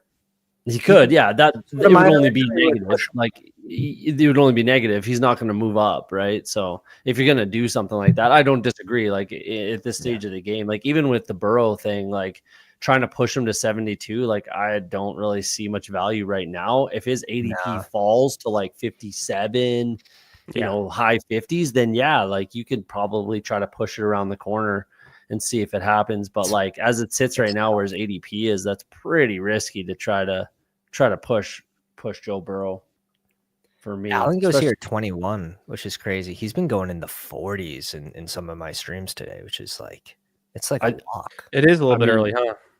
No offense to like that guy if he's in the chat or anything, but like I think the elite QBs kind of all have to fall. There's just too much value in the middle of the rounds for me. Like rounds 8 through 12, there's too much value at quarterback for me to be taking these quarterbacks in the second round, third round, fourth round. Complete opposite view of it. Yeah. Crazy. I think it's the hardest time right now to build a 3 QB team. But I agree. If you're grabbing 2 in that, whatever, Mahomes to Staffy range, you probably, if you're first, even less than Stafford for me. I like Baltimore. Really, I like the more, same, sorry, I guess I same should say reason. more than Stafford, like earlier than Stafford. What's up with Metcalf? I've been taking a little bit more Metcalf. I think he rises once they just sign Aaron Rodgers. Like Burrow's I think you just go Burrow plus Flowers, and you Burrow Flowers. Yeah, definitely Burrow. Burrow's one of them. Grab Burrow for sure, and then it's the conversation around. I think we anchor with Bucky for now, and then obviously get the wide receiver 3. Flowers clearly could be good. You know, any other considerations? Ridley's coming up to this range anyways. Yeah, I would be Flowers. There's no rush to pull him up. Let's just do Flowers. There's no reason Flowers. I'm not so sold that Aaron Rodgers just signs with Pittsburgh, man. Like I don't know either. I honestly, didn't they just? Was it? Well, okay, maybe it won't be Rodgers, but I think it will be another veteran quarterback. Maybe they get. I honestly think they might go into the season with. They're just rolling Will Howard and with Mason Will Howard. Rudolph. Will Howard and what's his name? Will Howard and Mason Rudolph. Mason Rudolph, of course. It's like it doesn't really sound, and like with them paying him the money already with Kirk Cousins, like it sounds like they might just hang on to him. Let's do a little exercise. I hear what you're saying.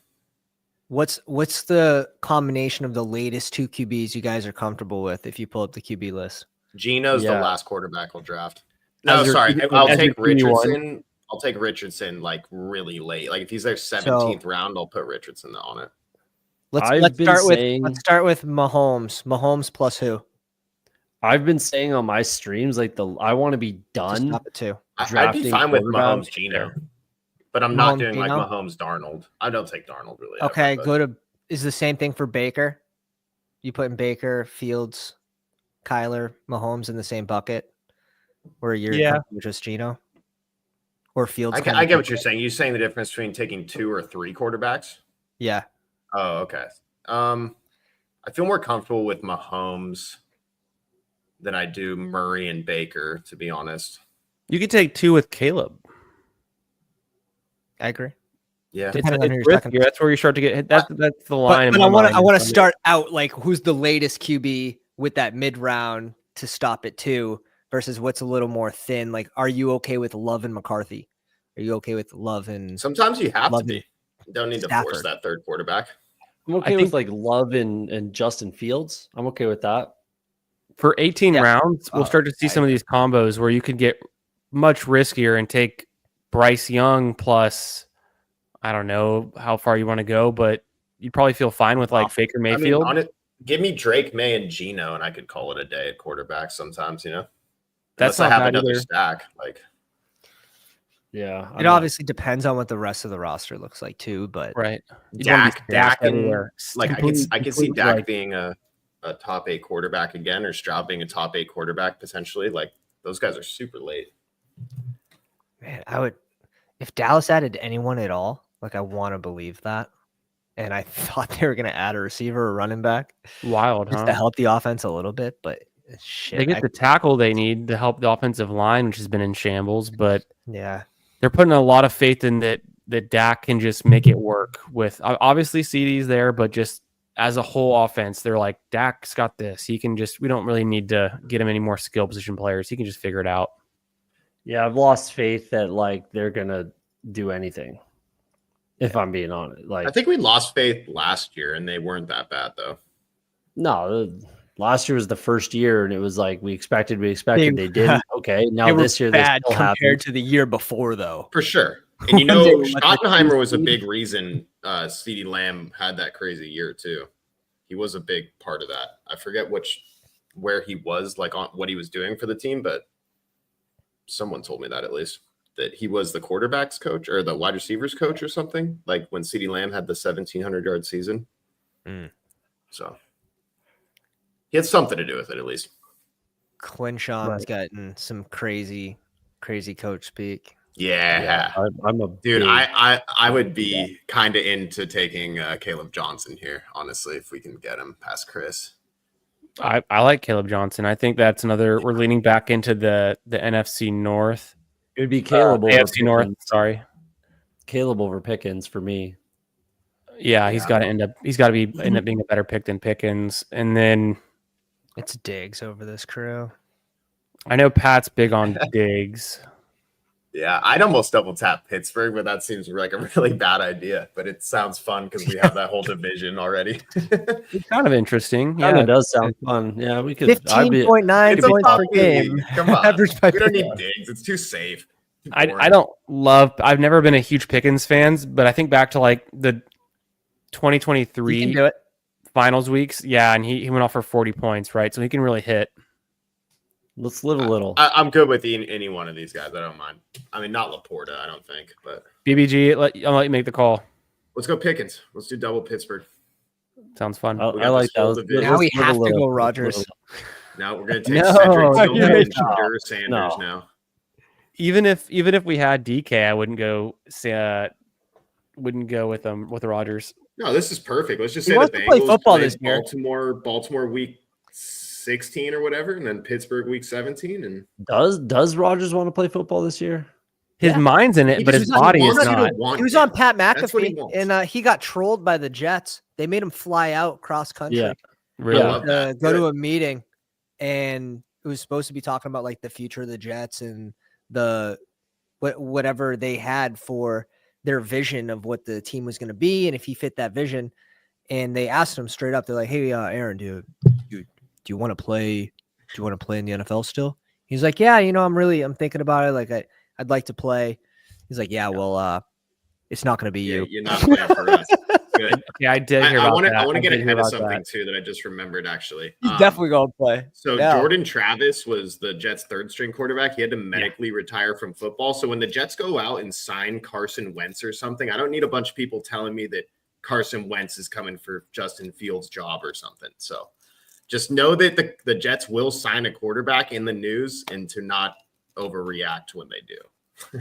It's my best advice. I highly doubt anyone's going to be calling for Carson Wentz. People think Fields' profile is super fragile, man. Like I don't think you do as much, but most people in the best ball community that I hear are like, and they're saying Carson Wentz is the guy. No, I doubt. I'm just making up a free agent name right now. It could be anyone. Yeah. I don't know who it could be, but maybe it's I don't know. Maybe it's like Pickett when he doesn't make the roster for the Browns or something. I don't know. He ends up traded for him. He'll be there. I sent out a tweet. Maybe it'll be Deshaun Watson. I don't know. Yesterday, I sent out a tweet. I'm curious what you guys think, but I really do. The way it's trending, I think Diggs is going to be going by Olave sooner than I saw you that later. I saw you say that, and I believe you because you're a sharp guy, but I don't like that price. I won't be clicking Diggs there personally.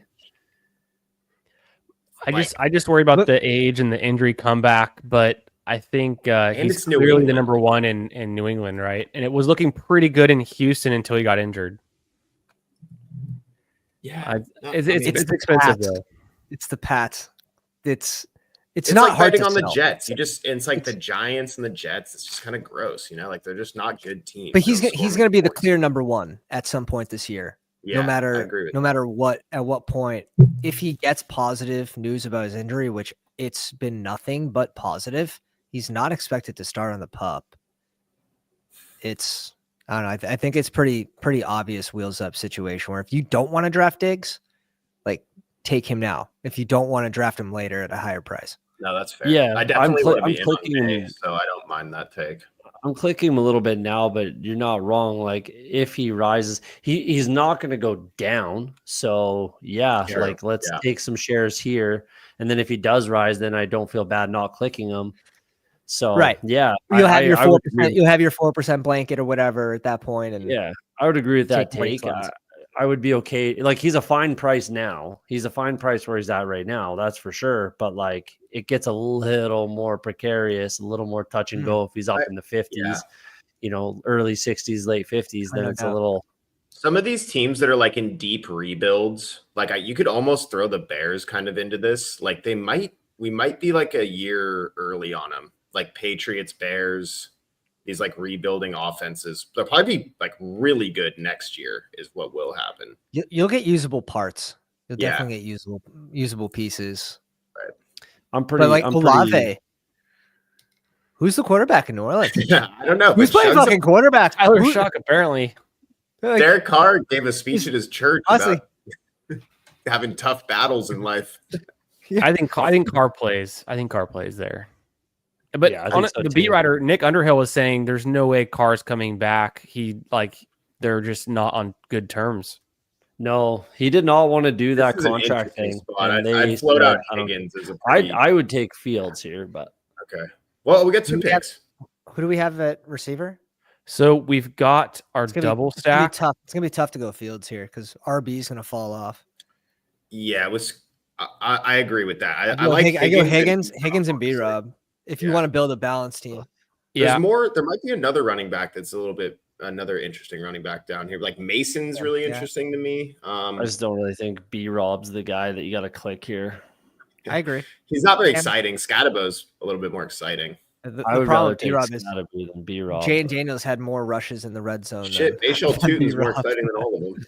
Yeah, I would. But B-Rob's a riser.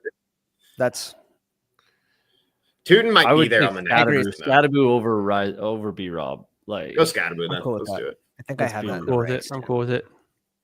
I've been enjoying the Eckler price too, and if you take B-Rob, then you can't get the Eckler.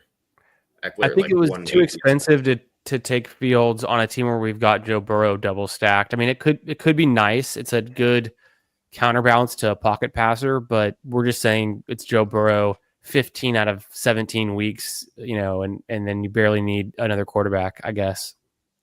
Totally. Yeah, last year, the team that I got, or the MP got second with was a Burrow Will Levis team, you know, like Levis didn't even play. So it's kind of wild what can actually get there. Yeah. I mean, it's different. It's a different conversation. Like Burrow was a 10th round pick last year. Exactly. Which is what I'm kind of feeling with like Mahomes this year, honestly. You like how I did that? Yeah. Good luck with that. I just pattern match. I'm like a child in preschool, just trying to like. But there's such a fall off if you do go a second QB there. It's unstacked. Do you have to go Fields there rather than just build like a median strong team at receiver and running backs? You're not like scrambling 22 picks later when it comes back to you.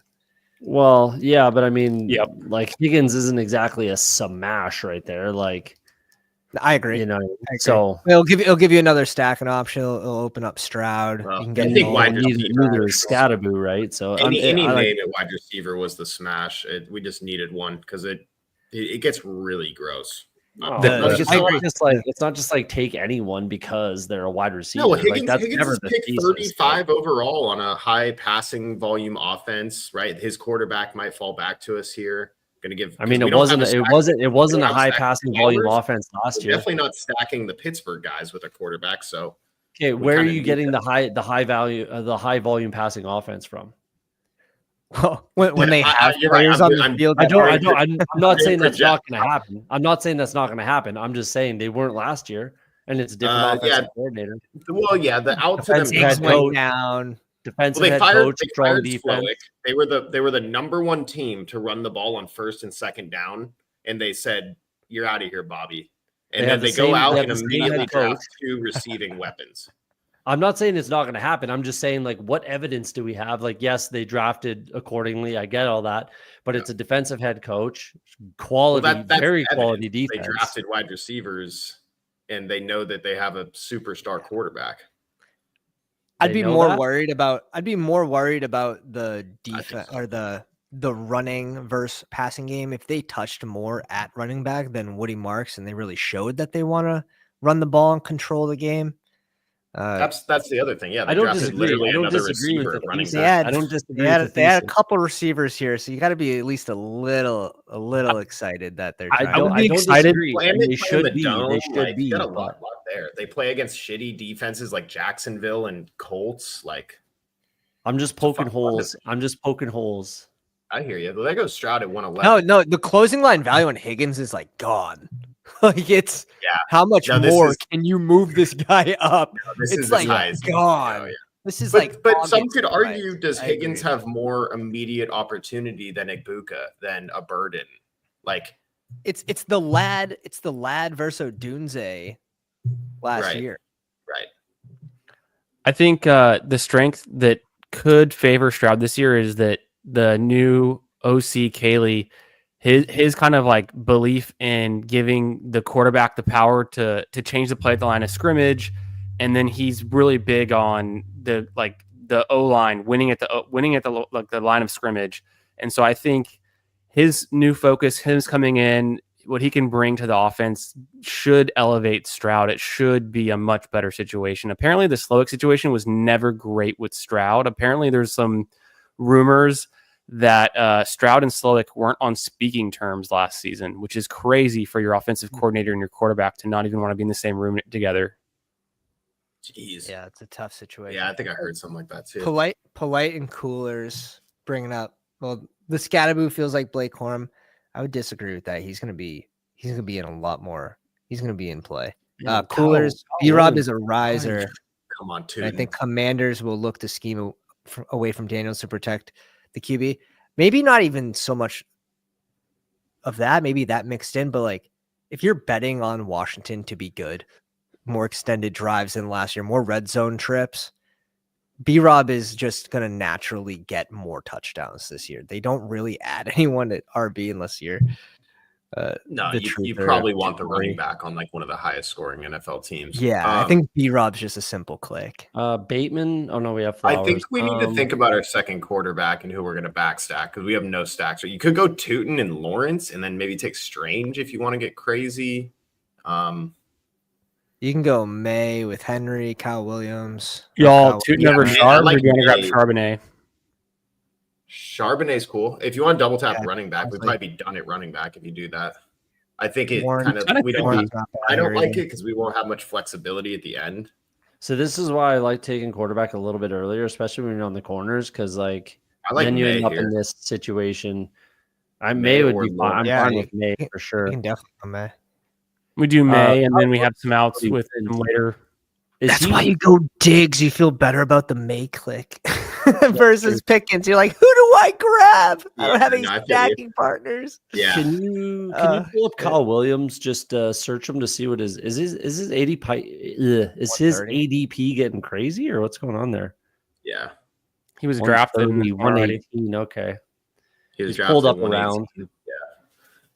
Which I bet would be sniped whoever took Kyle Williams last round. This guy probably wanted May right here. Kareem took him at 114 yesterday. 114, eh? I don't know for night draft. He thought no one was looking. He was wrong. No, he's yeah. In this range is when you're going to start seeing Jack Besh, Kyle Williams. These guys are all going to start going right here. Jalen Knoll probably even. So we don't have a tight end, but I think that plays into the two QBs that we have being fine for late tight end builds. Hell yeah. I think everything's good for late tight end builds. We're good with the two QBs, and then we're pretty. I mean, we got a lot of rookies, but we're doing pretty decent at running back as well, I'd say. I love our running back room for sure, and tight end's pretty easy. I think we're going to have some pretty fun. We have our tight ends with both our quarterbacks available, and even more starters down there. Take another Pittsburgh player. Take Fryermuth on this team. Who are our other RBs? Are we done at RB? So we've got. I think we need one more. We have Bucky and then 3 rookies: Caleb, Cam, and Bayshell. Do you have your updated exposures on? No. So I downloaded the CSV actually, so I could update it, but then I'm only going to have my 9 best ball manias, 1 puppy and 1 schnauzer, and then we've done 2 puppies tonight. Okay, copy. So I think being a puppy, it's just we could just draft anything. I haven't done a ton of puppies. I haven't really been when you're pumping that them. when you're that new into the contest, like who's your most drafted player, Pat, or anyone? Well, we'll start with Pat. My top 2 are Patriots. It's Kyle Williams and Diggs. Okay. I got Kyle Williams, Out of baby. How about you, Candyman? I'm 9 BBMs in, and I'll kind of focus on those. I had Jack Besh in each of the first 4 BBMs I did, and I didn't even realize it until like the 3rd and 4th one. And the chat was like, "Oh, you're a big Besh guy," and I was like, "I guess so." And I looked back, and it was all Besh. Big Besh. Yeah, Besh. Yeah, Besh. Damn, we might get a crazy Hollywood Brown fall here. That'd be pretty wild. In BBM, in my 10 drafts, my most drafted player is Tet at 50%. Wow. Ooh, I like that. I'm at Remember, we put him right behind Worthy, and I switched it after the stream to right after Worthy, and that's where he goes right now, is right after Worthy. I have 45% on Tootin and Igbuka. Yeah. And Tolbert.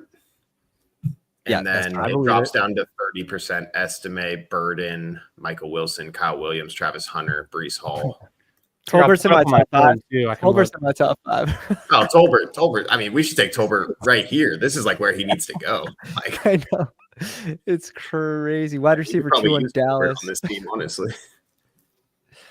It's stupid. I can't believe I still can't. So this is here's a tricky part. So we got to look at tight ends. Obviously, we have none so far. So, but late. We have after Connor's top, we're kind of fucked. No, but they're coming up quick, Pat. You noticed that, like Gesicki, Henry, these guys are moving up like pretty quick. I've noticed in my drafts. If Kincaid's there, you just take Kincaid. Yeah.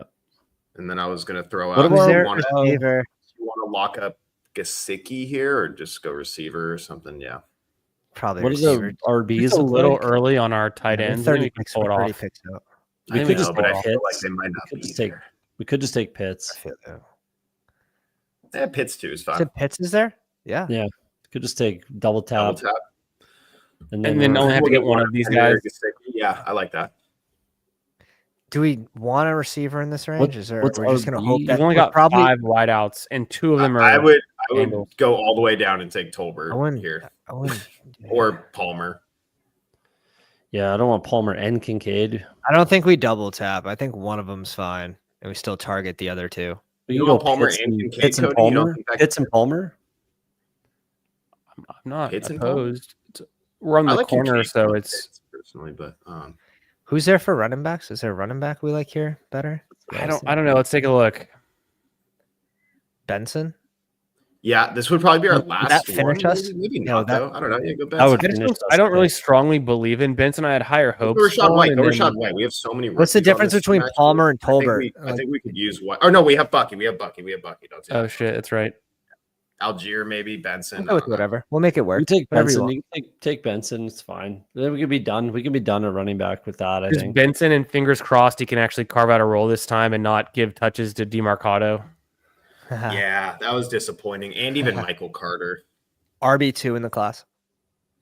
I know that's such a bad class. It's so sad. I thought Benson could have been something, but then James Conner is like he's got the full faith of the team. You know, I mean Benson still could be if Connor's pretty old.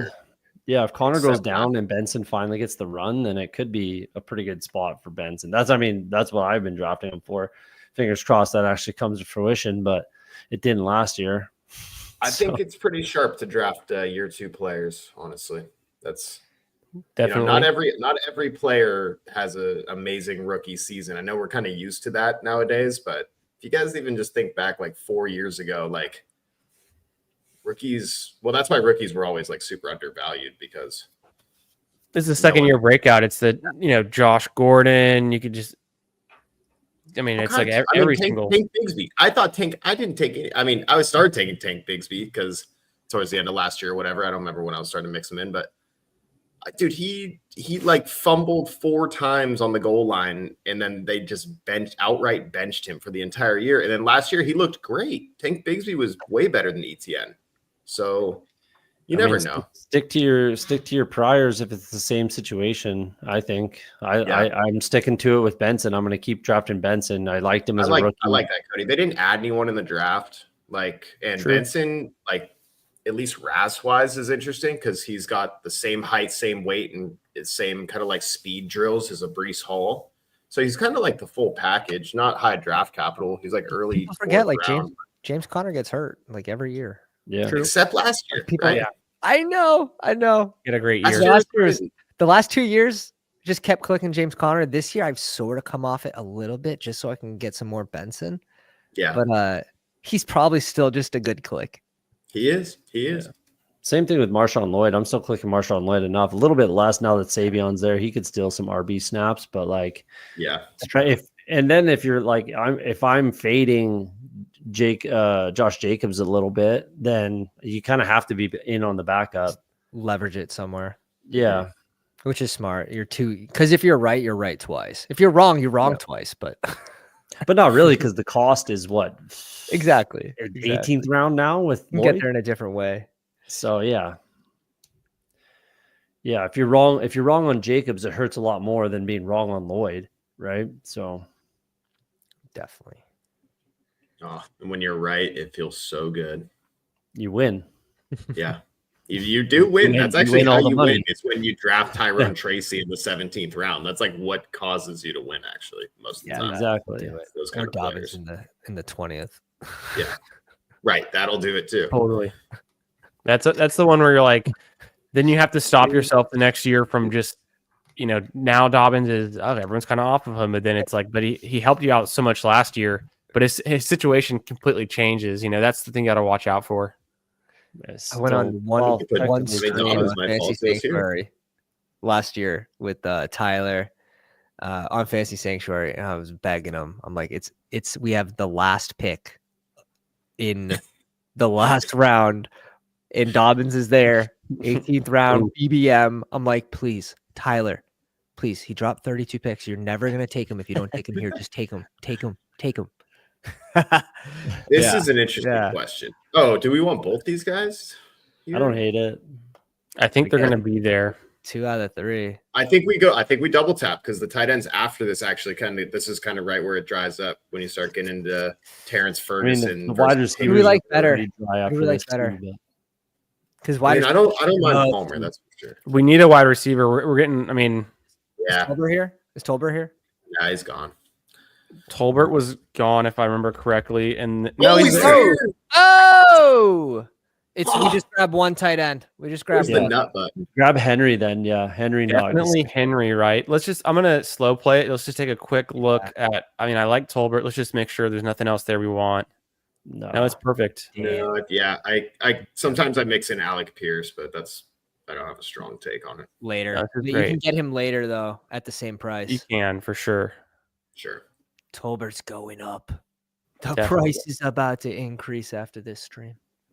So we finally got our stack with Drake May. Do you guys have any strong opinions on other late Patriots options? During the big board, before Diggs was there, before Kyle Williams was there, I was dabbling in Demario Douglas, maybe even some Boutte, maybe even if you get really risky. I think Douglas is safe. I think he's proven to be the best wide receiver of the core from last year.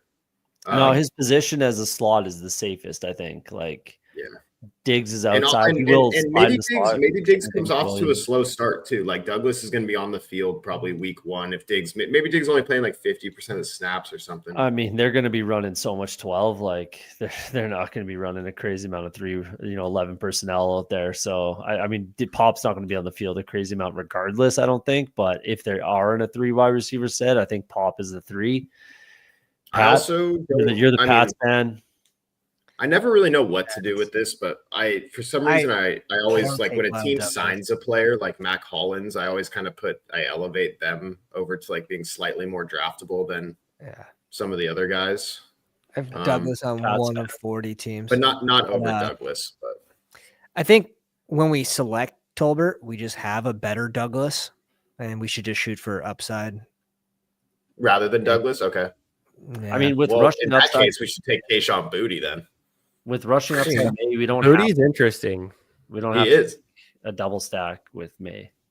I don't know if it was just seniority, but when Booty was at LSU, he outproduced Neighbors, Brian Thomas, and Jack Besh in the same season. It was 2020, must have been 2 or 1, but probably 2. No, I no, exactly. I'm. You just don't know if he's going to play, but if he plays, Booty's good. Honestly, he's got spike week in him, so I don't think May could also just be a good advance rate. You don't think so? I don't think we have to force it a double stack at all. Oh. With Drake May could just be a good advance rate click for this team where we needed a second QB and we got a little bit of correlation. Then we didn't have to force it. I think you just try to advance the team. I think we've committed to the Burrow double stack being what you need. Yeah. We don't have to chase the Patriot stack. Yeah, we've got Pittsburgh bring back double bring back Pittsburgh the best picks on the board. And Baltimore. Like it's I think that's a common, honestly, I think that's a common mistake is like overstacking, forcing stacks when it's really not necessary, especially with the rushing quarterback like May, Fields, whatever. Like just single stacks are more than fine. Yeah, in my opinion. Fannin if he falls to us. How do you guys feel about Fannin? I think he plays wide receiver on the Browns, but they did sign Deontay Johnson. But I don't know. No Fannin. I think he just plays wide receiver. Like honestly, we still need a few more wide receivers. Slayton's always viable. I mean, he's gonna be on the field 100%. We've been clicking Slayton for years. It just the story never changes. But he's been an 18th round pick for like 5 seasons. He's pretty good. Always pays it off. We'll cover it after because we got some people lurking in here. Michael Wilson is also a very fine click. He got no competition added in the draft as well. Coker's gone.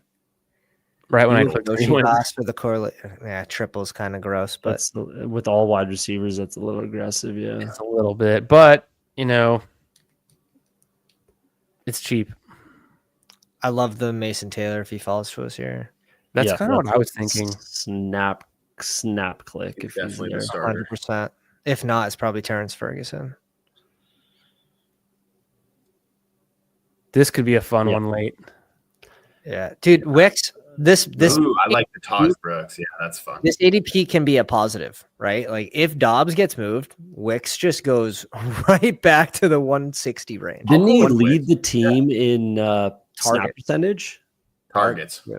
No, and probably snap percentage. I believe that. That was Wicks didn't lead the team in targets. Yes, he did. 76 targets led the team in targets was 76. Over Tucker Kraft?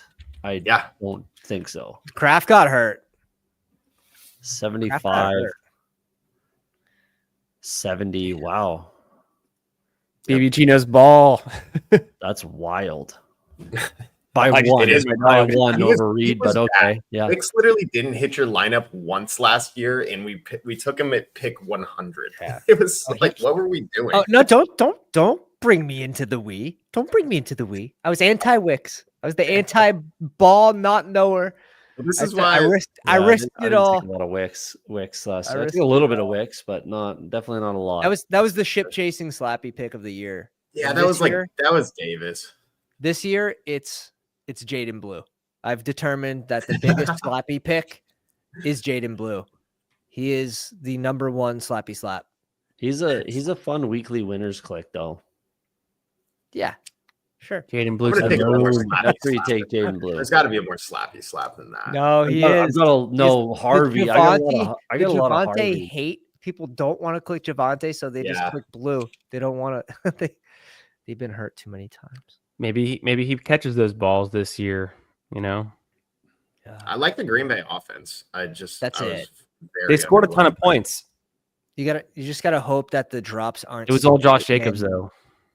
Just at the end of the season, if you flipped the first 8 games with the last 8 games, Josh Jacobs probably be a 5th round pick.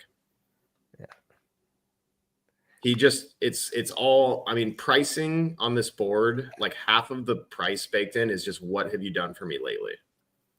That offensive line got a hell of a lot better in Green Bay too, though. That's what makes me nervous about fading Josh Jacobs a little bit, is that O-line's in real good shape. Yeah. Well, But I do love the Green Bay offense. They were very highly drafted by me in the big board, and I'm going to continue into Best Ball Mania. I think they're just a solid bounce back offense, really. You got a first round. I mean, yeah, I love grabbing these teams that add all these receivers, grabbing more Baker, grabbing more Stroud, grabbing more Love, just like making it happen with these teams. Even Minnesota adding Felton day 2. So kind of interesting for McCarthy. Polite in pain seeing the Wicks drops. Yeah, he had some end zone drops too, but just the way they run their receiver room where they're playing 4 guys, it's must be hard for them to get into a groove too, being like part-time. Like that's gotta suck. But none of them have really like said you're not taking me off the field. You know what I mean? Like none of them have been so good that it's like you can't take me off the field. Watson used to take himself off the field all the time. Yeah. It felt like Dobbs was out there a lot, but I don't know. Do we need a wide receiver or running back? Yeah, Dobbs was just doing cardio. We've got 7 just doing cardio. That's it. I feel like because we took 4 and then 4 in the top, what was that, 7 picks? Yeah, it's probably running back. I don't know. I might be wide receiver. Our running backs are a lot of rookies, so we have a pretty low floor for the early season. Although I will say Caleb Johnson's obviously the starter the whole time. I mean, I would just assume Caleb Johnson's starting, and then you have 2 starting running backs. Don't want to like hedge against your own team you just built.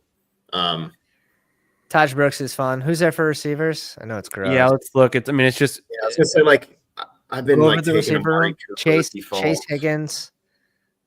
Oh, ours is Chase Higgins, Chase Flowers, Higgins, Pickens. Flowers, Pickens, Jane Higgins, Colbert Wicks. I mean, Isaac Tesla, they traded 2/3 for him. He's on a good passing offense. I don't know. They're just. I mean, he's like the 5th target option, but I do think it's interesting. Yeah, that's all I got for you. Just saving on with Wicks is that. I'm pretty good with anything. I don't love Taj Brooks in this team, but I'd probably just go whatever. Yeah, honestly, yeah. There goes. It went Brooks. We're flexing running backs on this team. Or Brooks. I think Yoshivas was the correct click there. The last pick of the draft. Like, fuck. Just buy into the offense. We do have the double bring back Pittsburgh. No, I agree. Oh, it went Taj Brooks. It's the That's glitch. fine. Yeah, That's fine. I'll throw out the stat. I don't know if I've said it to y'all before, and of course, Big 12, so not the best defenses, but Taj Brooks at Texas Tech had 24 consecutive games with over 90 rushing yards, and I think only all but like 3 or 4 of them were 100+ rushing yards. So in the last 2 seasons, he's just been a complete workhorse for them. I heard 2 or 3 different people who are completely opposite sides of the fantasy football space, like people from CBS, people in ship chasing. And when I hear multiple people bring up Taj Brooks as like one of their favorite sleeper running backs in the class, that kind of like sparks my attention. And then I got kind of excited about him. So I'd be pretty worried about Taj Brooks personally, honestly. Like as a Bengals fan, they don't really do the rookie running back. No, you guys had what's his face? And everyone thought he was like one of the better running backs of the team, and you guys never played him. I can't even remember his name now. He was like the 3rd string forever. Probably Chris Evans, but I mean, Chase Brown got some run as a rookie, but like they brought in, like they redid Zach Moss. He's still there, has a pulse. They brought Samaje Perine back in. They're excited about Zach Moss. Exactly. Like I would be pretty conservative on Taj Brooks if it were me, But if Chase Brown goes down, it's not going to be like Zach Moss on 3rd down. He'll be in the mix, and you're just selecting backup running backs there anyways. But then it's Samaje Perine on 3rd down. It's not Taj Brooks either. Right. They brought back Perine. That's a lot of rookies for one room. What did Perine play, like 23 snaps or something? Perine's back, and they're happy about it too. I saw the blurb. Dude, for sure, they're stoked on Perine. Yeah, maybe Taj Brooks isn't clickable this year, honestly. I would personally be a little conservative if it were me as a Bengals fan. I agree. In fact, I've kind of been saying this lately, but I think any guy, even I'm kind of a little cautious with even Brashad Smith with this stuff, but I think a lot of us were just really tapped into the draft. Like, we're even streaming the draft, like live streaming it. So and we're so invested in all these players, and you can like see how they'd fit for a team or whatever. But in reality, a lot of these day 3 picks just like don't play. The pick was Yoshivas. I think I fumbled that one. The pick was definitely Yoshivas there. I agree. When Dobbs moves though, when he moves off from Green Bay, mark my words. Yeah, and Tolbert's still like. I've been talking about Dobbs off the Packers for like fucking 4 months or something. That's it. I don't think I drafted him a single time on the big. I thought they were going to cut him straight up, and they still could. They could. Yeah, certainly still could. There's a lot of bad blood there last year. He's obviously he's asking for his trade. He's obviously not happy, right? And he can't stay healthy. Funky issues. Yeah, he got benched because he asked for a trade because he wasn't getting the ball. Oh, yeah, that's right. That's right. What are you talking? I remember that when that came out. It was like, what the fuck are you talking about? It was so like, random. get on the field and shut up. Like that was really dumb of him. Like and with the concussion issues, like it's $0 to cut him. They're not saving any money either. It's like 700 grand. So funny, bro. But like if it just doesn't work and it doesn't make sense and he's a distraction, then get him out of there. Yeah, you get a guy like AJ Brown saying some shit, and you're like, okay, all right, AJ Brown. Like, yeah, we'll get you the ball more. Like, stop yelling at us. But Dobbs starts yelling at you. You're like, dude, you're suspended for a game. Stop talking to me, bro. Yeah, like, we can think about what you just said to me. Like, we can lose without you, man. Like, we can lose without you. We don't need you, bro. And when Wicks plays the most snaps in the first playoff game, their only playoff game, that's usually a good sign. It's usually a good sign. I like Wicks over Dobbs, no question. Like 77% snaps for Wicks, 56 for Dobbs, and 55 for Reed. So that's a high game for Reed. Yeah. Oh, pain. It's not pain, Pat. It's not pain because the only fantasy relevant piece on the Packers last year besides Jacobs was Reed. I have 0 Reed shares through 40 drafts. God, you're gonna regret that. I don't think I have any yet. Yeah, I don't have any Reed yet, but I will get some. I will. I think he's been falling. Yeah, he's been falling just because Diggs goes above him now. I got a lot of Reed. It's kind of funny if you look at his game logs. I was going to try to find a game where he only played 50% of the snaps, but he scored a ton of points. But the games where he actually scores points, like 35 points, he played 72% of snaps. 25 points, played 78% of the snaps. 18 points, played 67% of the snaps. So it seems like he actually does need to be out there to score fantasy points. Wow, what a fun correlation that is. Crazy. All right, fellas, I gotta take off. Have a good night. Appreciate you, Chris. Are we wrapping this up, Chris, or are we? I got it. I gotta go. It's time. It's 1 p.m. Central, and I appreciate y'all all for coming on the channel. Super fun, and of course, Pat, Fantasy Dog Pound. Everyone knows where to find you. Everyone's already subbed. And for anyone who's watching this later, link in the description. I'll add that to it. BBG, of course, one of the GOATs, and appreciate you coming on. Links already in the description. I appreciate you taking up the late time slot. I know the West Coast helps, but filling that out was fun. And then Cody, my man, another great stream 2 weeks in a row coming on the channel. We had the pre-draft stream and then this one. So some of my favorite guys to talk ball with, and I think we had some decent drafts. We kind of got off the rails, but I got you guys in there for the naming. So if we make any money on these, you'll know it, and we'll see where it goes. Let's go. Word. Yeah, awesome. Yeah, thanks for having me. Have a good night. Yeah. All right, peace, fellas. See you guys later. All right, guys. Thanks for coming out tonight.